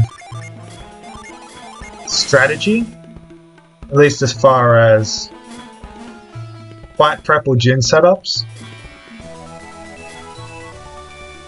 We're still going to be doing the whole 129 Jupiter setup, except we're going to be using that for Eclipse now, which is much stronger than Thor.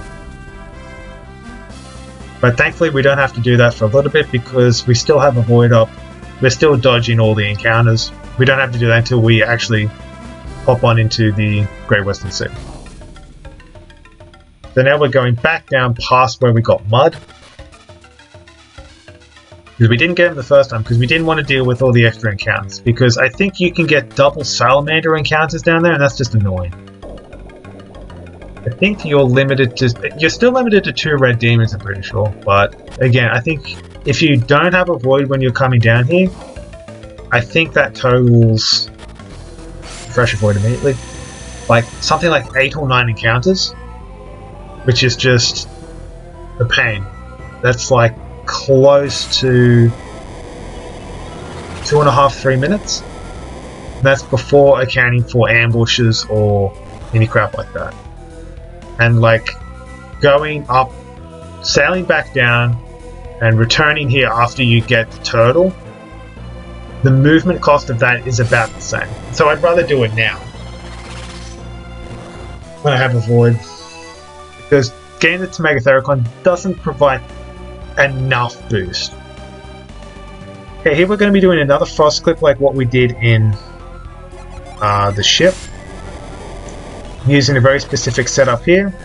Then we're standby and all, using frost, and then we're going to try and clip up onto the top of this frost pillar. Unfortunately, it didn't work. Not perfect. I can fail these sometimes.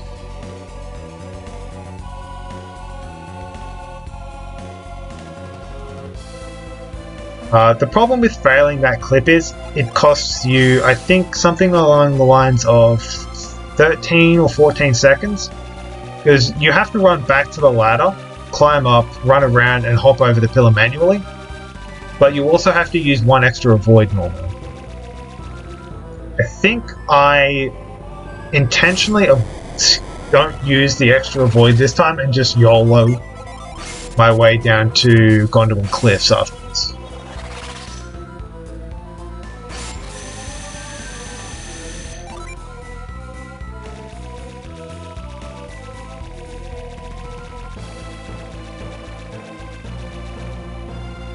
Yeah, movement was pretty good for that, I guess.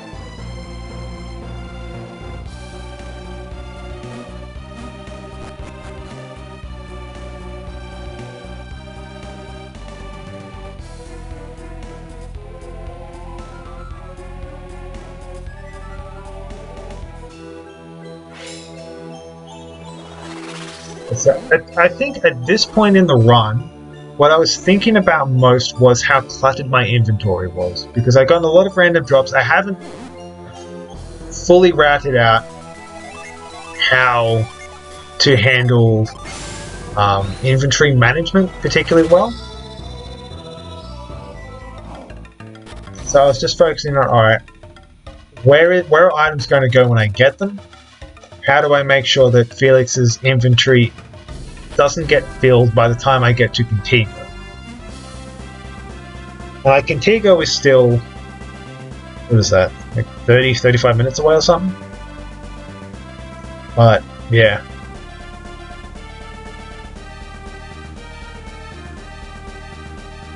So yeah, because I'm YOLOing with not using a void, I am trying to hug coastline as much as I can without detracting from my movement too much. And hey, I made it. Cool.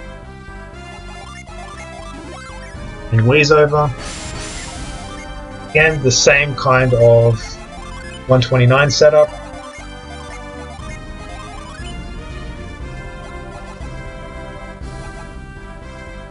I didn't see what item I swapped over there. That's what I was checking.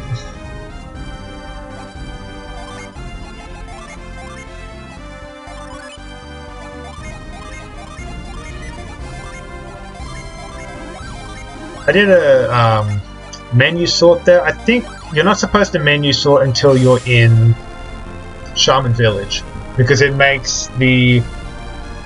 I forgot to split, obviously. Because it makes the setups for Trial Road much faster. And again, I was doing a quick little speed check there to make sure that Shiva was, I think, 184 or something.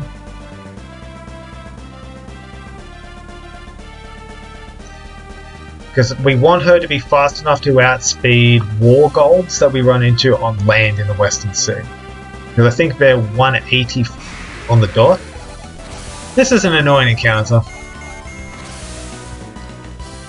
Because again, it's a lot of little enemies, but when you kill, you kill, you kill. You don't kill the white.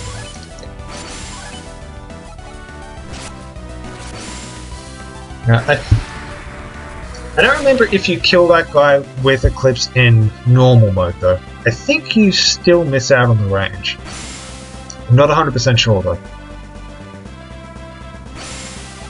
So yeah, unfortunately, because of the huge increase in health in the Western Sea, we're going to have to use double summons quite frequently. It's going to be the first time we're going to have to make more than infrequent use. Like, we had to use double summons occasionally in Gaia Rock.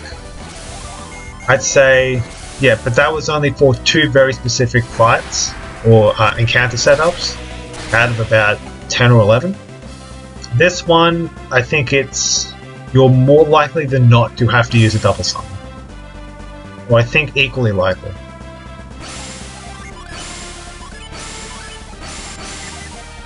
However, one of the great things about the 129 Eclipse setup we're using is that one of the enemies in the Western Sea, the Hydra, has 414 health in hard mode, 129 Eclipse from Sheba. If you target the Hydra with it, does minimum 414 damage.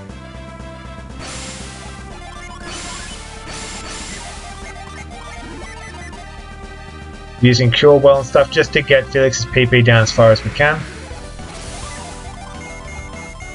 And Eclipse, this is one of those funny counts where Eclipse just one moves the whole thing. Fantastic. Now, we're making a slight deviation here. We're doing something that I don't think any other category of run does. Because 80% no save and quick takes the eastern beach river up to get Petra and then loops around to Shaman Village. We're going west, and then west at that kind of like heart fork there, and we're getting Tinder. Normally, at least in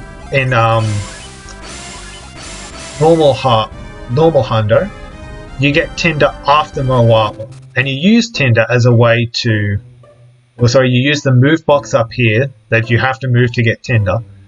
You use that as a, so Just quickly, I was checking how much PP second cannon would set me to. I needed at least 10. Because you've got growth and then 3 moves, which is 10 PP. That's why I also took a slight moment to set up the move there, because if I miss that, I have to leave and start again. Yeah, so in normal Hundo, you get Tinder after Moapa, and you use this box here to rapidly cancel moves to set up a retreat mode, or to get Felix's PP low enough to be able to retreat mode your way over to Iris once you hit up Contigo. We don't do that, we just get Tinder.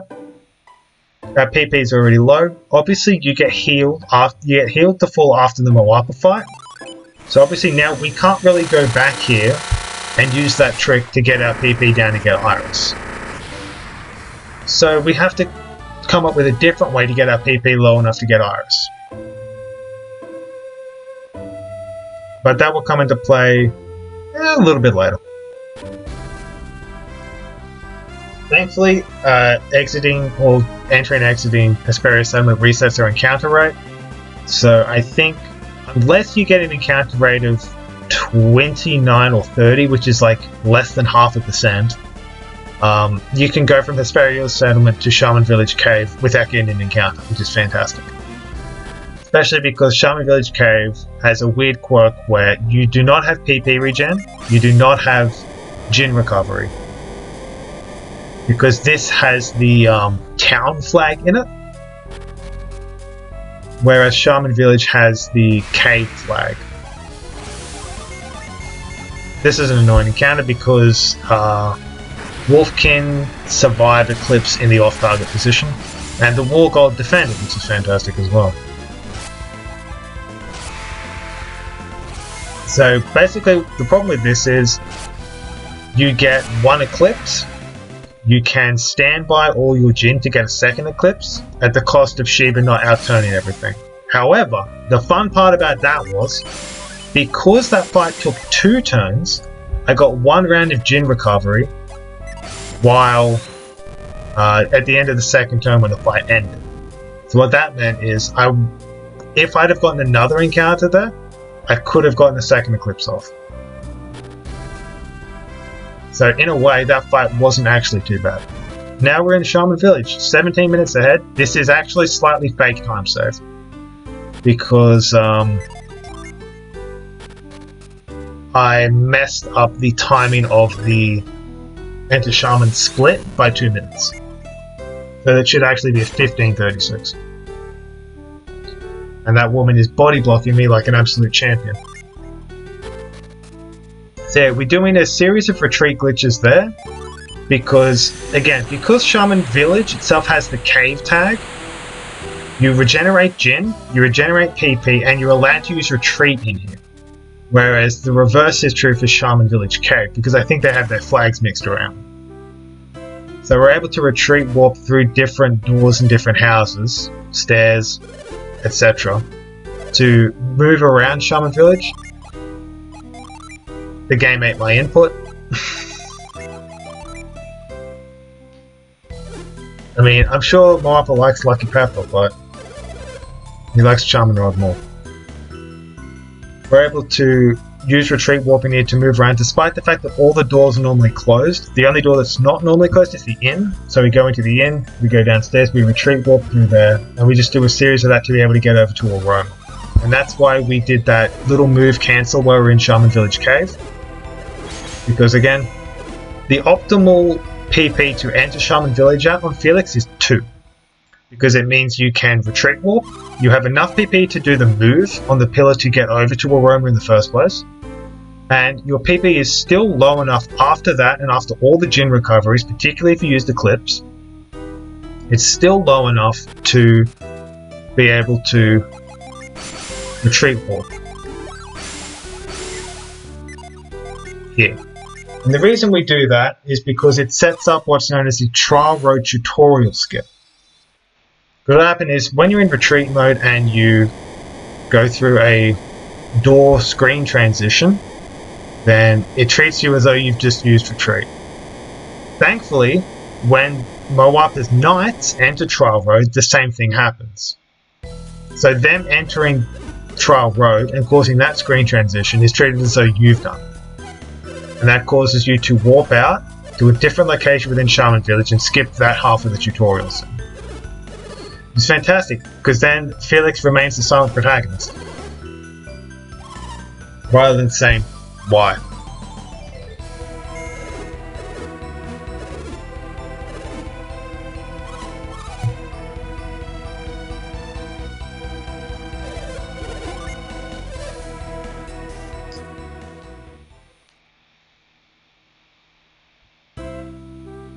We'll also be doing what's known as the Trial Road duplication glitch up here, which is a very cool thing. So if you're in Trial Road and you drop an item on the ground from your inventory, and then you leave, that item is added to the shop's item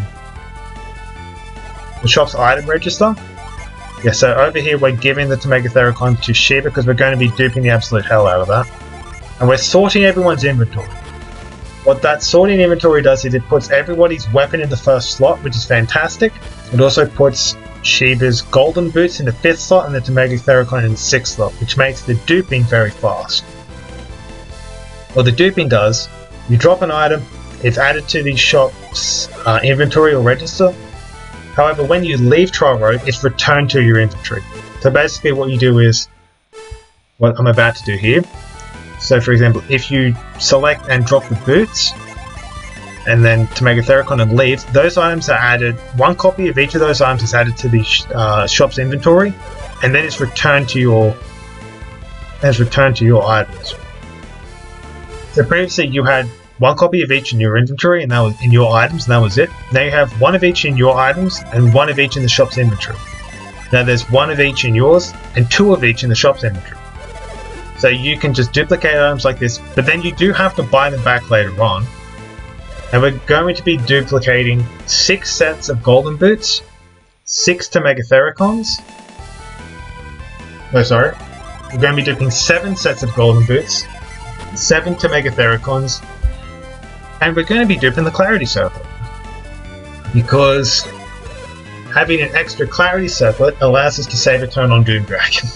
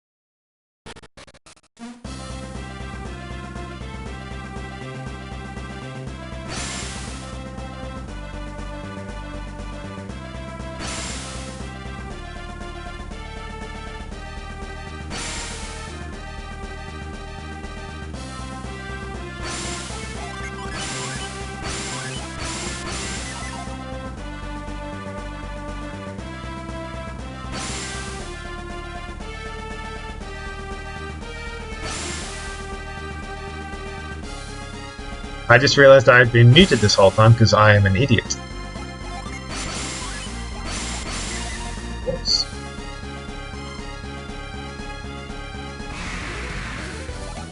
See, this is one of those fights where you need to go double summon. We use Tiamat because it's the fastest one of the ones that will still do it. I think Judgment might be faster, but we want to have Judgment as a backup in case we get consecutive ones. Don't laugh. Hey, I'm new here.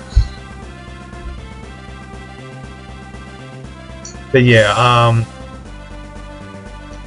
yeah, the rest part went well. We duplicated 7 sets of Golden Boots, 7 to Megathericons, and we duped 1 Clarity Circlet.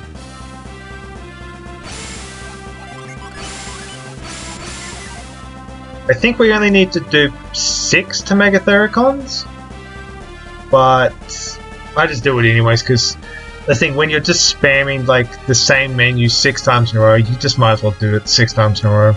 And then we just do the Clarity Circuit on the end. Okay, so we hug the right wall there, so that way we're right up against the right edge of the cliffs. And that allows us to do a little skip later on, whereby when we approach from the right-hand side forest, we can technically just barely enter the ship across the cliff.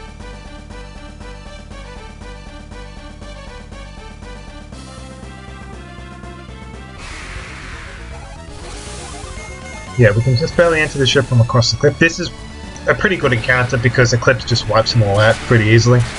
Look at that, 400 damage with an off target, that's insane. We go into Contigo, we get Salt.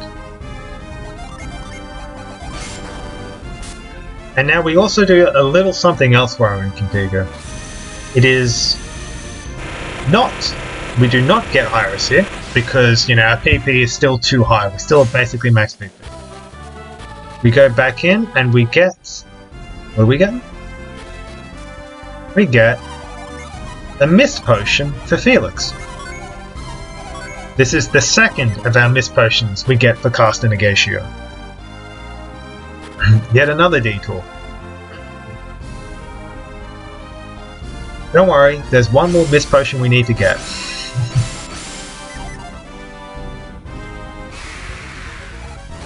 And this is fine. Again, as long as we don't get Wolfkins or Slayers, we're fine. Or if we do get Slayers or Wolfkins, we want them to be the only one of them in that fight, and we want them to be in the middle position. We just want encounters that Eclipse wipes out.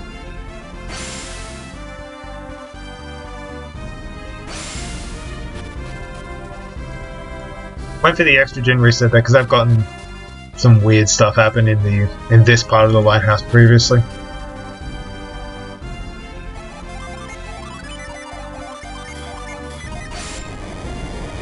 I was very happy with that menu.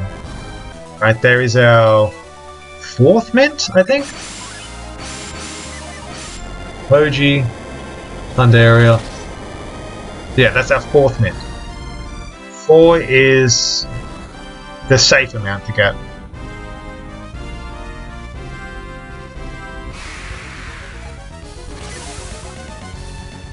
Okay, so the approach we're using for Jupiter Lighthouse is spamming 129 Eclipses. Same as ever. Because again, 129 is the magic number to hit a lot of very, very good ranges. 129 Eclipse will kill an off-target Devil Scorpion. It will kill an off-target Ghost Army. And I think that's it. Those are the 2 major damage ranges it hits, but they're both very good damage ranges to hit. So the reason we're running from single enemies, like those 2 foul mummies, is because we don't mind taking damage from them. We want to take some damage, and it's even fine if some people are downed. Because in order to revive them, we have to use a revive synergy. But we won't be using that with any of the people with the Megathericon equipped. We'll be doing it with Felix. The reason we'll be doing that with Felix is to drop his PP, because we're going to be doing a retreat warp in here later on. So, either reviving downed characters or healing them after they've taken damage, best way to do that. Otherwise, we have to spend a bunch of time spamming move on a move object much higher up. And, you know, fleeing and healing is okay in comparison. This is the worst fight you can get in Jupiter Lighthouse. I think it's one of the worst ones because you have to do 2 summons, you have to do Eclipse and Judgment. Because these blue dragons in hard mode have over 600 health.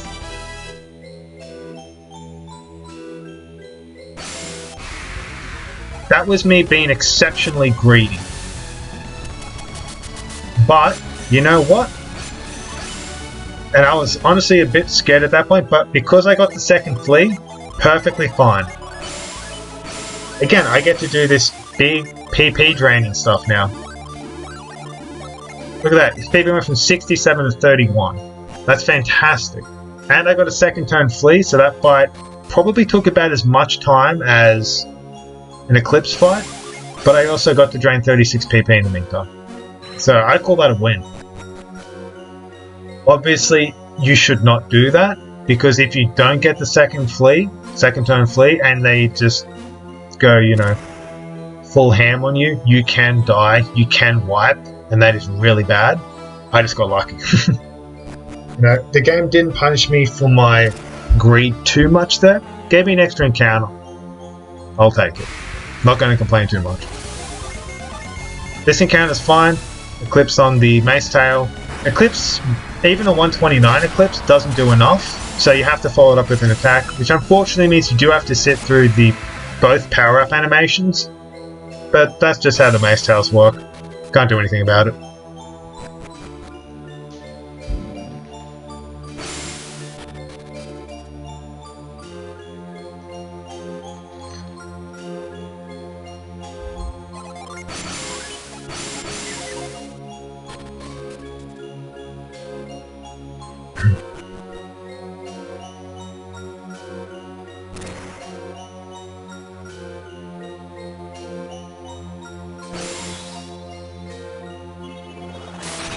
In general, Jupiter Lighthouse in Hard Hundo is basically the exact same rate as an 80% no save and quit. The only significant difference is there is a Jupiter Genie in Jupiter Lighthouse, which we do have to pick up. Hey, look at that. Now we're back on track. Yeah, I know, right? So it's like, you know, you walk in the first time and it's like, oh look, it's right there, let's go. Wait, why can't I do it? Why can't I light it immediately? And then they make you do this whole bloody thing to do it. I mean, that's pretty... That was me forgetting where Retreat was. I mean, that's pretty standard for the Golden Sun game, though. You know, here's the objective right here. Now take this very circuitous path to reach it. Again, we retreat, leave, exit to reset the encounters.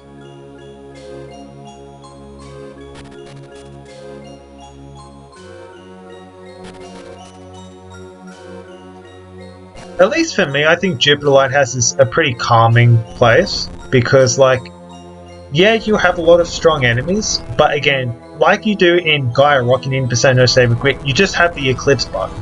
It's like, you know, press Eclipse and everything dies. And everything that doesn't die, press Judgment.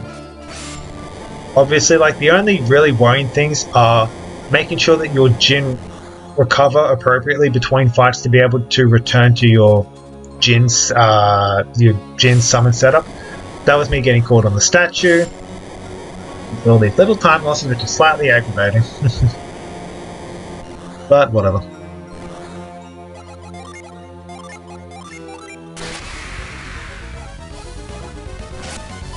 Now there's a fun little trait about Devil Scorpions, is that when you fight them in groups, the more Devil Scorpions you fight in a group, the more likely you are to run away from them.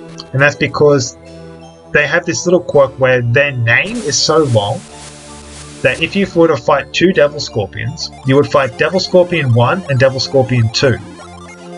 And that 1 and the 2 overwrite part of their level data, which actually lowers the average level of the encounter. So you're more likely to run away from it. If you get 3 Devil Scorpions, it overwrites all of them, and you're guaranteed to flee. If you fight 1 Devil Scorpion, no such override occurs, and it's just like you're trying to flee from a standard level, well, 28 enemy or something.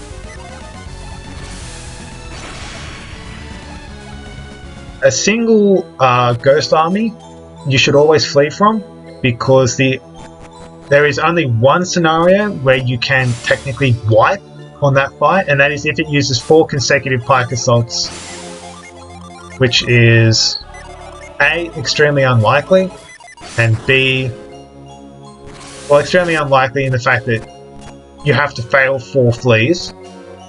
It has to use pike assault 4 times in a row. Devil Scorpions have to do something similar. They have to do like 4 twin shears or something. But as you can see, at the top here, 7 PP. So instead of having to waste like 45 seconds spamming and cancelling move to get my PP down, I have to spend 3 seconds doing it. And again, it's not that I'm incurring some kind of time penalty in the fleeing to get to that point. The fleeing and the healing is roughly equivalent to an eclipse and a reset of the Jin setup. So it's just good time save. Similar thing here, eclipse one-shots the target, does not kill a side foul mummy, so we have to attack with Felix.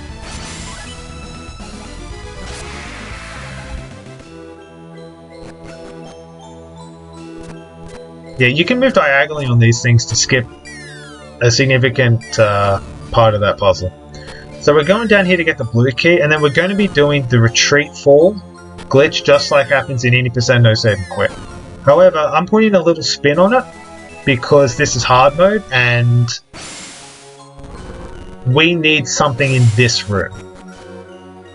So normally we retreat walk through that crack I just walked over. Instead, we're going to go out, back,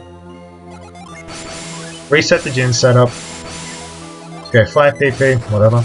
We're going to be moving this one across because we want to get to that chest in the top left up here. The reason we want to get to this chest up here is because that is where we will get our 3rd mist potion.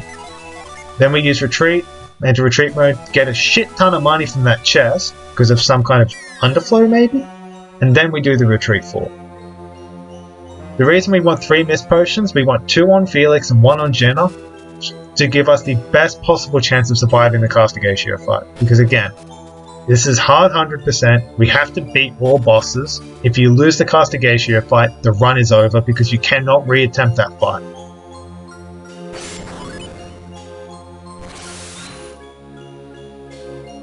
So yeah, we've just done, I think, in total, somewhere around 1.5 minutes of decals for mist potions. This fight ain't fun either. Thankfully, Eclipse targeting one enemy and Judgment targeting the other enemy, I think kills every encounter.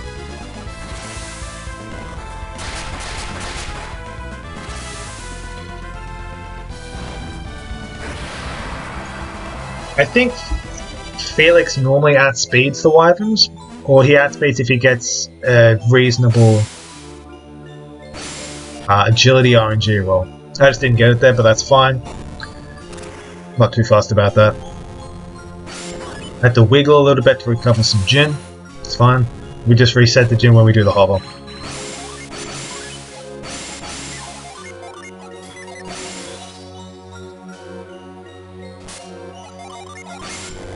Okay, now that we've got the blue key, we have to go over to the right tower, which is where we make full advantage of that retreat fall we did earlier.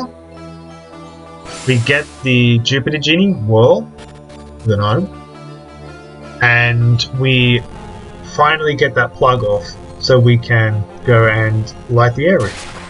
Or light the beacon at the area.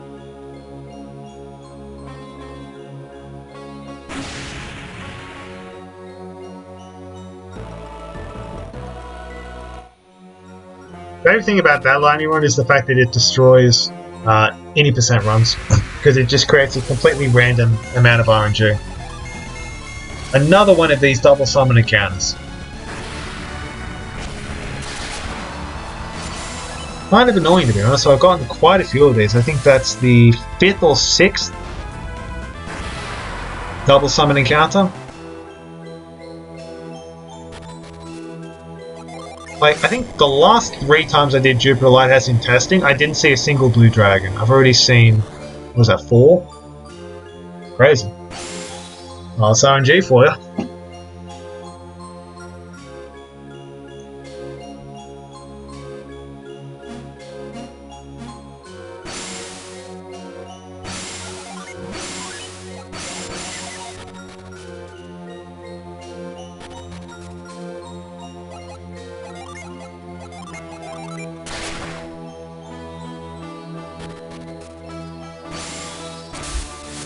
Now, ideally, you don't get an encounter in this right area over here, because you're more likely to get a, I believe it's a blue dragon in this area than anywhere else. But I got one, didn't get a blue dragon. Unfortunately, it is a Mace Tail left with 2 Devil Scorpions, which means you need a second summon to do it. I didn't have Judgment set. I didn't have Judgment ready, so I had to use Meteor. Thankfully, Meteor just barely gets the kill. Which is great, because that would have been a pain in the butt otherwise. Because they can do like Star Mine or crap, and that just necessitates a healing menu before this Djinn here. So this is also known as the Tower of Long Puzzles. Because we got this puzzle here, we've got to do it once, we've got to do it twice to get to the Djinn. Then we have another like 1.5-minute puzzle. And then normally you're supposed to go through this giant hover, the field of hover pads. And it's just too much purple.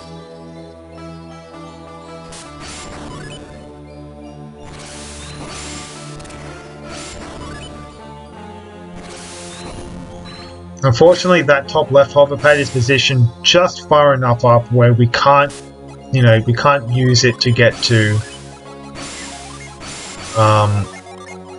Whirl. So instead we have to, you know, change the puzzle up.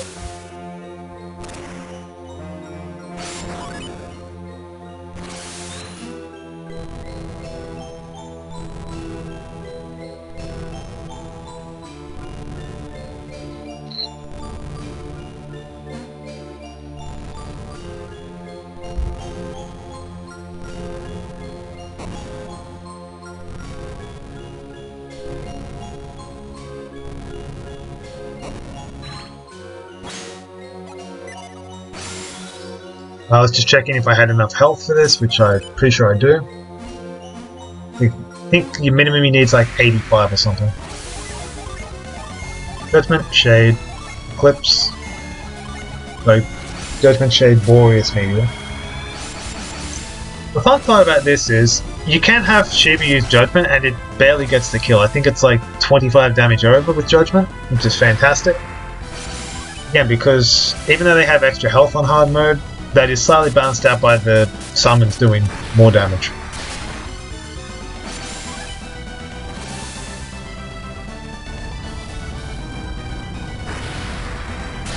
Yeah, it didn't run.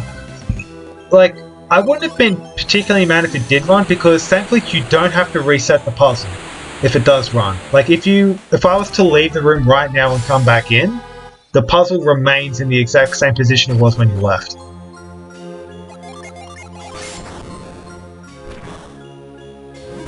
So really all you have to do is exit, re-enter, and use hover again, and you can get straight back to it. It's one of the fastest ones to get back to. You know, aside from the fact that, you know, you have to reset Shade, but it's fine.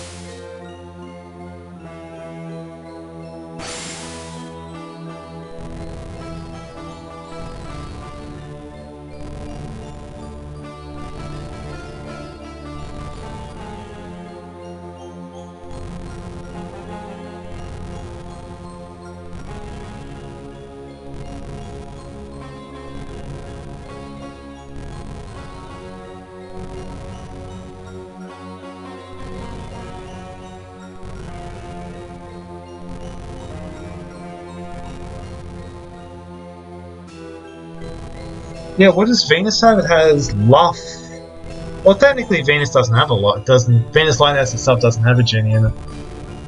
Although if you're counting Barbie Lighthouse, then it would be Luff, I think, wouldn't it? I don't know, maybe Felix and his party, or like Satoris Minardi, cleaned out all the Venus Gin in Venus Lighthouse when they were climbing up.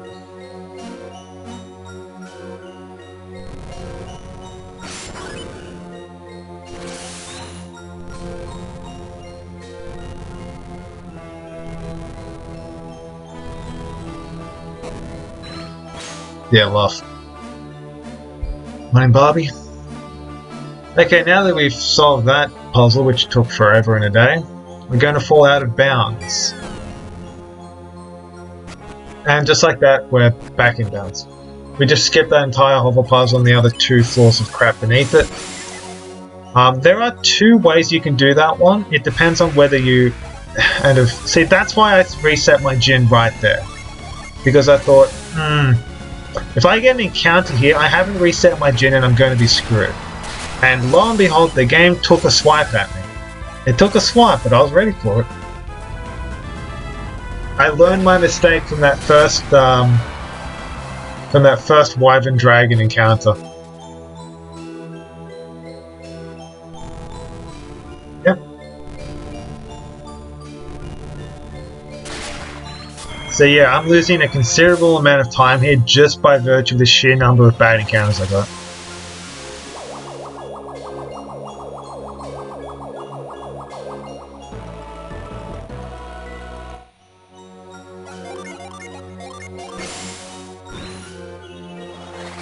Yeah, fair point. I didn't heal just because I didn't think of it at the time. I thought CBS, nah, it's not gonna happen. Yeah, it's taken a swipe. It's not, you know, it's what's the saying? Aiming to wound, not to kill.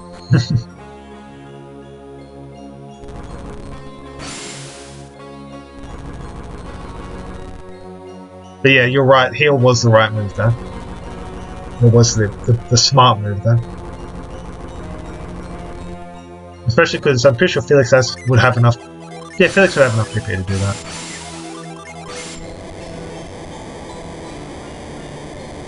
Oh, we're already over 5 hours into this run. God damn.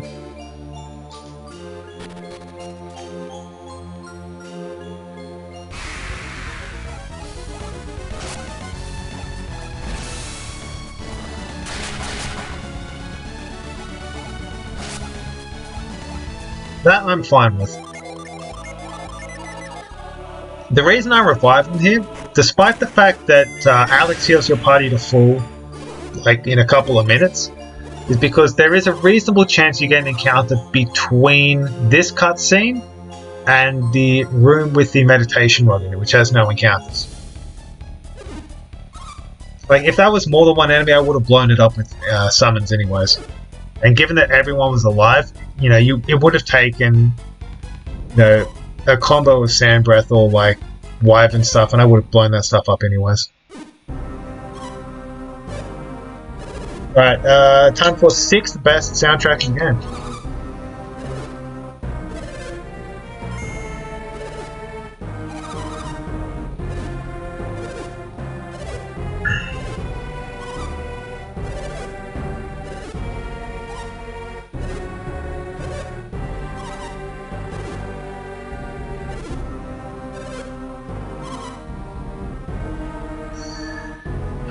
Alright, this coming up here is the crucial key part of the run. This is the make or break time. I'm not really concerned about anything that happens up until Alex heals me. Once Alex heals me, there's going to be a menu, there's going to be a setup we're going to adopt. We're going to be following a very, very particular strategy to try and survive the first 4 turns of the fight until our party has regathered itself. The first 3 turns are the key ones. That is, Felix and Piers 1, Felix and Piers 2, Felix, Piers and Jenna 1. Those are the big turns.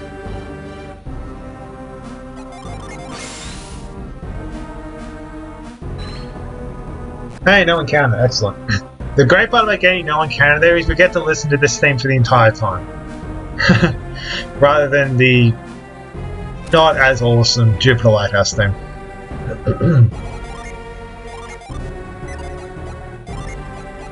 We remove all class changing items. Make sure all the items are set. Move janitor slot 2 to make the menu faster.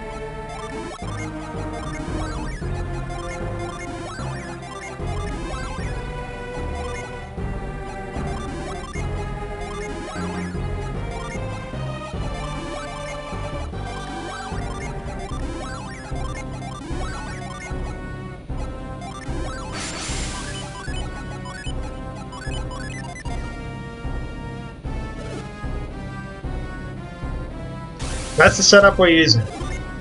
We want Felix, Barbarian, high attack, high health, revive synergy, Pierce Shaman, Genius Steel synergy, that is on Jenna.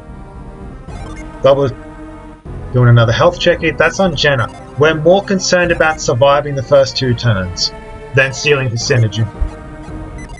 That's why we put Shade onto Felix.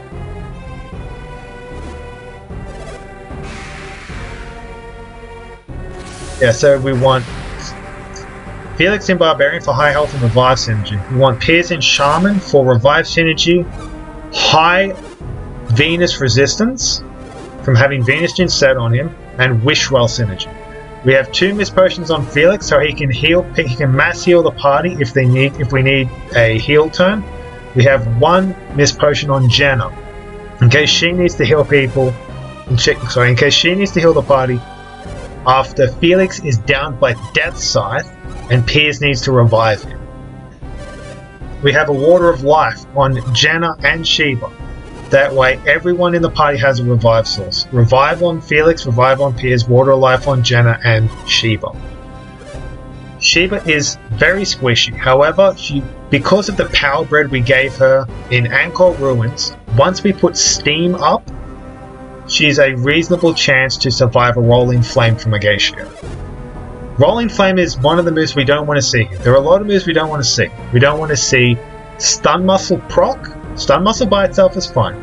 We don't want to see Death Scythe proc. Death Scythe by itself is fine.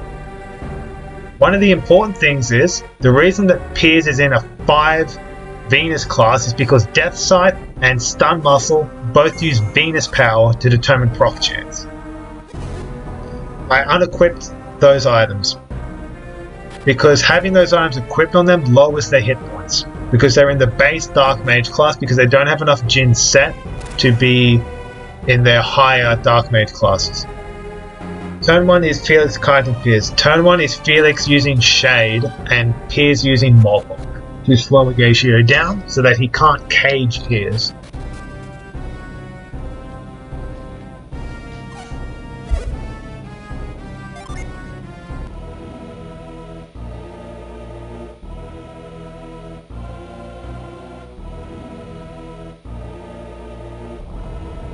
Yeah, like I go for maximum defense on the first 2 turns, and then we start bringing in Grime to try and lock Agatio up.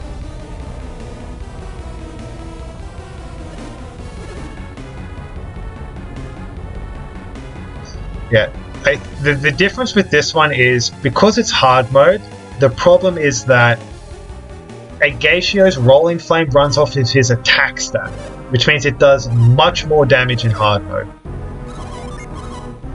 And it's like, I have to play defensive.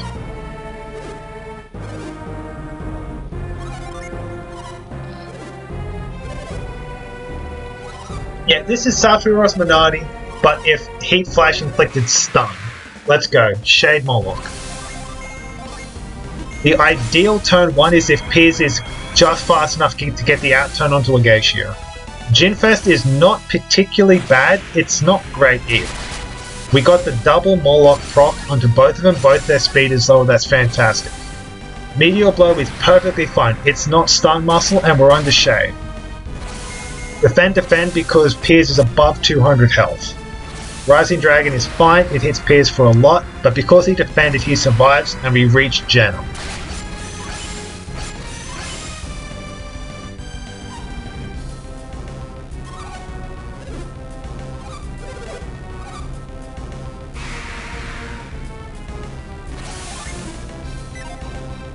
Unfortunately, Jin Fest meant that Shade did not set.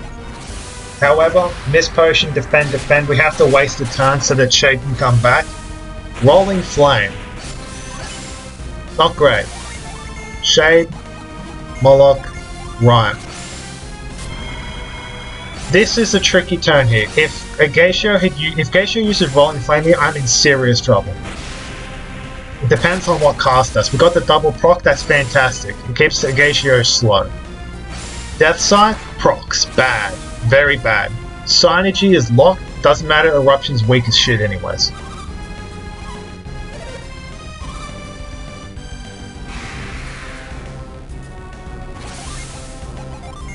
This is why Jenna has a Miss Potion.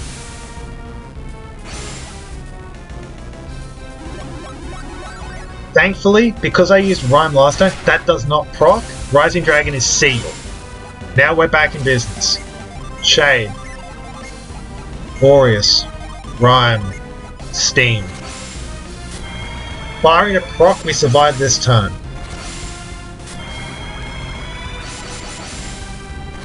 Yeah, it's been a slow start to the fight, but we're in a position where we can start doing something. We have enough people on the field, and enough options available. We have used Jenna's Miss Potion, so that's not great. Break, not fantastic because it cancels out the Boreas boost. Stun Muscle does not proc, that is excellent. Sour, Moloch, Haze, Spring. The way we have the Jin set up here is that having 2 Jupiter on Sheba and a bunch of Mercury on Sheba, and having a Mercury on Jenna and lots of Jupiter on Jenna means that we have a lot of flexibility in generating enough Jin for Pierce to use Moloch to keep everyone slowed down. Militate, Sanji's block, doesn't matter. Shade, Moloch, Rhyme, Ether.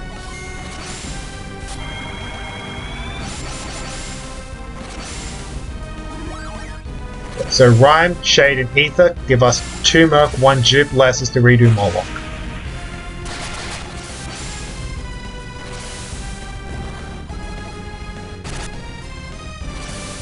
Rising Dragon, block with Rhyme, excellent. Sour, Moloch, Haze, Steam. Again, we're constantly cycling through this assortment of Mercury and Jupiter Jin to constantly be able to refresh and reuse Moloch, which then resets the Jin. This is set up so that even if we get hit with a Jin Fest and it standbys one of those Jin, we still have enough other Jin left over of those elements to be able to still be able to make a Moloch summon. Shade, Moloch, Rhyme, Aroma, because Ether hasn't set yet. Again, Moloch, keeping Agatio slow.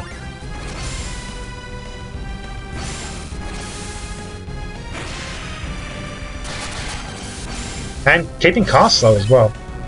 Well, the way Cage works is if Agatio outspeeds the target of Cage, Cage stuns them for the turn.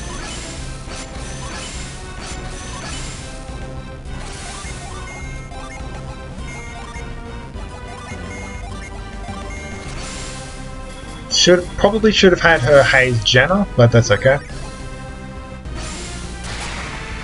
Got him. Agatio is down. We win. It's just a matter of how long this fight takes now. Jinfest isn't great because it drained Blitz, which means that... Yeah, see, at that moment I see 2 Jupiter on standby. So I have to wait for them to come back, because if I try to do the Moloch strat, Piers will outspeed either Jenna or Sheba and won't be able to get Moloch off.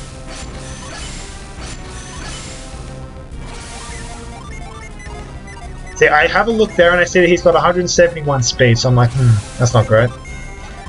I played this poorly. I could have been able to go Rhyme or Breath and Spring and have Piers use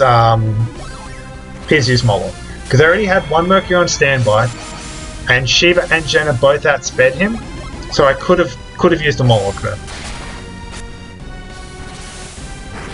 Supernova's fine.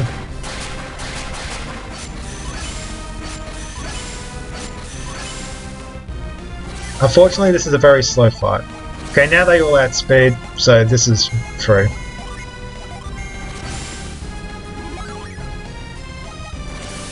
Yeah.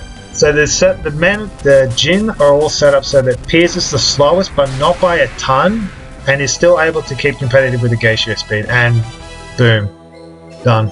Sub 520, but only just. That is a slow fight. I've done that fight in 440 before. Unfortunately, just by the virtue of so many things can go wrong in that fight, I've had times vary between 4 minutes 40 seconds for the whole fight and like 7 minutes 20. And of course I've had runs die. The worst fight I ever had in this, while testing, Death Scythe proc onto Pierce turn 1, Death Scythe proc onto Felix turn 2. It's just run over. That's just the game saying, no, it ends here.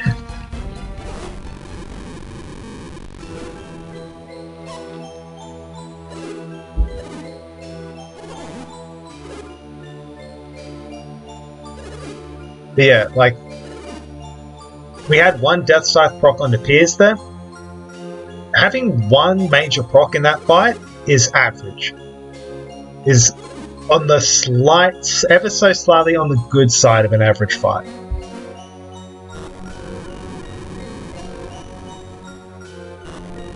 Yeah.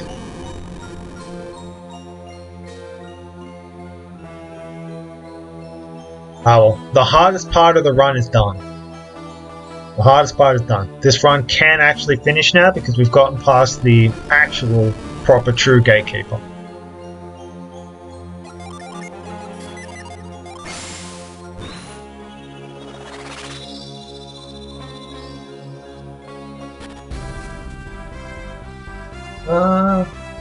I honestly don't remember. I'll have to go back and double check.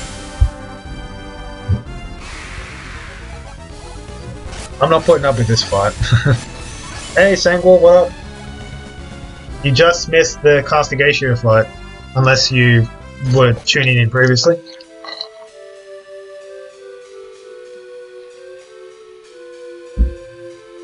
And now it's time for some reunion stuff. Just in time for Mia, Ivan, Isaac, and some other dude with red hair.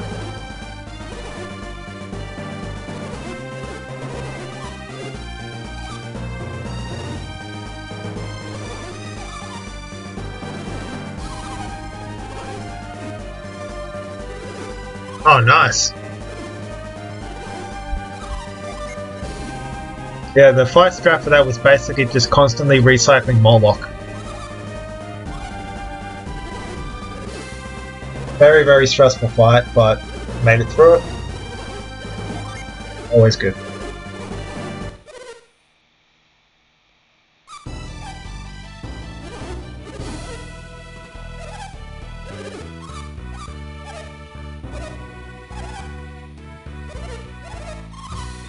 Moloch specifically for two reasons. One, it automatically slows the target, which means that if a Geisha is capable of outspeeding Piers, it means that he will never be able to outspeed Piers. That's very important because Piers, constantly using Moloch every turn, constantly recycles and resets Jin for use on the other party members. Whether that is Haze, Steam, Sour, Shade, Rhyme, Breath, all very important Jin, which give you a lot of protection against Agathio's, particularly Agathio's moves, but also some of Cast's really annoying things as well. The second reason is it is a reasonably strong Mercury summon, 100 base power, plus 9% health. The key is to try and get some... If you're able to maintain the Boreas boost without getting broken too long, then Moloch deals like 1100 damage a turn to Agathio, which puts him down very quickly. The key to the fight is just put down Agathio, because he just does too much damage. And once Rolling Flame is out of the picture, the fight is free. It's basically free. Okay. The reason we didn't get Iris earlier is because we're getting it now. We get it after we're fully healed by the reunion cutscene after Cast and Negatio. And we do it now because draining Felix's PP very, very low to get it sets him up very well to do a retreat warp in Magma Rock in about 10 minutes. Yeah, not a problem, man. I'm keen to see what other people have come up with for possible Cast Negatio strats.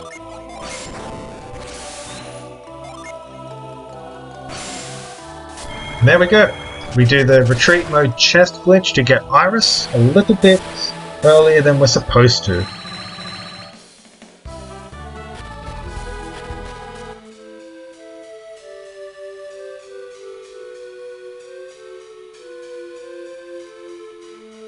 We did our little earlier menu where we shifted Isaac's party to the front, stood by all the Jinn and set ground in case we want to be getting some Jinn at other points.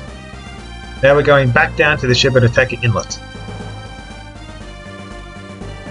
Hopefully, if I've done this setup correctly, I should be able to do this attacker skip here. And cool, I did it correctly. Nice. Now it's time for Plexa's favorite trick, Magic River.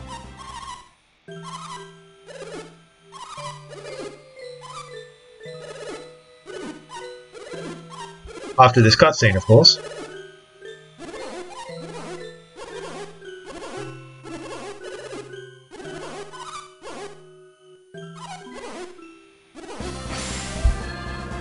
So one of the great things about not getting an encounter on the way to the ship, or in the forest just before we get to the ship, is that we can do Magic River and get the fight almost immediately. I do that very specific setup there, using the ship's shadow and a small crease, small horizontal crease in the beach, to get a very, very precise setup for Magic River. Very, very fast like that.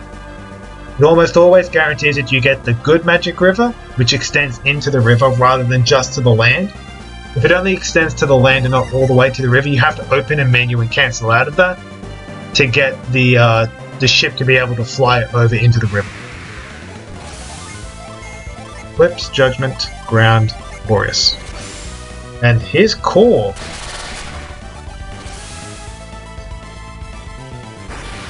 It is a... Oh, I love this glitch. Magic River's so good. I'm glad that there's a nice, pretty consistent setup for it now. Or at least it's consistent for me. I like that it works very well for me because there's a very good visual guide for it. Yeah, it's pretty cool. It's something Plexa found quite a while ago, and it just makes getting to Core so much faster and easier and less of a hassle. Yeah. Now, when I was doing the routing for the post-reunion stuff, I did some very, very extensive testing on particularly Felix's PP usage to know, alright, how much PP does he use here, how much PP does he lose, because it's going to come into play quite a lot later on. But we'll get to that in a little bit later. So using Lift and Cyclone to get our good boy Geode. And I also made sure that Isaac's party was in a very specific order in the top party. So it's Ivan, Isaac, Garrett, Mia. This is so that the Jinn which I collect go onto them in a very specific order, just to make sure that Jinn setup menus I do later on are as quick as possible. Again, in any % no save and quit, you don't have to go through this cutscene if you do the attacker skip correctly, because you don't have to come back here. Unfortunately, we do have to sit through this, although it's only 15 seconds, so it doesn't really matter. Okay, so we've got Geode, we got Shine from Contigo, we got Core from the west of Attacker. Now we're going around and over to get Coatlicue.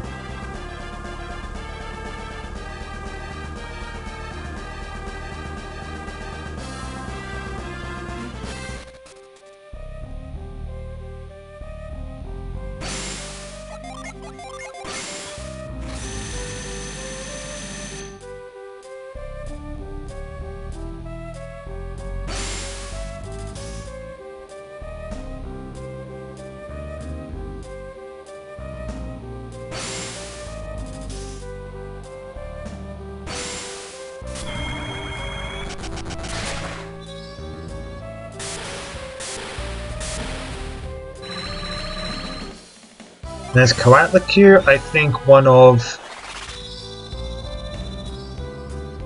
6 summons. We don't use it at all in the game. 6? Might be 7 or 8 or something, I'm not sure. We don't use Cybele. We don't use Mercury. No, we do use Mercury.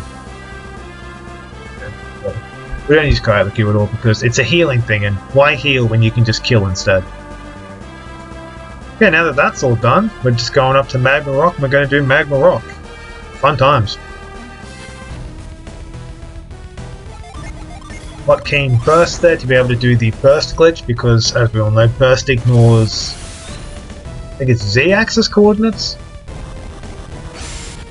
Do an ECR there just to reset the encounter to 0, because we do want to be getting encounters here. We just want to be getting as few as we possibly can.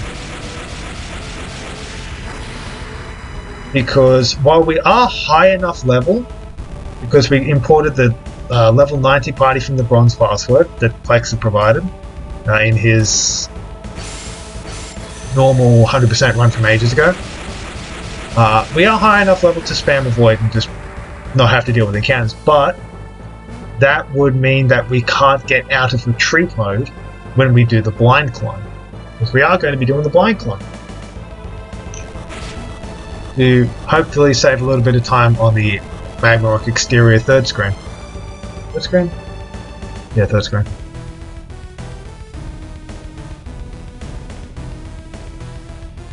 The good part about using the burst glitch on the on this screen here is that there are a couple of very good visual cues. Like that little leaf hanging down, or that little plant bush hanging down from the wall there. Excellent visual cue on where to aim the burst to hit that statue. And you just go up here, and then you face up right at the top of this little alcove here, and you use burst. Positions it to the right, but it's actually up. We use growth with Felix there rather than Ivan, because it lowers Felix's PP. It means we have to spend less time draining his PP later to put him in retreat mode for the blind climb.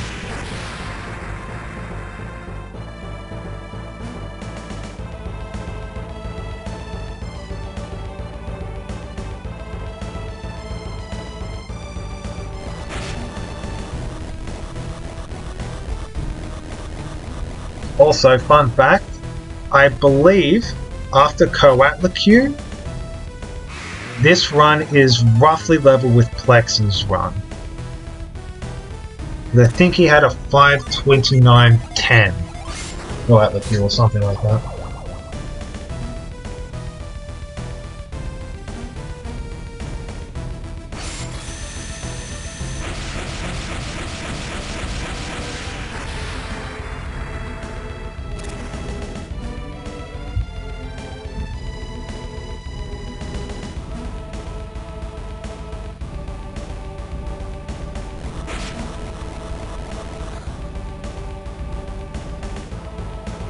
Okay, so for those of you who know about the blind climb, then that's awesome, but for those who don't, you enter retreat mode before climbing up this right-hand climb over here.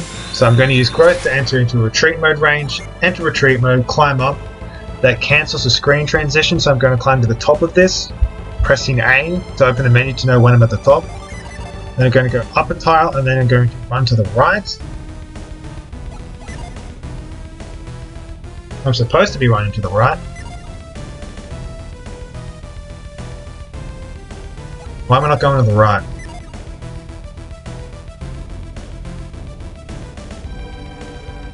Alright, let's try this again.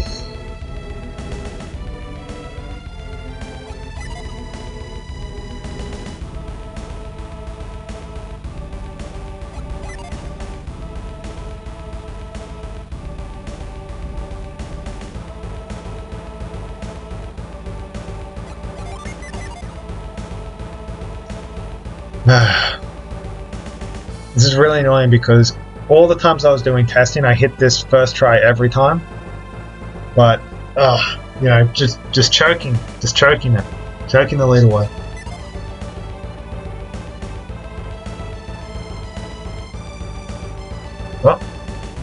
Yeah, I think I got it. So the way that I normally do this is I go up to the top, open the menu to confirm I'm off the climb ladder, and then I go up one tile, run right for one full bar, 4 beats of the BGM, and then I go up. And that's usually very, very consistent. The problem that I was having there was I had gone too far up. I had gone like 1.5 or 2 tiles up rather than 1 tile up. And so I wasn't in the right position to be running to the right there. So lost about a minute on that just due to messing it up. But can't have a perfect run. Stand by and all, set ground.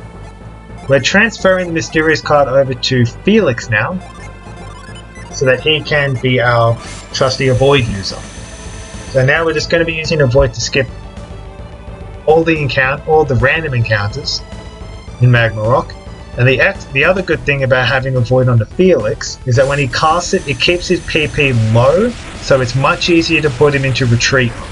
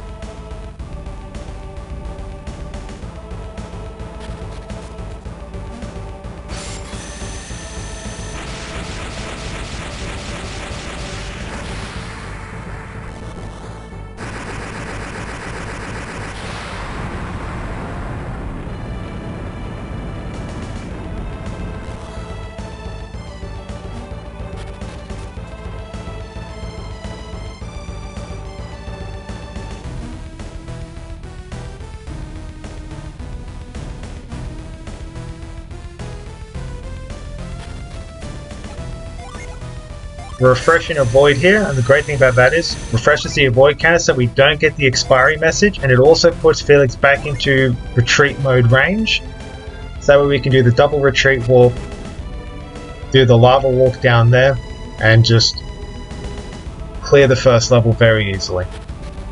There is a genie, a Mars genie in Magma Rock, and because we have to get all gem, we're going to be going and getting him right now. This is Fury. He is, I think, the 10th Mars Genie we get here.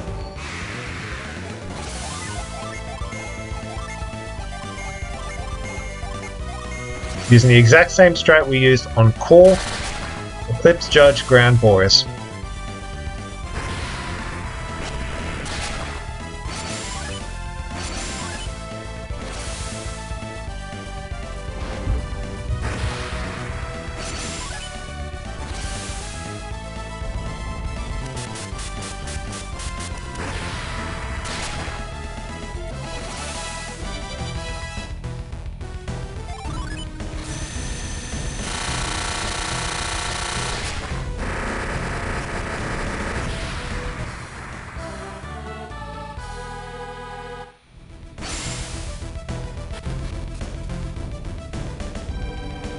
Doing a little burst skip here, because this just trivializes this entire floor. It's fantastic.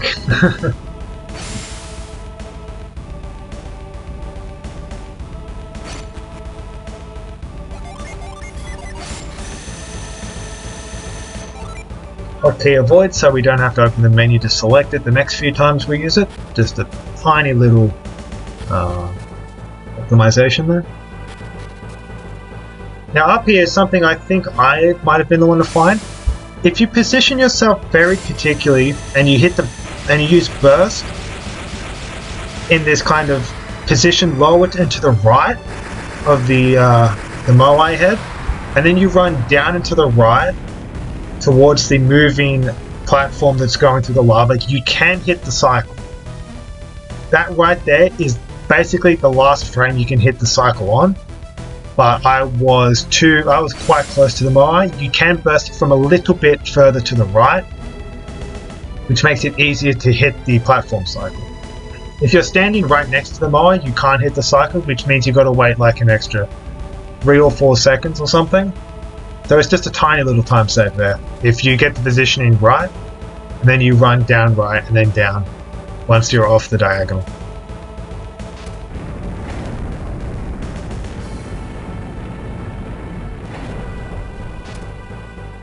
Now I've seen a glitch happen in this next room, which can cause a soft lock.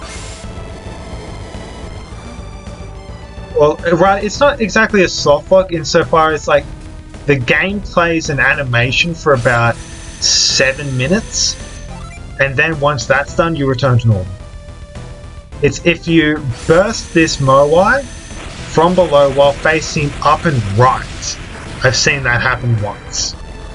So I always take like a tiny little fraction extra of time just to make sure that I'm not facing right. For example, if I'm running up and I hit that diagonal slope to the left of where I bursted from, then there's a chance I could be facing to the right and that could mess it up. I've seen it happen once and I really don't want it to happen again, because that is just a devastating time loss.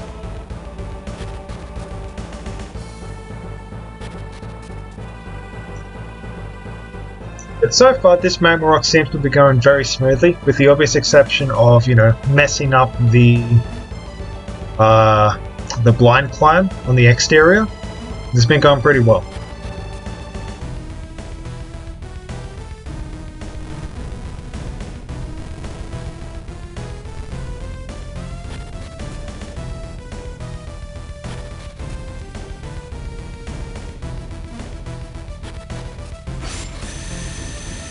The reason I'm using avoid at these exact locations is because using the Lua script utility, I was able to work out, you know, roughly where does the avoid expiry text pop up with optimal movement. And so I'm just using avoid whenever I know that the expiry box is about 2 or 3 tiles away from popping up again. Just so I don't have to do it. Just so I don't have to sit through the box. It's like about a 1 second time save each time.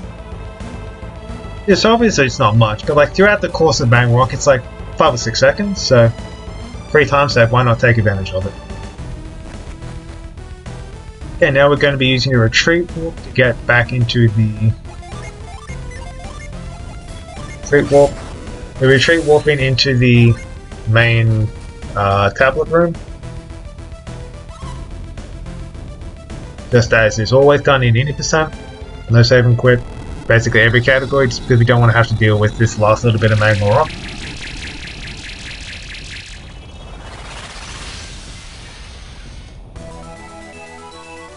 Now, an interesting little quirk about this route is that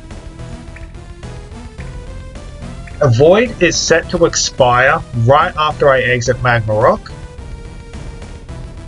but I don't refresh it before I leave. And that's because we still have to get one random encounter.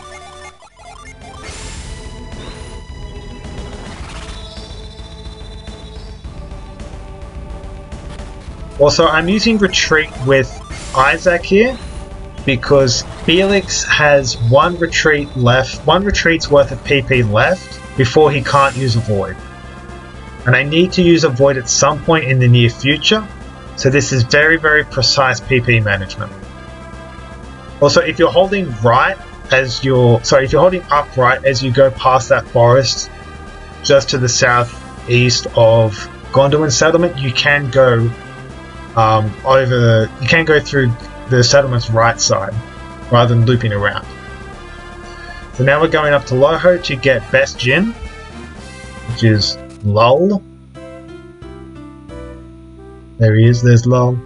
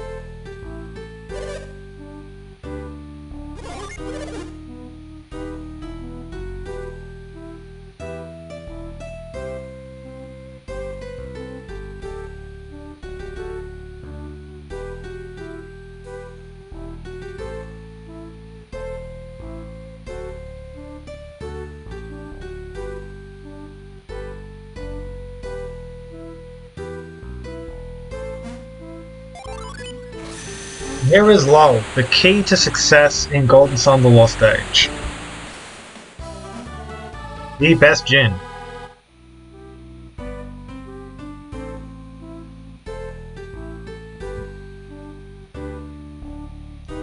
We've got a couple more things to do before we head off up to Prox and Mars Lighthouse. We've got a little bit more cleanup.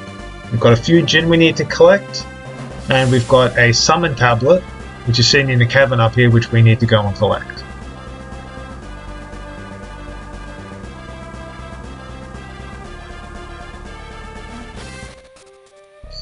Thankfully, a void wears off right there, which is great because the random encounter we need to get right after we get the tablet here is Petra on Hesperia's northeastern peninsulas. It's like near the bridge or something.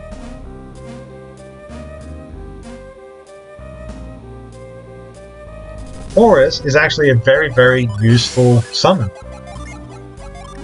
Make ample use of that throughout the remainder of this run. It has just barely enough power where it can be integrated into a lot of big boss strats, which is fantastic.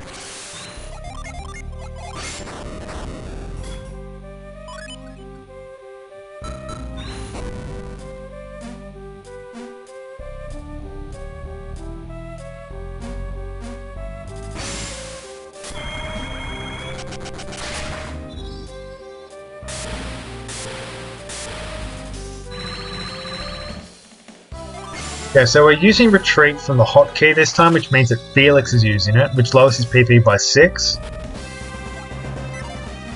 We didn't have him use either of the retreats to escape from Magma Rock, because we still need him to have just a little bit more PP left over so that he can start using a Void after we get Petra. And we don't want to be getting encounters after that because we don't need them. Every encounter after Petra is either a Genie we fight or a boss.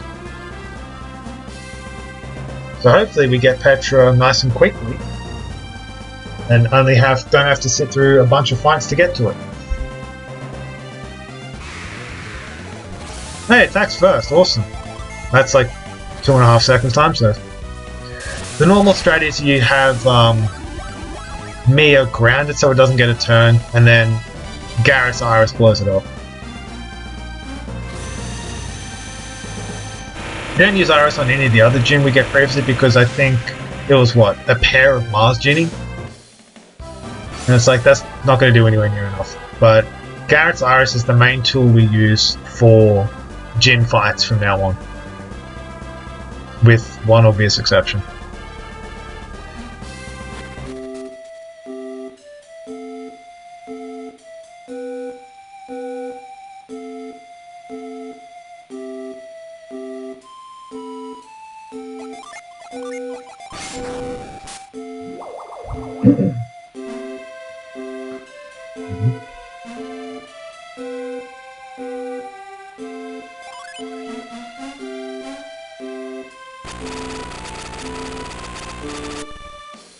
There's Gel. Gel's normally available as soon as you enter the Great Western Sea, but we wait until basically the last thing we do in the Western Sea to pick it up, because it's right on the exit to the Northern Reaches, so it's nice and convenient. We just pick it up as we're going through, nice and quick. Plus it's faster to get it when you have the flying ship anyway, so...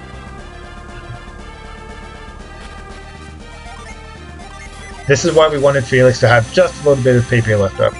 Alright, he can use a Void, he can avoid all the encounters that we might get throughout Northern Reaches.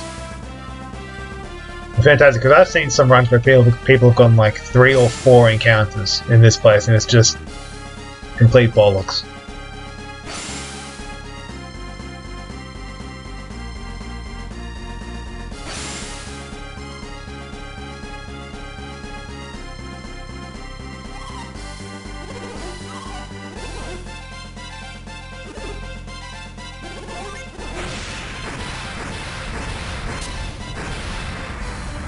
I think that clause there is because I sneezed or something.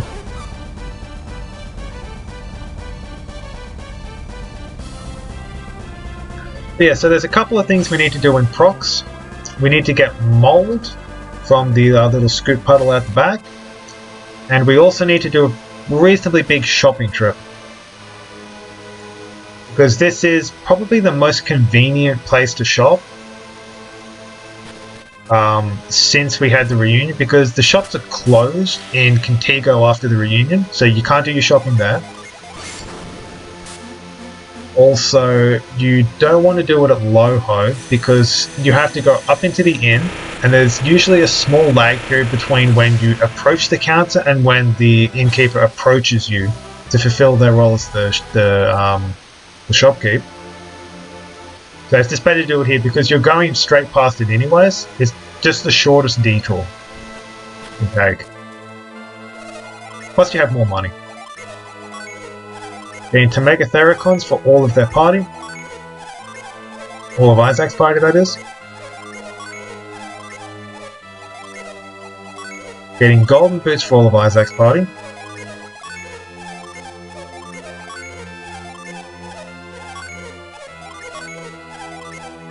And getting a Clarity Circlet for Ivan. That's it, let's go. Onwards to Mars Lighthouse, but first cutscenes.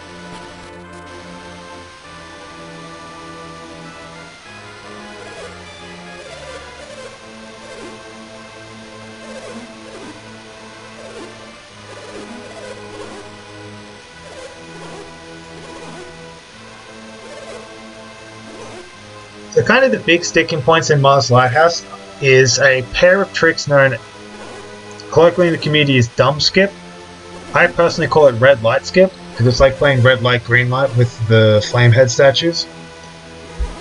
They're not a frame perfect trick, but they're a very narrow frame trick. We have to do two of those. We have to do one when we go through it the first time on our way to get the teleport lapis. We have to go through the same one a second time on our way through to get the Mars star. That's really the main kind of RNG sticking point, or kind of time variability in this section. Obviously, Bomb can ambush you, which ain't fun, but whatever. Okay, so we're refreshing a void immediately because we don't want to deal with encounters. We're going to have a void refreshed and constantly up throughout the entirety of this part of the lighthouse, with I think one exception. There's one period where we let it lapse, but that period is when we're running through areas of the lighthouse which have no encounters, so it's fine.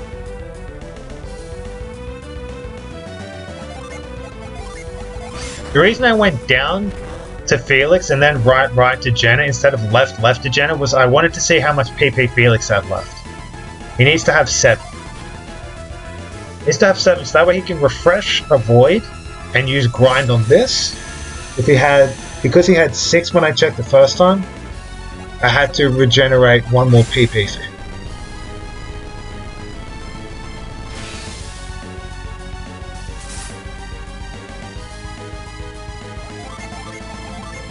Obviously, because Felix doesn't have any PP left, we have to retrieve with Isaac, but that's fine.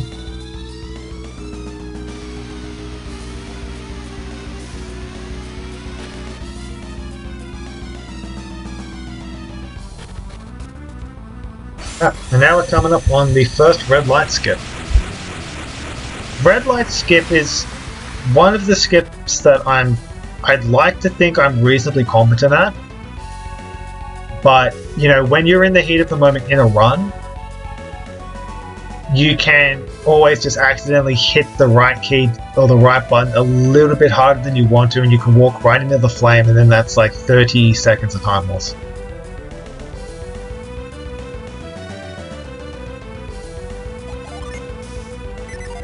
And I made it. Excellent. I think it's slightly optimal to do the gym menu reset for Balm when you do that menu, but I don't care. I don't want to do that to myself during a trick like the red light skip. Refreshing your void deck because it's the best place to do it.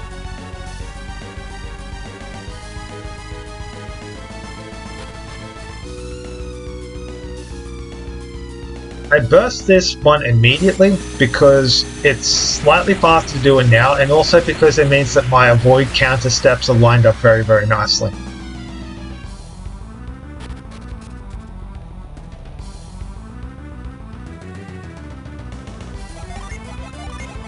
Hotkey pound, because we're going to be using pound quite a lot throughout the remainder of this part of the lighthouse. I think there's like 8 uses of it or something. From that Blaze pedestal, it's the most used synergy throughout the rest of this first part of the lighthouse.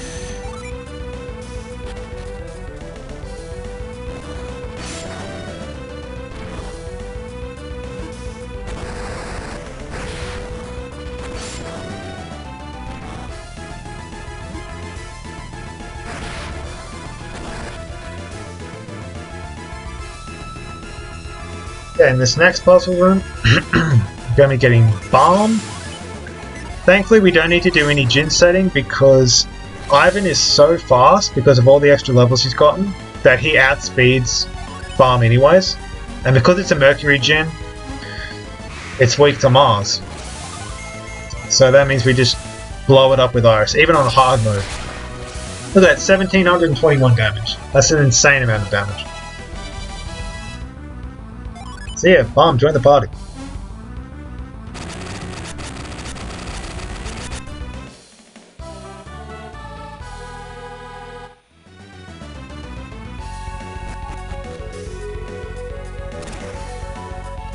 That's the teleport lapis.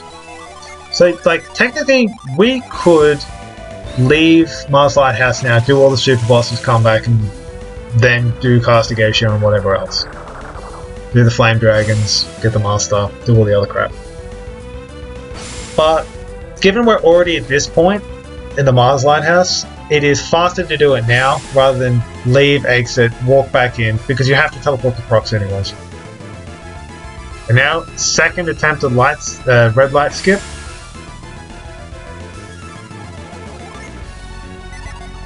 Nailed it. Nice. 2 for 2.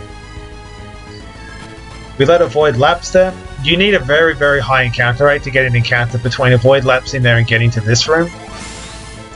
I haven't seen it happen. It can happen. I just, you know, it's not likely, so I don't worry about it. Even if you do get it, it's 3 seconds at most. You just flee. There is one more red light skip we have to do later on. I personally find that one to be the easier of the two. It depends on how fast your menuing and your mashing out of the menu is.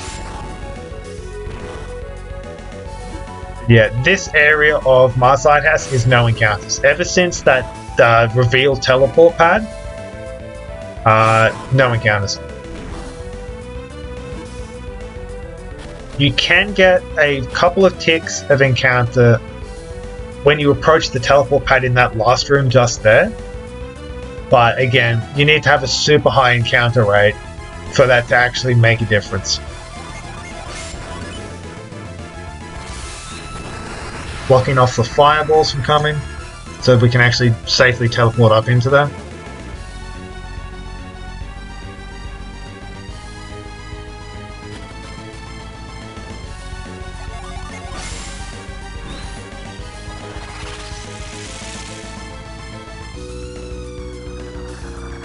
Because otherwise we would get hit with a fireball immediately. The fun thing about that ladder is you can just run straight up and you'll immediately climb onto it. You don't have to move laterally to be able to climb onto the ladder. This is the Soul Blade room normally. That chest is the Soul Blade. We already have one, so we don't need it. Now we refresh the void.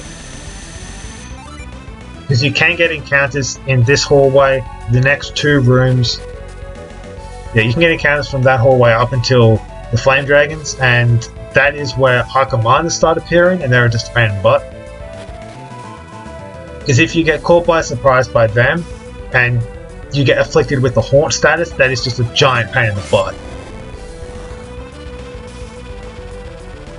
You don't ever want to be haunted. Okay, quick Jin menu to set up for the Flame Dragons.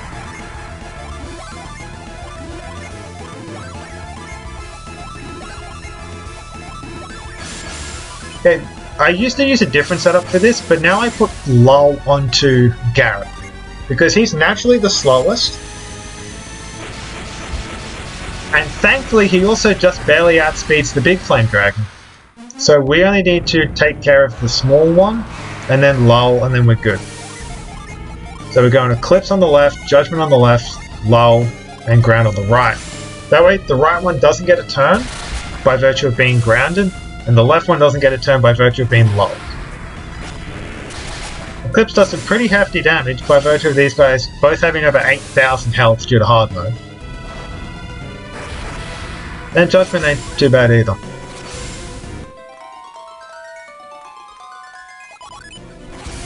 Another Eclipse. We're going to use Horus because we got Petra coming in, and we're going to use Iris on from Garrett. Again, we have to Petra the right one so it doesn't get a turn. Garrett outspeeds the left one, so it should be fine. Eclipse does an insane amount of damage. Horus is also going to do a ton of damage. Look at that, 22-11 on the right one. And Iris gets the kill. 2-turn kill in hard mode. Let's go. This is another one of the reasons why that stat gem manip I did way at the very start of the one during the file setup is so important, because getting Garrett to that exact agility range of 180 agility is so important throughout this run. So important through the back half, or like the back leg of this run. It's the perfect speed for Garrett, because it means he can just be the luller.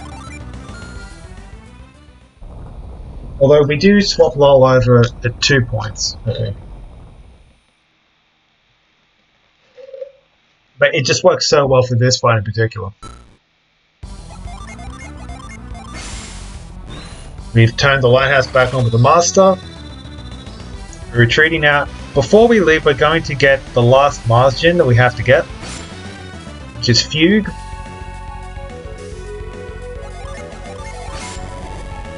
Pretty easy way to get it. Sorry, no, this is the second place where we let Avoid lapse. But, you know, we're only likely to get one encounter between now and Fugue, and that's it's 3 seconds to get the encounter and run away versus 5 seconds to reapply Avoid. It's faster to take the encounter. Although at that point I thought, crap, I might get a second encounter before that, because that was an absurd encounter rate. That was probably like a 25 or something. Very high encounter rate. Do we make it? The good thing about getting the encounter is it also gives you another tick of Jin recovery. That was me checking my notes to make sure I'd set the right Jin. And I was counting to make sure I had enough Jin for this. We go Eclipse, Judgment, Eclipse, Petra.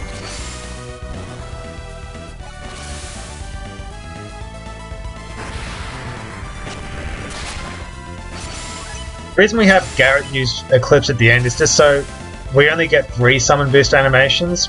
If it had been Eclipse, Eclipse, Judgment, we would have gotten 4. Just a very micro thing. And hey, it does the job. Nice. Yeah, we have all 18 Mars Gin now, I'm pretty sure. Shine, Fury, Fugue, Core, Tinder. Yep, got all of them.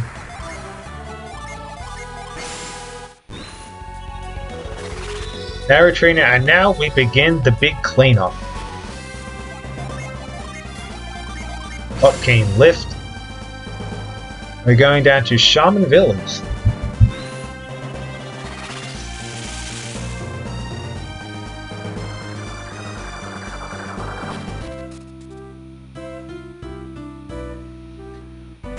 The thing is, like, I don't think there's any major strategy changes between any of the Jin that are left. Because it's basically, now that we've got Fugue, all the Jin that are left are not Mars Jin, so it's just spam Iris. The only question is, how many Mars Jin do we need to set so that Iris has enough power to get the kill? For some of the earlier Jin, the answer to that question is 0. For some of them it's 2. Thankfully we have enough Jin on Garrett where that's just super simple. So the only question now is, do any of them catch us by surprise? Hopefully the answer is no. That would suck. Particularly if it's one of those gyms that require a little bit of setup or time to get through, because then you're just wasting time leaving the room, coming back in, having to pick stuff in the menu again.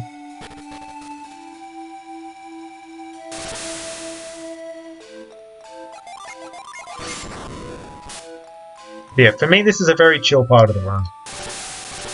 It's basically just down to just do the menus right. At least until Star Magician.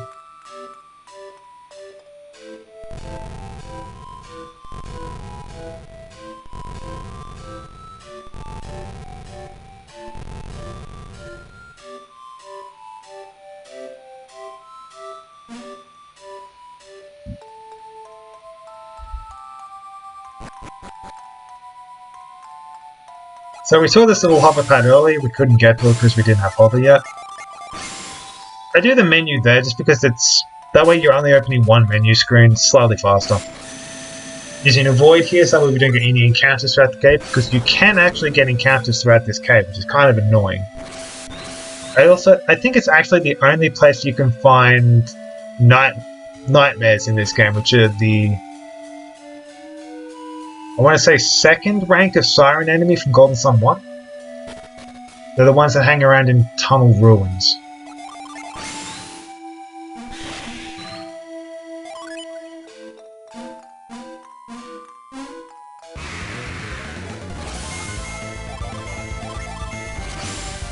And standard Petra Iris.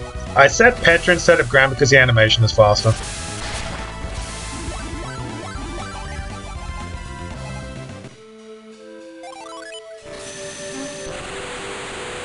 And which is this gym? We didn't see it. It is Gasp, though. Gasp.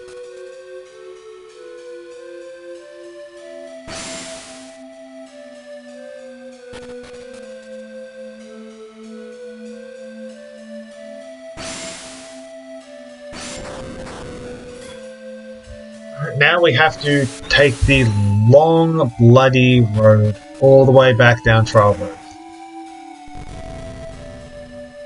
Because why would you ever be allowed to retreat out of here?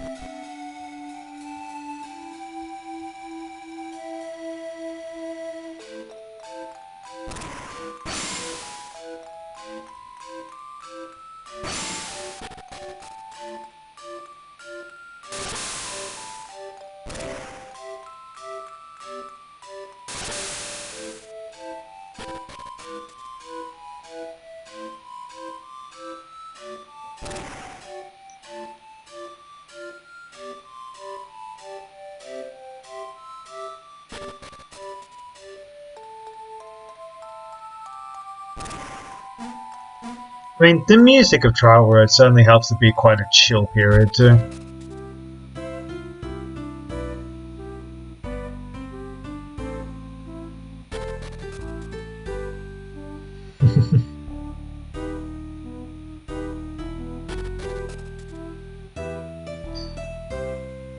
You'll see Dalan. It's one of my favourite strats.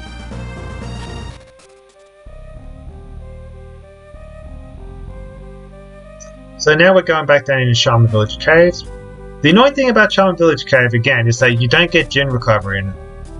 So, like, if I'm going up here to go and get Eddie, which is the Mercury Djinn that's in this little lift puzzle here. The annoying part is, after I fight Eddie, as I'm walking out to leave, I don't get any Djinn recovery. So it's like, if there's a fight I have to do between then I have to use the same Djinn setup for that 80 and whatever that fight is.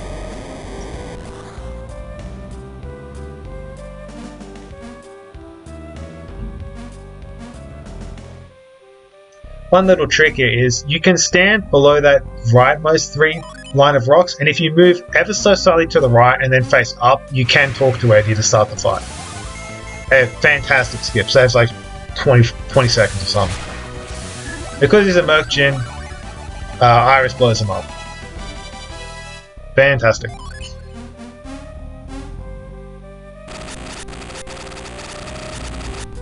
Eddie is the goodest boy.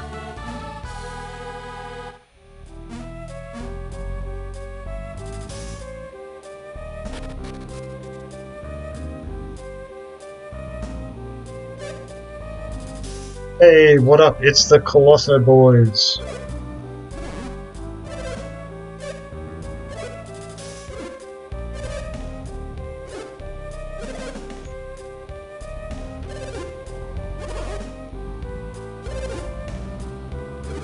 It was fun coming up with a strat for this in hard mode because the Vampa has over 1100 health, and they can all also defend as well. So it was certainly just a fun little exercise. Let's have a look, and okay, I can tell from the damage numbers that none of them defend us, so this is a one-turn fight. Normally what happens is if one of them defends, then you have to do some extra stuff depending on who defends. If Novampa defends, you have to use, you have to have Isaac use Juarez on the second turn. And if Novampa and Satridge defend, you have to have Isaac use Juarez on Novampa and Garrett use Dire Inferno on Satridge. And that secures the 2-turn, even if all three of them double defend. Which I think is like 1 in 256,000 or something. But yeah, what is it now? It's 1 in 8 to the 6. But hey, we're done with that. Alright. Now let's go down to Garrow. Why are we going to Garrow? We got Ether. What was that? We got Ether 5 hours ago. We go to Garrow because it is the fastest place that we can teleport to that allows us to then fly over to Taupo Swamp to get Flower. Because why does this place exist?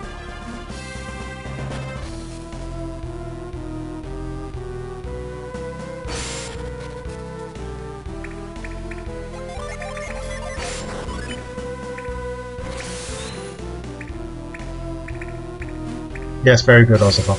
Very good joke. Indeed, got them.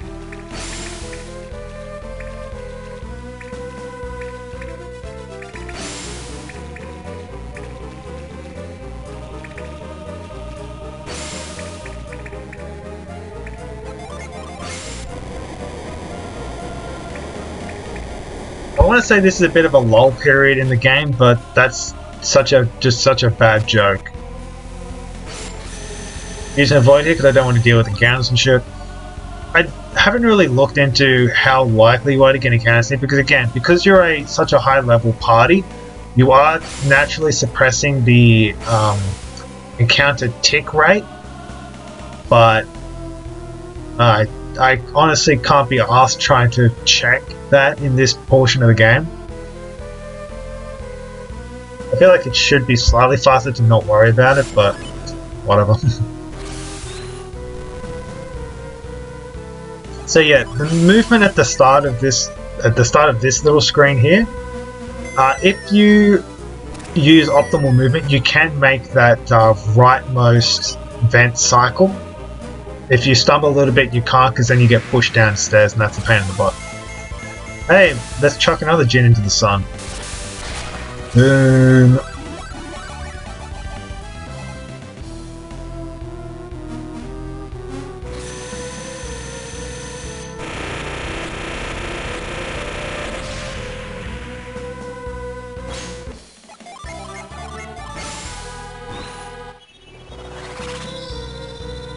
Right, that's it. That's all we go to Taupo Swamp for. That is the only reason Taupo Swamp should exist.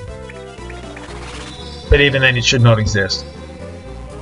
Just give us Flower and go. Now, we're going up to Izumo. Because we have one last little bit of cleanup to do before we start our big Super Boss March. And that is Lag City.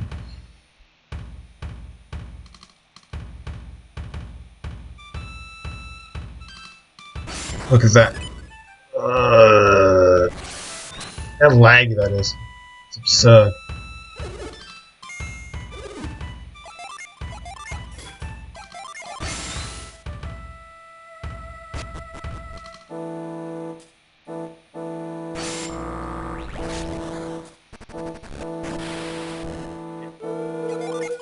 You can sand for longer in these little stretches here.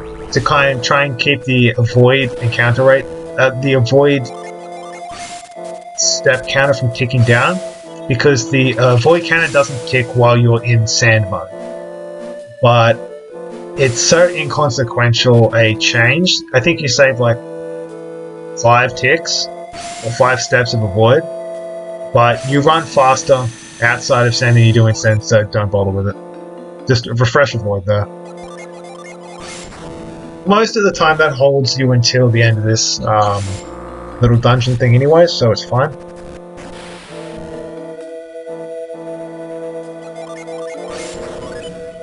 I feel like I should probably be using this energy with Felix at this point, but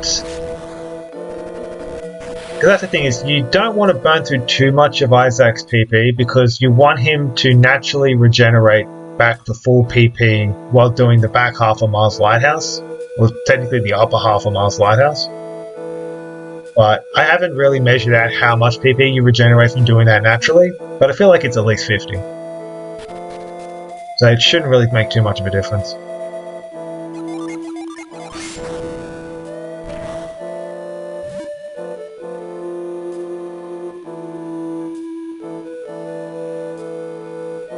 Well, let's see, according to the sum of best... Well, no, actually no, we can't use that because we lost so much time on Gondolin. Yeah, I should include a best possible time split later on. Next time I do one of these.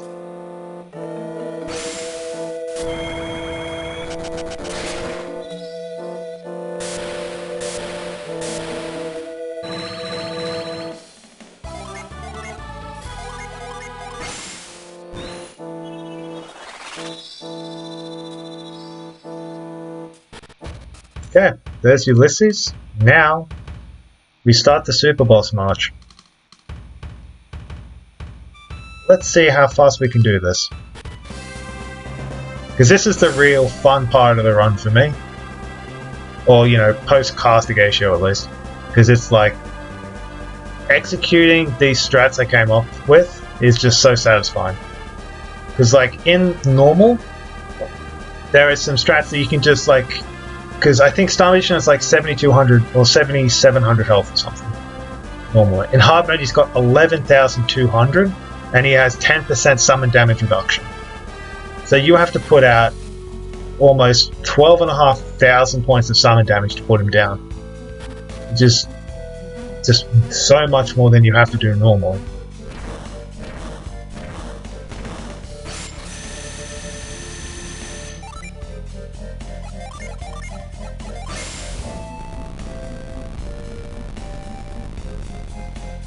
But I've come up with some really good strats for these.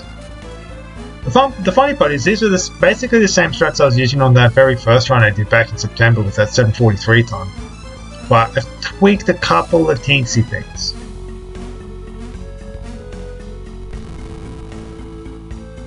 And hopefully I don't miss menu on any of these gen setups.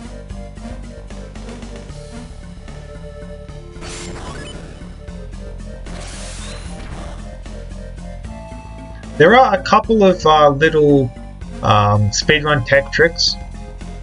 Didn't do Dullahan and yet have Iris. Yeah, I didn't do Dullahan. I used a retreat glitch on the chest you can access in the Nemo Sanctum. It normally has a dragon skin in it, but if you're in retreat mode and you talk to it, much like how you get that full middle vest from the mid chest at Dakin Plateau at the start of the game, you get Iris from the chest instead of the dragon skin. It's pretty fucking busted. It's hilarious because, you know, he also gives us the opportunity to use Iris against him.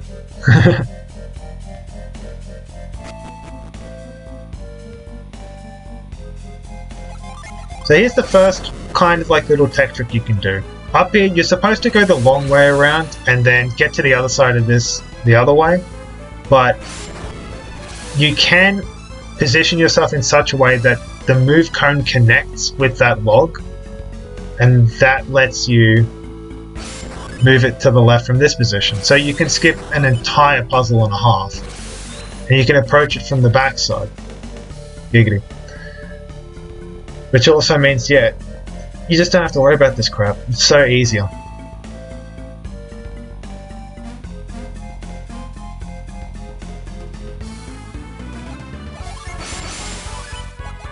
Yep.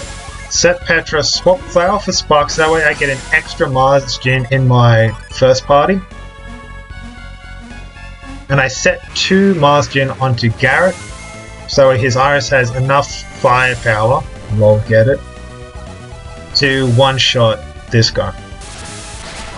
Setting those, the alternative to setting those 2 Djinn is to have Isaac make an attack, and it's like, Isaac can miss the attack, so I prefer to set the Djinn.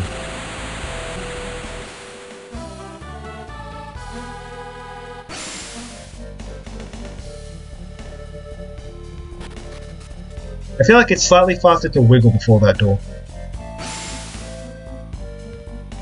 Because if you get the Djinn recovery tick there, that saves you having to do a Djinn recovery tick in this last room. Alright. Now we're about to go fight Star Magician once our Djinn have recovered.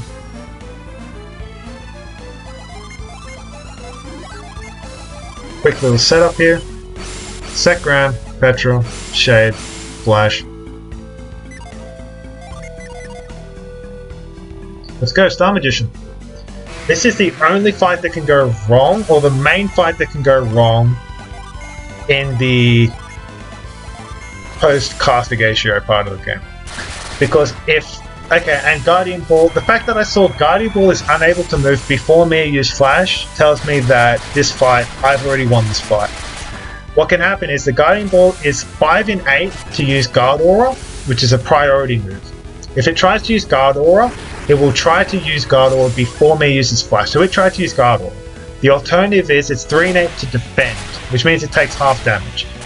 If it defends, Iris does not kill it, and then if the Star Magician then Mystic calls up a second Guardian Ball, I have 2 Guardian Balls, each of which can use Guard Aura, and I only have 1... Yeah, sure. I only have 1 Petra with which to dole out a block. The chances of that fight going like that, and then the Guardian Ball that I don't Petra using Guard Aura, cumulatively is about 3%. It's 1 in 31 for this fight to go wrong. And look at that, 2-turn kill despite hard mode stats. Perfect, perfect, perfect.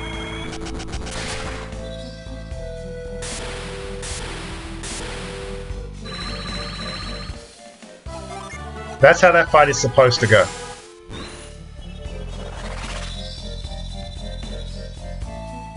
And just like that, we're done with Treasure Isle. The reason we do Treasure Isle first is because, well, it's not so much that we do Treasure Isle first, it's more that we have to do Yampi Desert Cave last. Because we need Azul for the Valakar fight.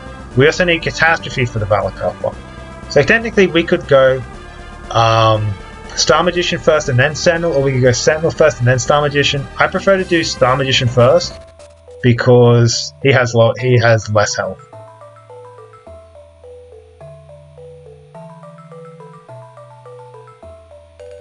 And because, you know, I get Ulysses and then I immediately use it in a fight.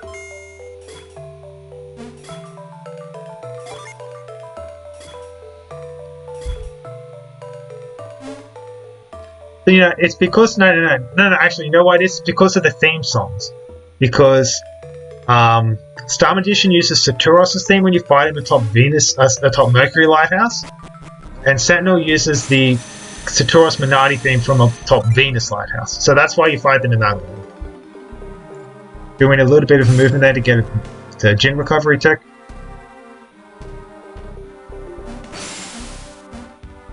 Getting another Djinn recovery. I think you need 4 Djinn recoveries between Star Magician and this guy. Swapping Gasp for Sour to make the next menu a little bit easier. Just double checking all my Djinn menus. The reason I swap Gasp for Sour there is so that I don't... I'm triple checking that I did that. The reason I swap Gasp for Sour there is so I don't have to do it on the menu before Sentinel. It's a word for why you use that as the reason. Yeah, for simplicity's sake.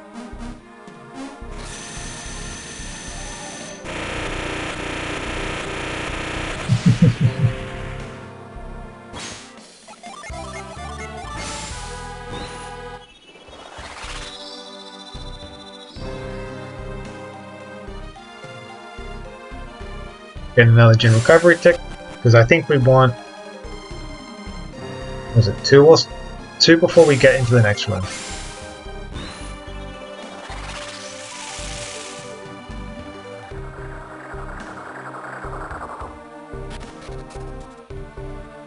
There is one more thing we have to do in this cave before we go and fight Sentinel.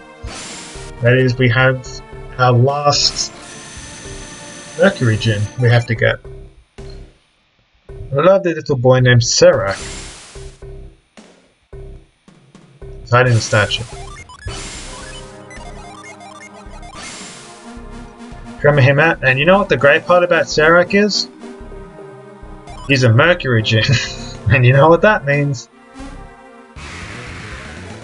Throw him into the sun.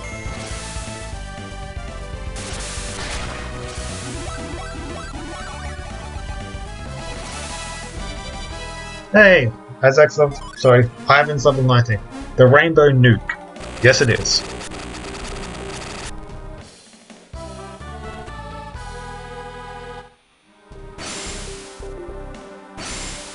Yeah, so these last 3 rooms have high Gen and PP recovery rates. Doesn't really make too much of a difference because, again, you get 12 ticks of recovery between them.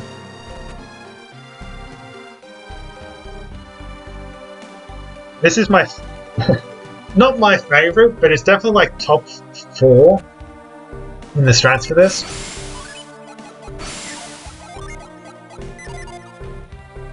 Stand by all, set low, let's go.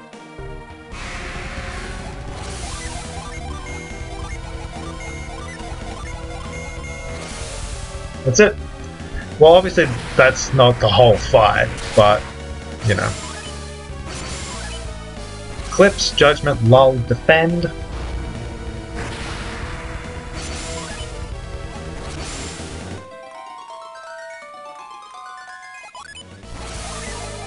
Eclipse, Horus, Iris, Ulysses.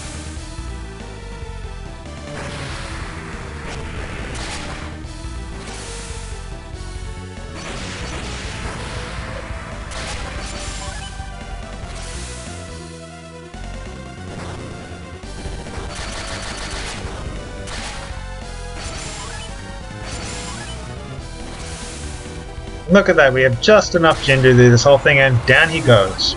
2 turns.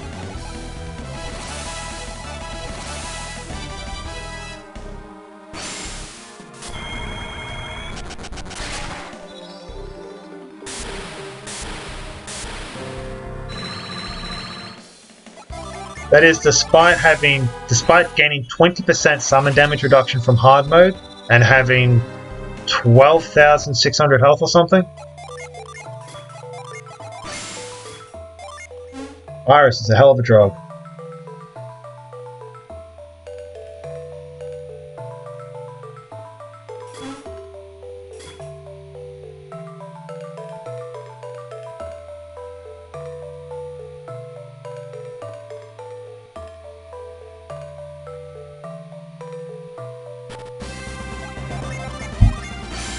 Now for the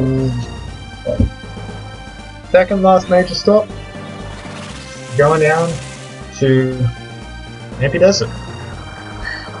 And finally, after all this time, we're getting the trainer's weapon. Hallelujah.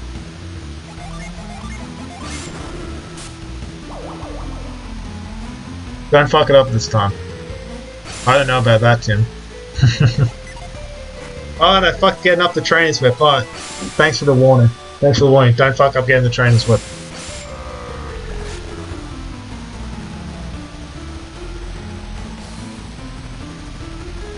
Don't worry, I won't let Balakar throw me into the sun. This time. That's what happened in the last run. I forgot to set Grand and Petra. which meant that I didn't take his first turn away before using lull, which means he used Iris against me. It was hilarious.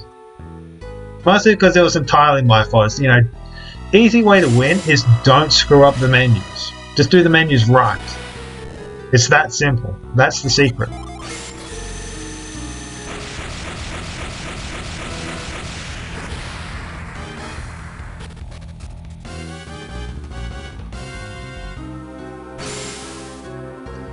Casually, this is one of my favorite dungeons because this is where you got Mithril Silver from. In speedrunning, I hate this dungeon. Every puzzle in this dungeon can be called inconvenient. Like, even by Golden Sun standards, it's inconvenient.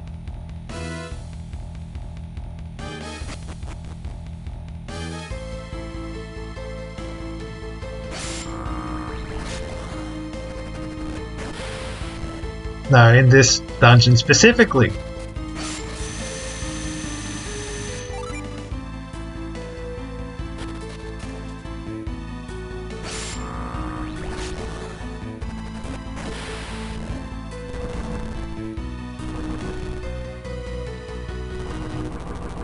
I think I've legitimately forgotten how to do the Empty Desert Cave legit. Like the way it's supposed to be done, because I just do the clip at the end, because it's just, even if you do that clip like 15th time, you do the clip, you get it, it still saves time, I'm pretty sure. It's just, this is just an absurd dungeon. Oh, and for reference, yes, there is a one final move clip.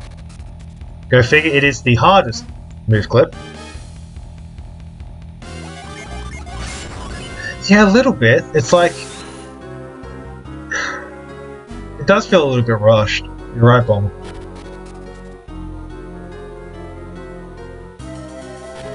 I don't get what the point of the dungeon is.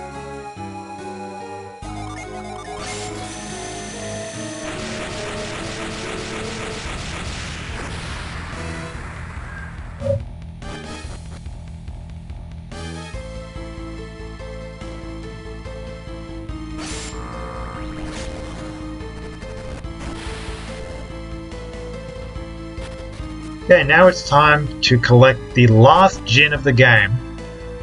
Venus gin called Crystal. There it is, digging around like a little chump.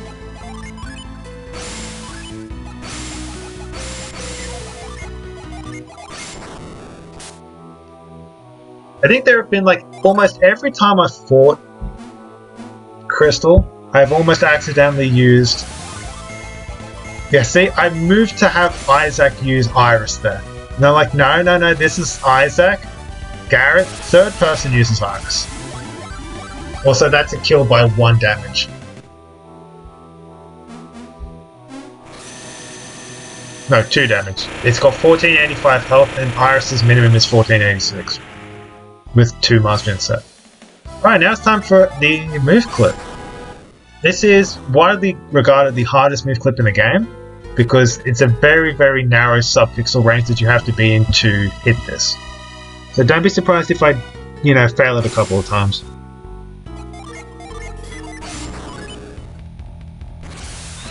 Or I could just get it first try. Alright, let's recover some gin. Let's get set up for Valika. Valika is a pain in the butt. He has... I think he has maximum health, 16,383, and he has 35% damage reduction. This guy is as tanky as Dullahan is.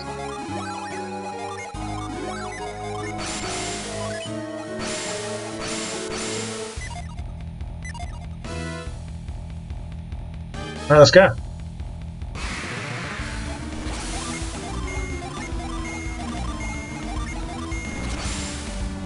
So the reason I took the Megathericon off Isaac was to lower him to his to the 120% agility apprentice class, so that way he underspeeds Mia and Ivan.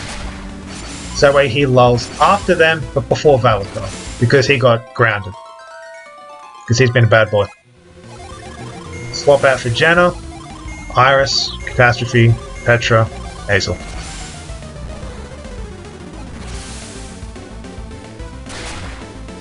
4,200 damage with Catastrophe. Wow. 4,100 with Hazel. 3,000 with Iris. And boom, he's dead 2 turns. Doesn't get to do jack squat. Does not get to throw me into the sun this time. Down he goes. Boom. Now all that's left is Dullahan and Doom Dragon. Fun fact, these two, Yampi Desert Cave and Yampi Desert, are technically considered the same dungeon by virtue of when I'm in here and I use retreat, I go to the exit or the entrance of where I entered Yampi Desert. It's weird. Yeah, that's how the fight's meant to go. You know, when you don't cock up the menu like an absolute moron. Me.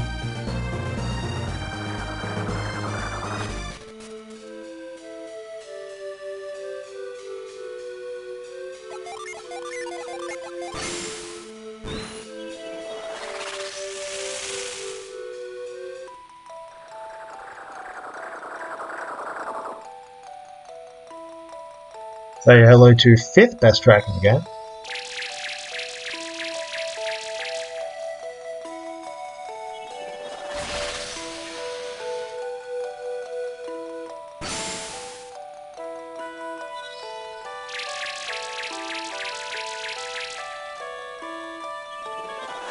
Yeah, like, the boss fights I came up with for most of the bosses after Castigation are very, very solid. Like, 2-turn Star Magician, 2-turn Sentinel, 2-turn Valakar. Got a really good Doom Dragon strat, and I've got a pretty good Dullahan strat too.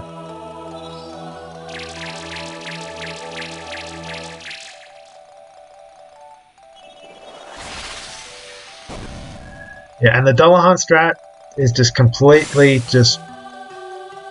barely hung together by Garrett having 180 agility in his Dark Mage class with the Golden Boots.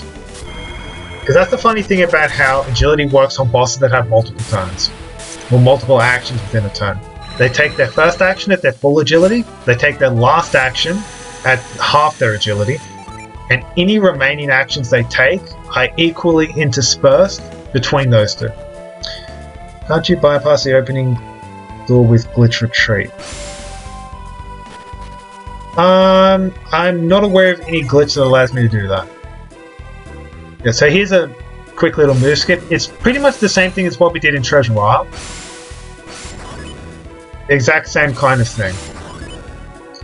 Is there a glitch that allows you to skip the opening door? Or is that a save and quit deal? I honestly don't remember. So with doing these move skips in an Emo Sanctum, use the edges of the bounding boxes for the move objects. It's just an excellent reference point. Allows you to very easily set it up.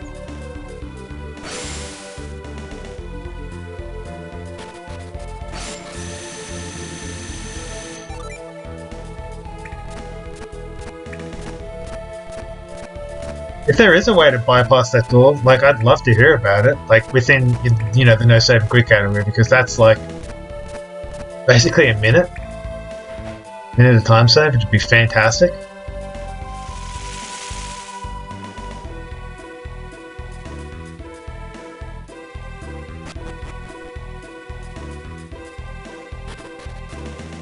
Okay, cool.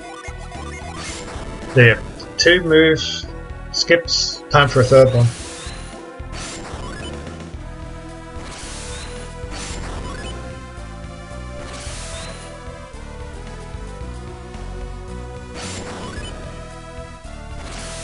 Sweet. So that's the second last major trick in the run. I think the only major trick remaining is the last red light skip. I've been very, very happy with my execution on tricks throughout this run. Like, the only one which I actually messed up through my own fault was the Magma Rock blind climb. Missing the frost clip in Gabolma Catacombs is tricky, because again, it's sub-pixel dependent, and you can't always be 100% sure that you're on the pixels, that you're in the exact right position with which to achieve the frost clip. So yeah, it's an either it does or it doesn't. It's not so much RNG in that your personal execution can only get you so far in that. So I'm not really miffed about that. Everything else was either first or second try. I'm super stoked with that. Like particularly hitting first try on the Valikar clip, hitting the Frost clip in Lemurian ship, just excellent.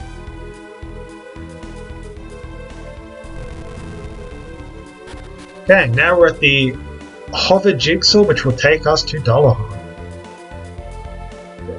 I believe the optimal order to do this is you do the middle left one, which is the right wing into the top right position. You do the middle right one, which is the left feathers into the bottom left position.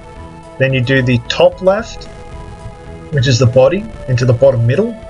You do the bottom left, which is the head or beak, into the top middle. Then you do the bottom right one, which is the right feathers, into the bottom right. And then you do the top right into the top left, which is the left wing. I'm pretty sure that's how you do it. The order might be slightly different for the last two. I just prefer to do those because I don't want to have to run around so much.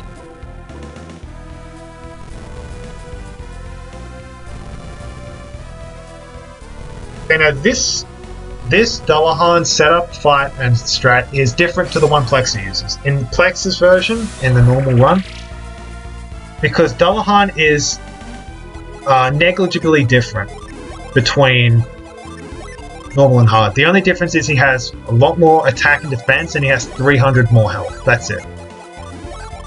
The strat I use is a different one to Plexa's. Plexa bombards him with summons from the first party, has Dullahan wipe the first party and kills him with the second.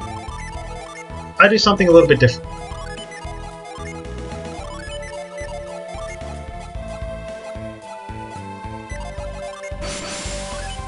It does require sending. Yeah, okay, I do. Double checking, 180. Generating, let's go. This is going to be fun. Ground, catastrophe, judgment, lull. Because Garrett has 180 agility, he will, at worst case scenario, speed tie Dullahan's second move because Dullahan has 241 agility. That means he takes his first turn at 241, his first turn is being grounded away. His second turn takes place at 180, which is halfway between 240 and his third move of 120. So he gets lulled no matter what. Pop out to Jenna, Iris, Catastrophe, Charon, Petra. We get to use Charon in the run.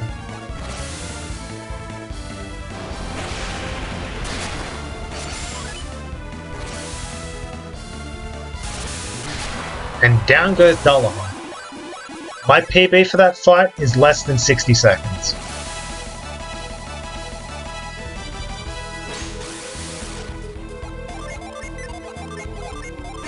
And we don't change the party order around because it's actually optimal to leave Jenna in slot 1. So let's go, let's do Mars Lighthouse for real now. 30 minutes ahead. We're on pace for a sub 710.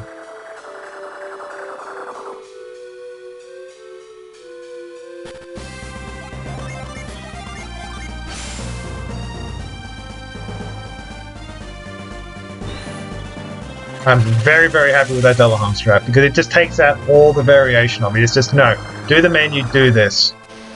Dullahan dies. 2 turns. Over and done with.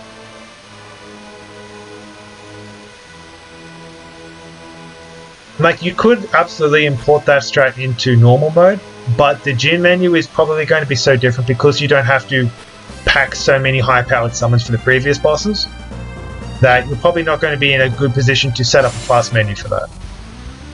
Yeah, it's pretty great, isn't it, Bomber? And now, this part. This is a slight deviation as well. I know, no tablet, what a bitch.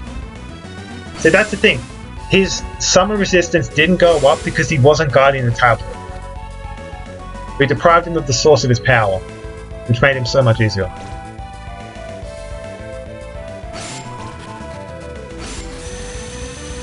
So I'd originally routed this to do bird wing, fish wing, dragon wing. But then I realized that it's slightly optimal, as in like you use one fewer avoid if you go dragon, bird, fish.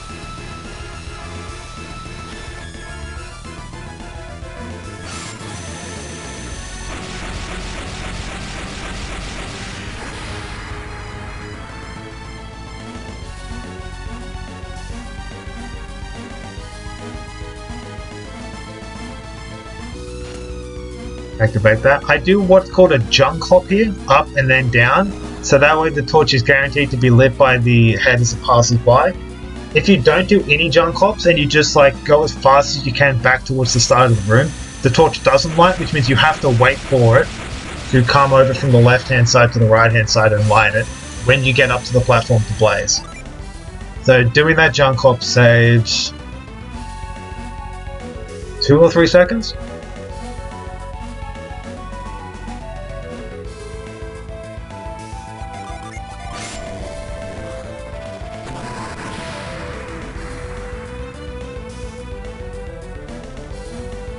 And again, whenever I use avoid here, it's because I've exactly timed out the best place to use it.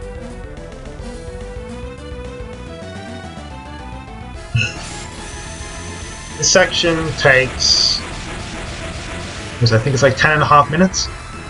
Well, it normally takes 10.5 minutes. With, you know, if you don't make any mistakes. So the only major thing coming up now is Doom Dragon, which is at the end of this section. Doom Dragon is a very interesting boss, particularly in hard mode. Do you remember? Does anyone here remember way back when I was talking about the Briggs fight and how the C fighters he calls during the fight don't have hard mode stats, they have normal mode stats, but the one that's present at the start of the fight does have hard mode stats. The exact same thing happens with Doom Dragon. His first form, full health, full hard mode stats. Second and third, not so much. Because when I was first routing out, trying to figure out a route for Doom Dragon in hard mode, I was operating under the assumption that he had hard mode stats in all 3 forms. And that was just a nightmare to have to deal with, because that meant I had to chew through like 4,000 more damage. And I just couldn't really find a reliable way to do that, while also locking him out from just destroying my party. But hopefully I'll be able to show off in a little bit. I came up with a good little fix, because his later forms don't have super boosted health. And again, the stat gen manip at the start of the run is key to that, because one of the crucial things with that stat gen was pumping up Mia's speed as high as we could. Like, when I was writing out the stat gen, I was finding that Mia usually varied between 83, 88 agility, very, very rarely had 89 agility. And then I stumbled upon this GRN that gave her 91 agility, which was insane. And it was actually perfect, because normally what I have to do is I have to use a bunch of mints on her, because she has to hit about 215 to 217 agility for the fight. Because otherwise there's enough wiggle room for something to go catastrophically wrong. But when I previously made the route for this new reroute using an old stat gen manip, she started with 88 agility. Now, the way that Mia's starting class worked is that it has a base agility modifier of 80%. So what that 88 starting agility actually meant was 110 starting agility. The 91 starting agility corresponds to 114. So she's actually got 4 more agility than normal. And when you take that and correspond it with the 140% agility modifier she has when in the Dark Mage class, that's actually 5 agility. Which means normally we don't have to get the mint. We don't have to get the extra Tandari mint. I got that anyways as backup security for Felix and Piers.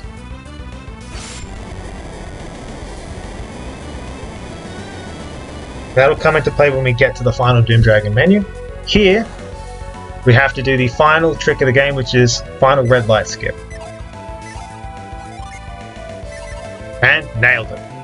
First tried, all 3 red light skips. Fantastic. So this is going to be the second of the 3 Mars wings or towers done. Now we just have the fish one to do, because we use a retreat glitch to remotely activate the human tower, which is pretty cool.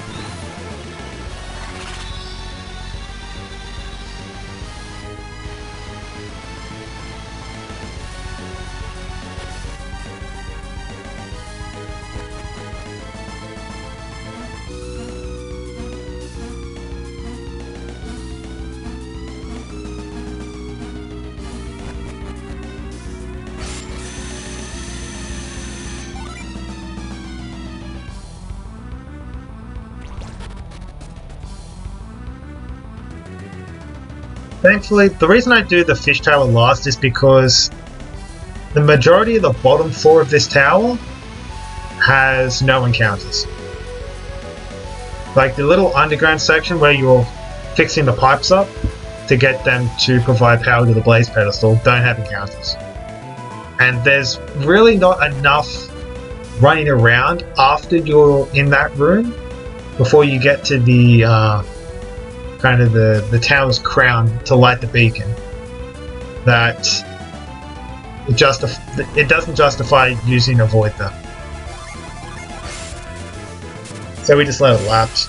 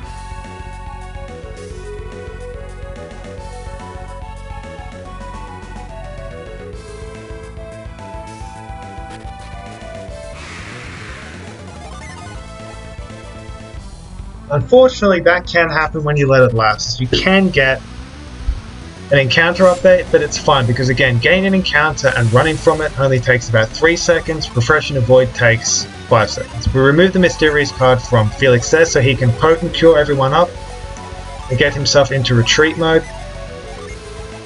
We enter retreat mode and then we blaze again to get the human skip glitch. See how it's lit up yellow? That indicates that the human light has been lit. Then we're going to return to the main room, which has the branches off to the towers, and we're going to get ready for the final boss.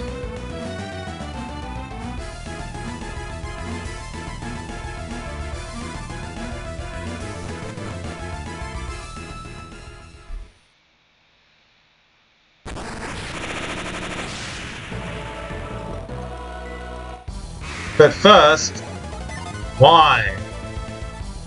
I got an absurd encounter right there. Okay, we want a lot of Jin setup.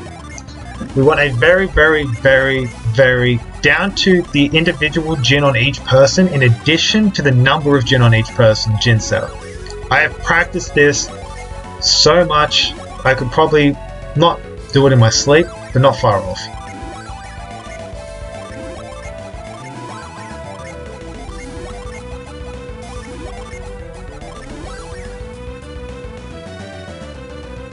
Forgot my place for a moment there. Okay, we do this Jin menu here, and then we change the party around because it's faster to do the Jin setup menu with that configuration. We then make sure everyone has their Tomega Theracons and Golden Boots equipped. Felix doesn't have one, so we give him Garrett because Garrett takes absolutely no place in this fight. We then set Jin to get Isaac into the Necromage class, so he has access to the Called Dullahan Synergy, which is one of the cornerstones of this strategy. We set those Jin. We mint.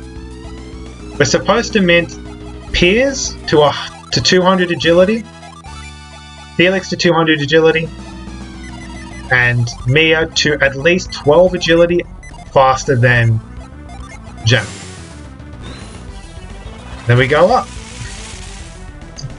However, thankfully, I double-checked my notes and realized I'd forgotten a very important step here. You have to give all of Felix's attack boosting items to Isaac, so his Called Dullahan actually does damage. That was almost a catastrophic missing of the notes there. There we go, Doom Dragon, let's go.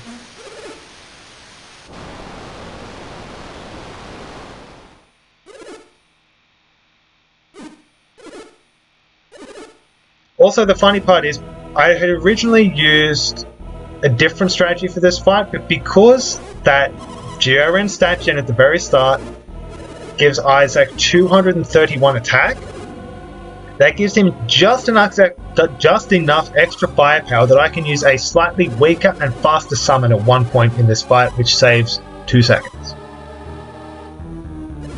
I'll take it. 2 seconds is 2 seconds.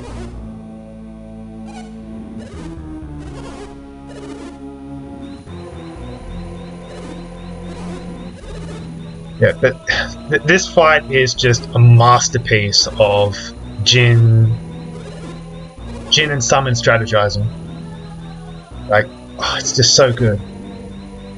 I'm so proud of this fight, and you might be able to see why when it happens.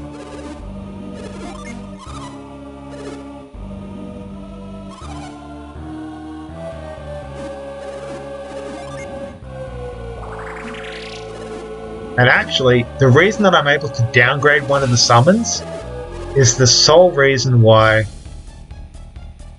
I'm able to win this fight. And you might catch why. Well, I'll explain why after it happens.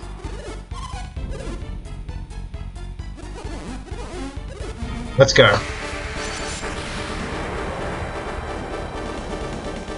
Okay, first turn. Thor, Forge, Lull, Kite. I'm supposed to kite Ivan then. You're supposed to use kite on Ivan, not Isaac. I almost had a heart attack when it happened because the game made my right input and used it on Isaac instead of Ivan. The reason that we have Isaac use Thor is to max out his Jupiter power as high as we can. What I did here is I used Kindle instead of Flash. You would think, why aren't you using Flash? The reason I'm not using Flash is because I need Isaac at maximum attack power to be able to reliably kill second and third. Flash helps for this turn, but because he used Fiery Blast right there, I'm fine. If he'd have used Blast Breath on Jenna or Felix, and then used Quake Sphere or some other big ability, I would have been in trouble. Swap over to me, Call Dullahan, Hazel, Lull, Petra, Set. Because Petra is a priority Jin, it also sets with priority. Call Dullahan, big damage. Remember, it has hard mode stats, so it has high defense. 1600 damage from Hazel, that's an insane amount of damage. Lull, it doesn't get to do anything. I'm constantly depriving it of its ability to use its first action, which means that it doesn't get to do any of its really dangerous shit. Granite and Petra give me hopefully just enough protection to survive this turn, because again, I was supposed to use Flash, but I didn't, which means Fiery Blast did a lot of damage to my party. Set Lull for future use. Fiery Blast again, we should be safe because he didn't use Blast Breath. Side Boost, Quake Sphere, what? Okay, we're good. Jenna survived. Swapping for Ivan, using Catastrophe, we're using Tiamat here. The only reason I'm able to use Tiamat here is because I previously Previous strats used Meteor there. Because I didn't get to use Flash, I only had 6 Mars Gen on standby. If I'd have kept my Meteor strategy, I wouldn't have been able to use it. Because I would have been using Catastrophe and then Meteor.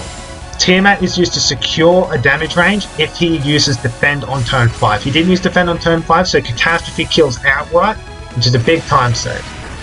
Horus, go figure, 666 damage. When you add in the Call Dullahans, we're looking at about 1700 damage, which means this form is down to about 2900 health, because again, it doesn't have hard mode stats because it's called during the fight. Get Petra ready for the next turn. Use Ground to take out his first turn in case he wants to use Gardevoir. Call Dullahan, another clean 1000 damage. Hazel, 1600 damage. Oh, sorry, no, yeah, he had 2600 at the start of the turn, so there's a 2600. Turn 8. We're already at phase 3 after 8 turns. Petra. Notice look at how many Jin we have. Call Dullahan, nice clean 1000 damage. Hazel, we have 3 Mars, so we have 3 Venus and 4 Mercury ready. Dust. Catastrophe. Just there. Doom Dragon goes down. Yeah, it's very narrow. Like, each form, if he uses turn 5 defend, I kill by 7 damage on minimum damage rolls. Yeah, 666. Yeah, I did think of everything. If he defends turn 5, which is the most damage that he can reduce with a defend, I kill by 7 damage. The turn 6 and turn 7 combined on the second phase kill him by 78 damage or something like that. And the final turn, which does the entirety of third phase, turn 8, kills by, I think, 30 damage. It's not a lot. But yeah, it's super precise. And again, even though you're supposed to use Kite on Ivan, but it's just so precise with the damage. It is so precise with the Jin setup, with the Jin using, with who has what, with the summoning. It is just chef's kiss.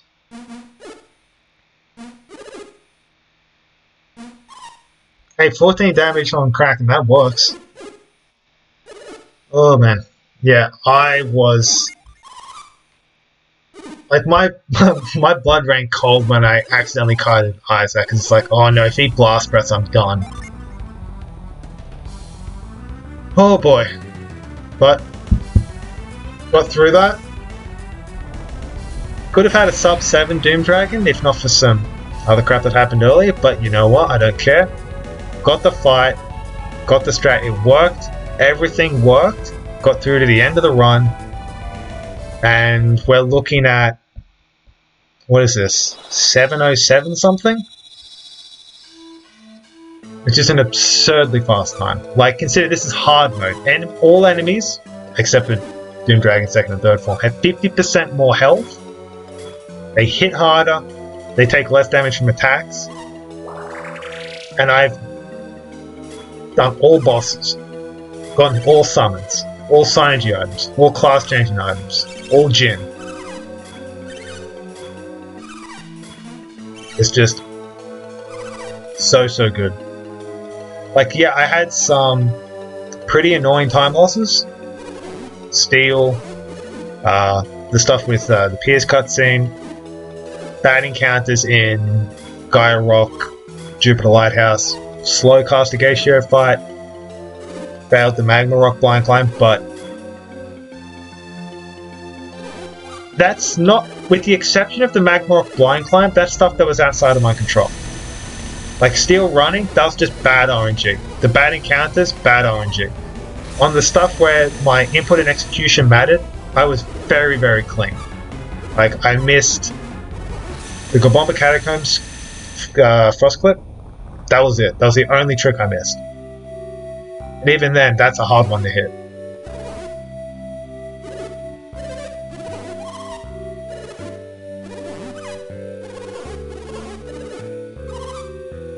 And like, honestly, figuring out the stat gen is what really drove me to say, okay, this can actually be a consistent thing. This might be able to become a category. You know, other people can do this, because it's like, yeah, just mash quick, do the name cancels, and you've got your stats all set up. And then it's just follow. Like I've got a 17-page document just with all my notes for this, and it's like pretty comprehensive. And it's just feels so good to finally have gotten a run, and with good time, improvable time, but a very, very good time. And like even applying a penalty to the run, because this was done on emulator, even applying like a 1% penalty because of it being on emulator to make it comparable to console runs, like Wii U Virtual Console, because I think the average time I've worked out is like close to 1 in 120 frames, so it's like a 0.8.5% or 0.83% runs faster. So, you know, applying a 1% penalty is slightly on the harsher side, but even doing that, this run is still what would that be, 711 something?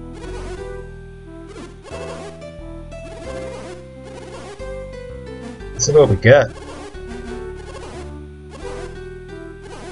70707.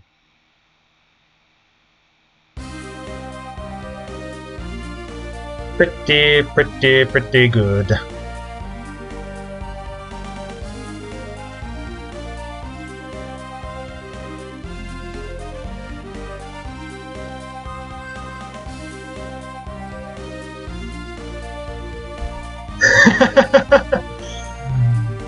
Yeah, that's pretty good. Pretty good call out, also.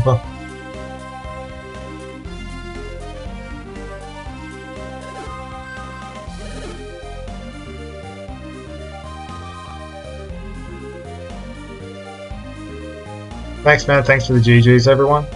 This was an absolute treat to run, put together. Like, nah, it's not what I think. It's on emulator. It's not even an official category. Although, given that it's not an official category, this is world record.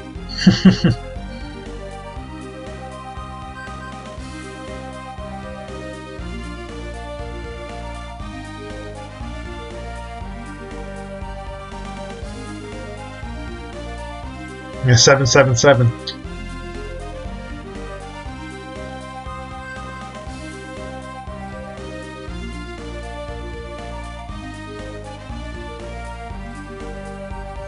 Which fights are these in Golden Sun 1?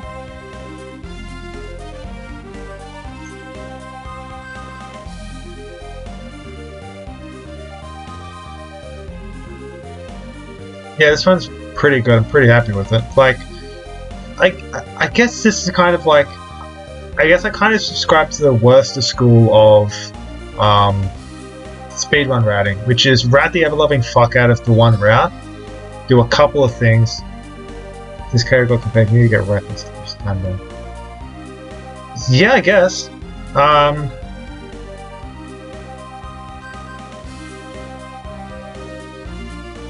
mean, the other thing is, because it's such a long category, there's not going to be a ton of interest in running it, I guess. But like, again, doing this run in under 7.5 hours, it's not awful.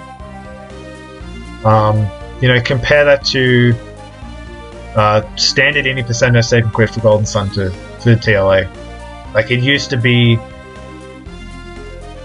you had to be performing at a very high level to get 6 hours. Yeah, and like Plexa's got a 544 80% no save and quit, and he's, you know, very, very high tier speedrunner for Golden Sun.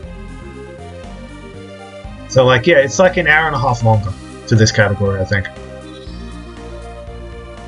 I think it also shows that like normal 100% can be brought way down, because the current rec is 720.13, That could easily sub 6. Sorry, not sub 6. Wow. That could easily sub 7. Like, I don't know, 650, 655. If you're going to run 6 hours, you might as well run 7. Might as well run 8. Yeah. Feels good. Feels good. I'm curious what the final in-game time is going to be. This run is faster than normal 100%. Yes, it is. Normally, normal 100% is 7:20:13. This is 7:07:07. Yeah, and that's the thing is like TLA, because it is such a long category, just even in the normal any percent no save and quit. Like there will be less interest in it because for Golden Sun 1 is just a faster game. You don't have to have as much free time to be able to put a run together. But you know, there's talk of maybe trying to get TLA into like a major speedrunning marathon at some point. Like obviously we had, who was it? I think it was the Casino Coin had his run on really longathon. But like, you know, if it could get like any percentage of same in with GDQ at some point ever. Maybe if there's like a huge amount of interest in the Golden Sun franchise after Plexa GDQ run in sort of 4 or 5 days. Maybe. Get more people into this, get more people in the Golden Sun community. The more people that come in, the more people might want to end up running TLA. And if we can get some more competition there, that'd be absolutely fantastic.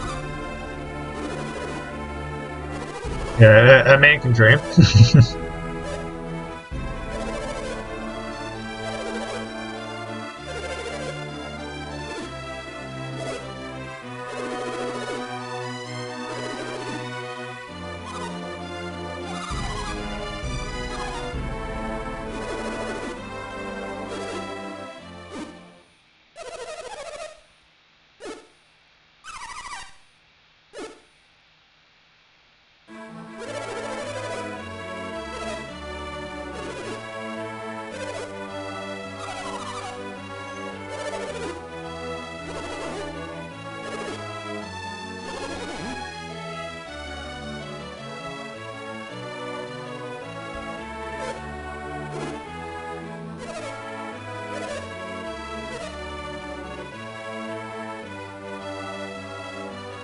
Everyone's happy at the end.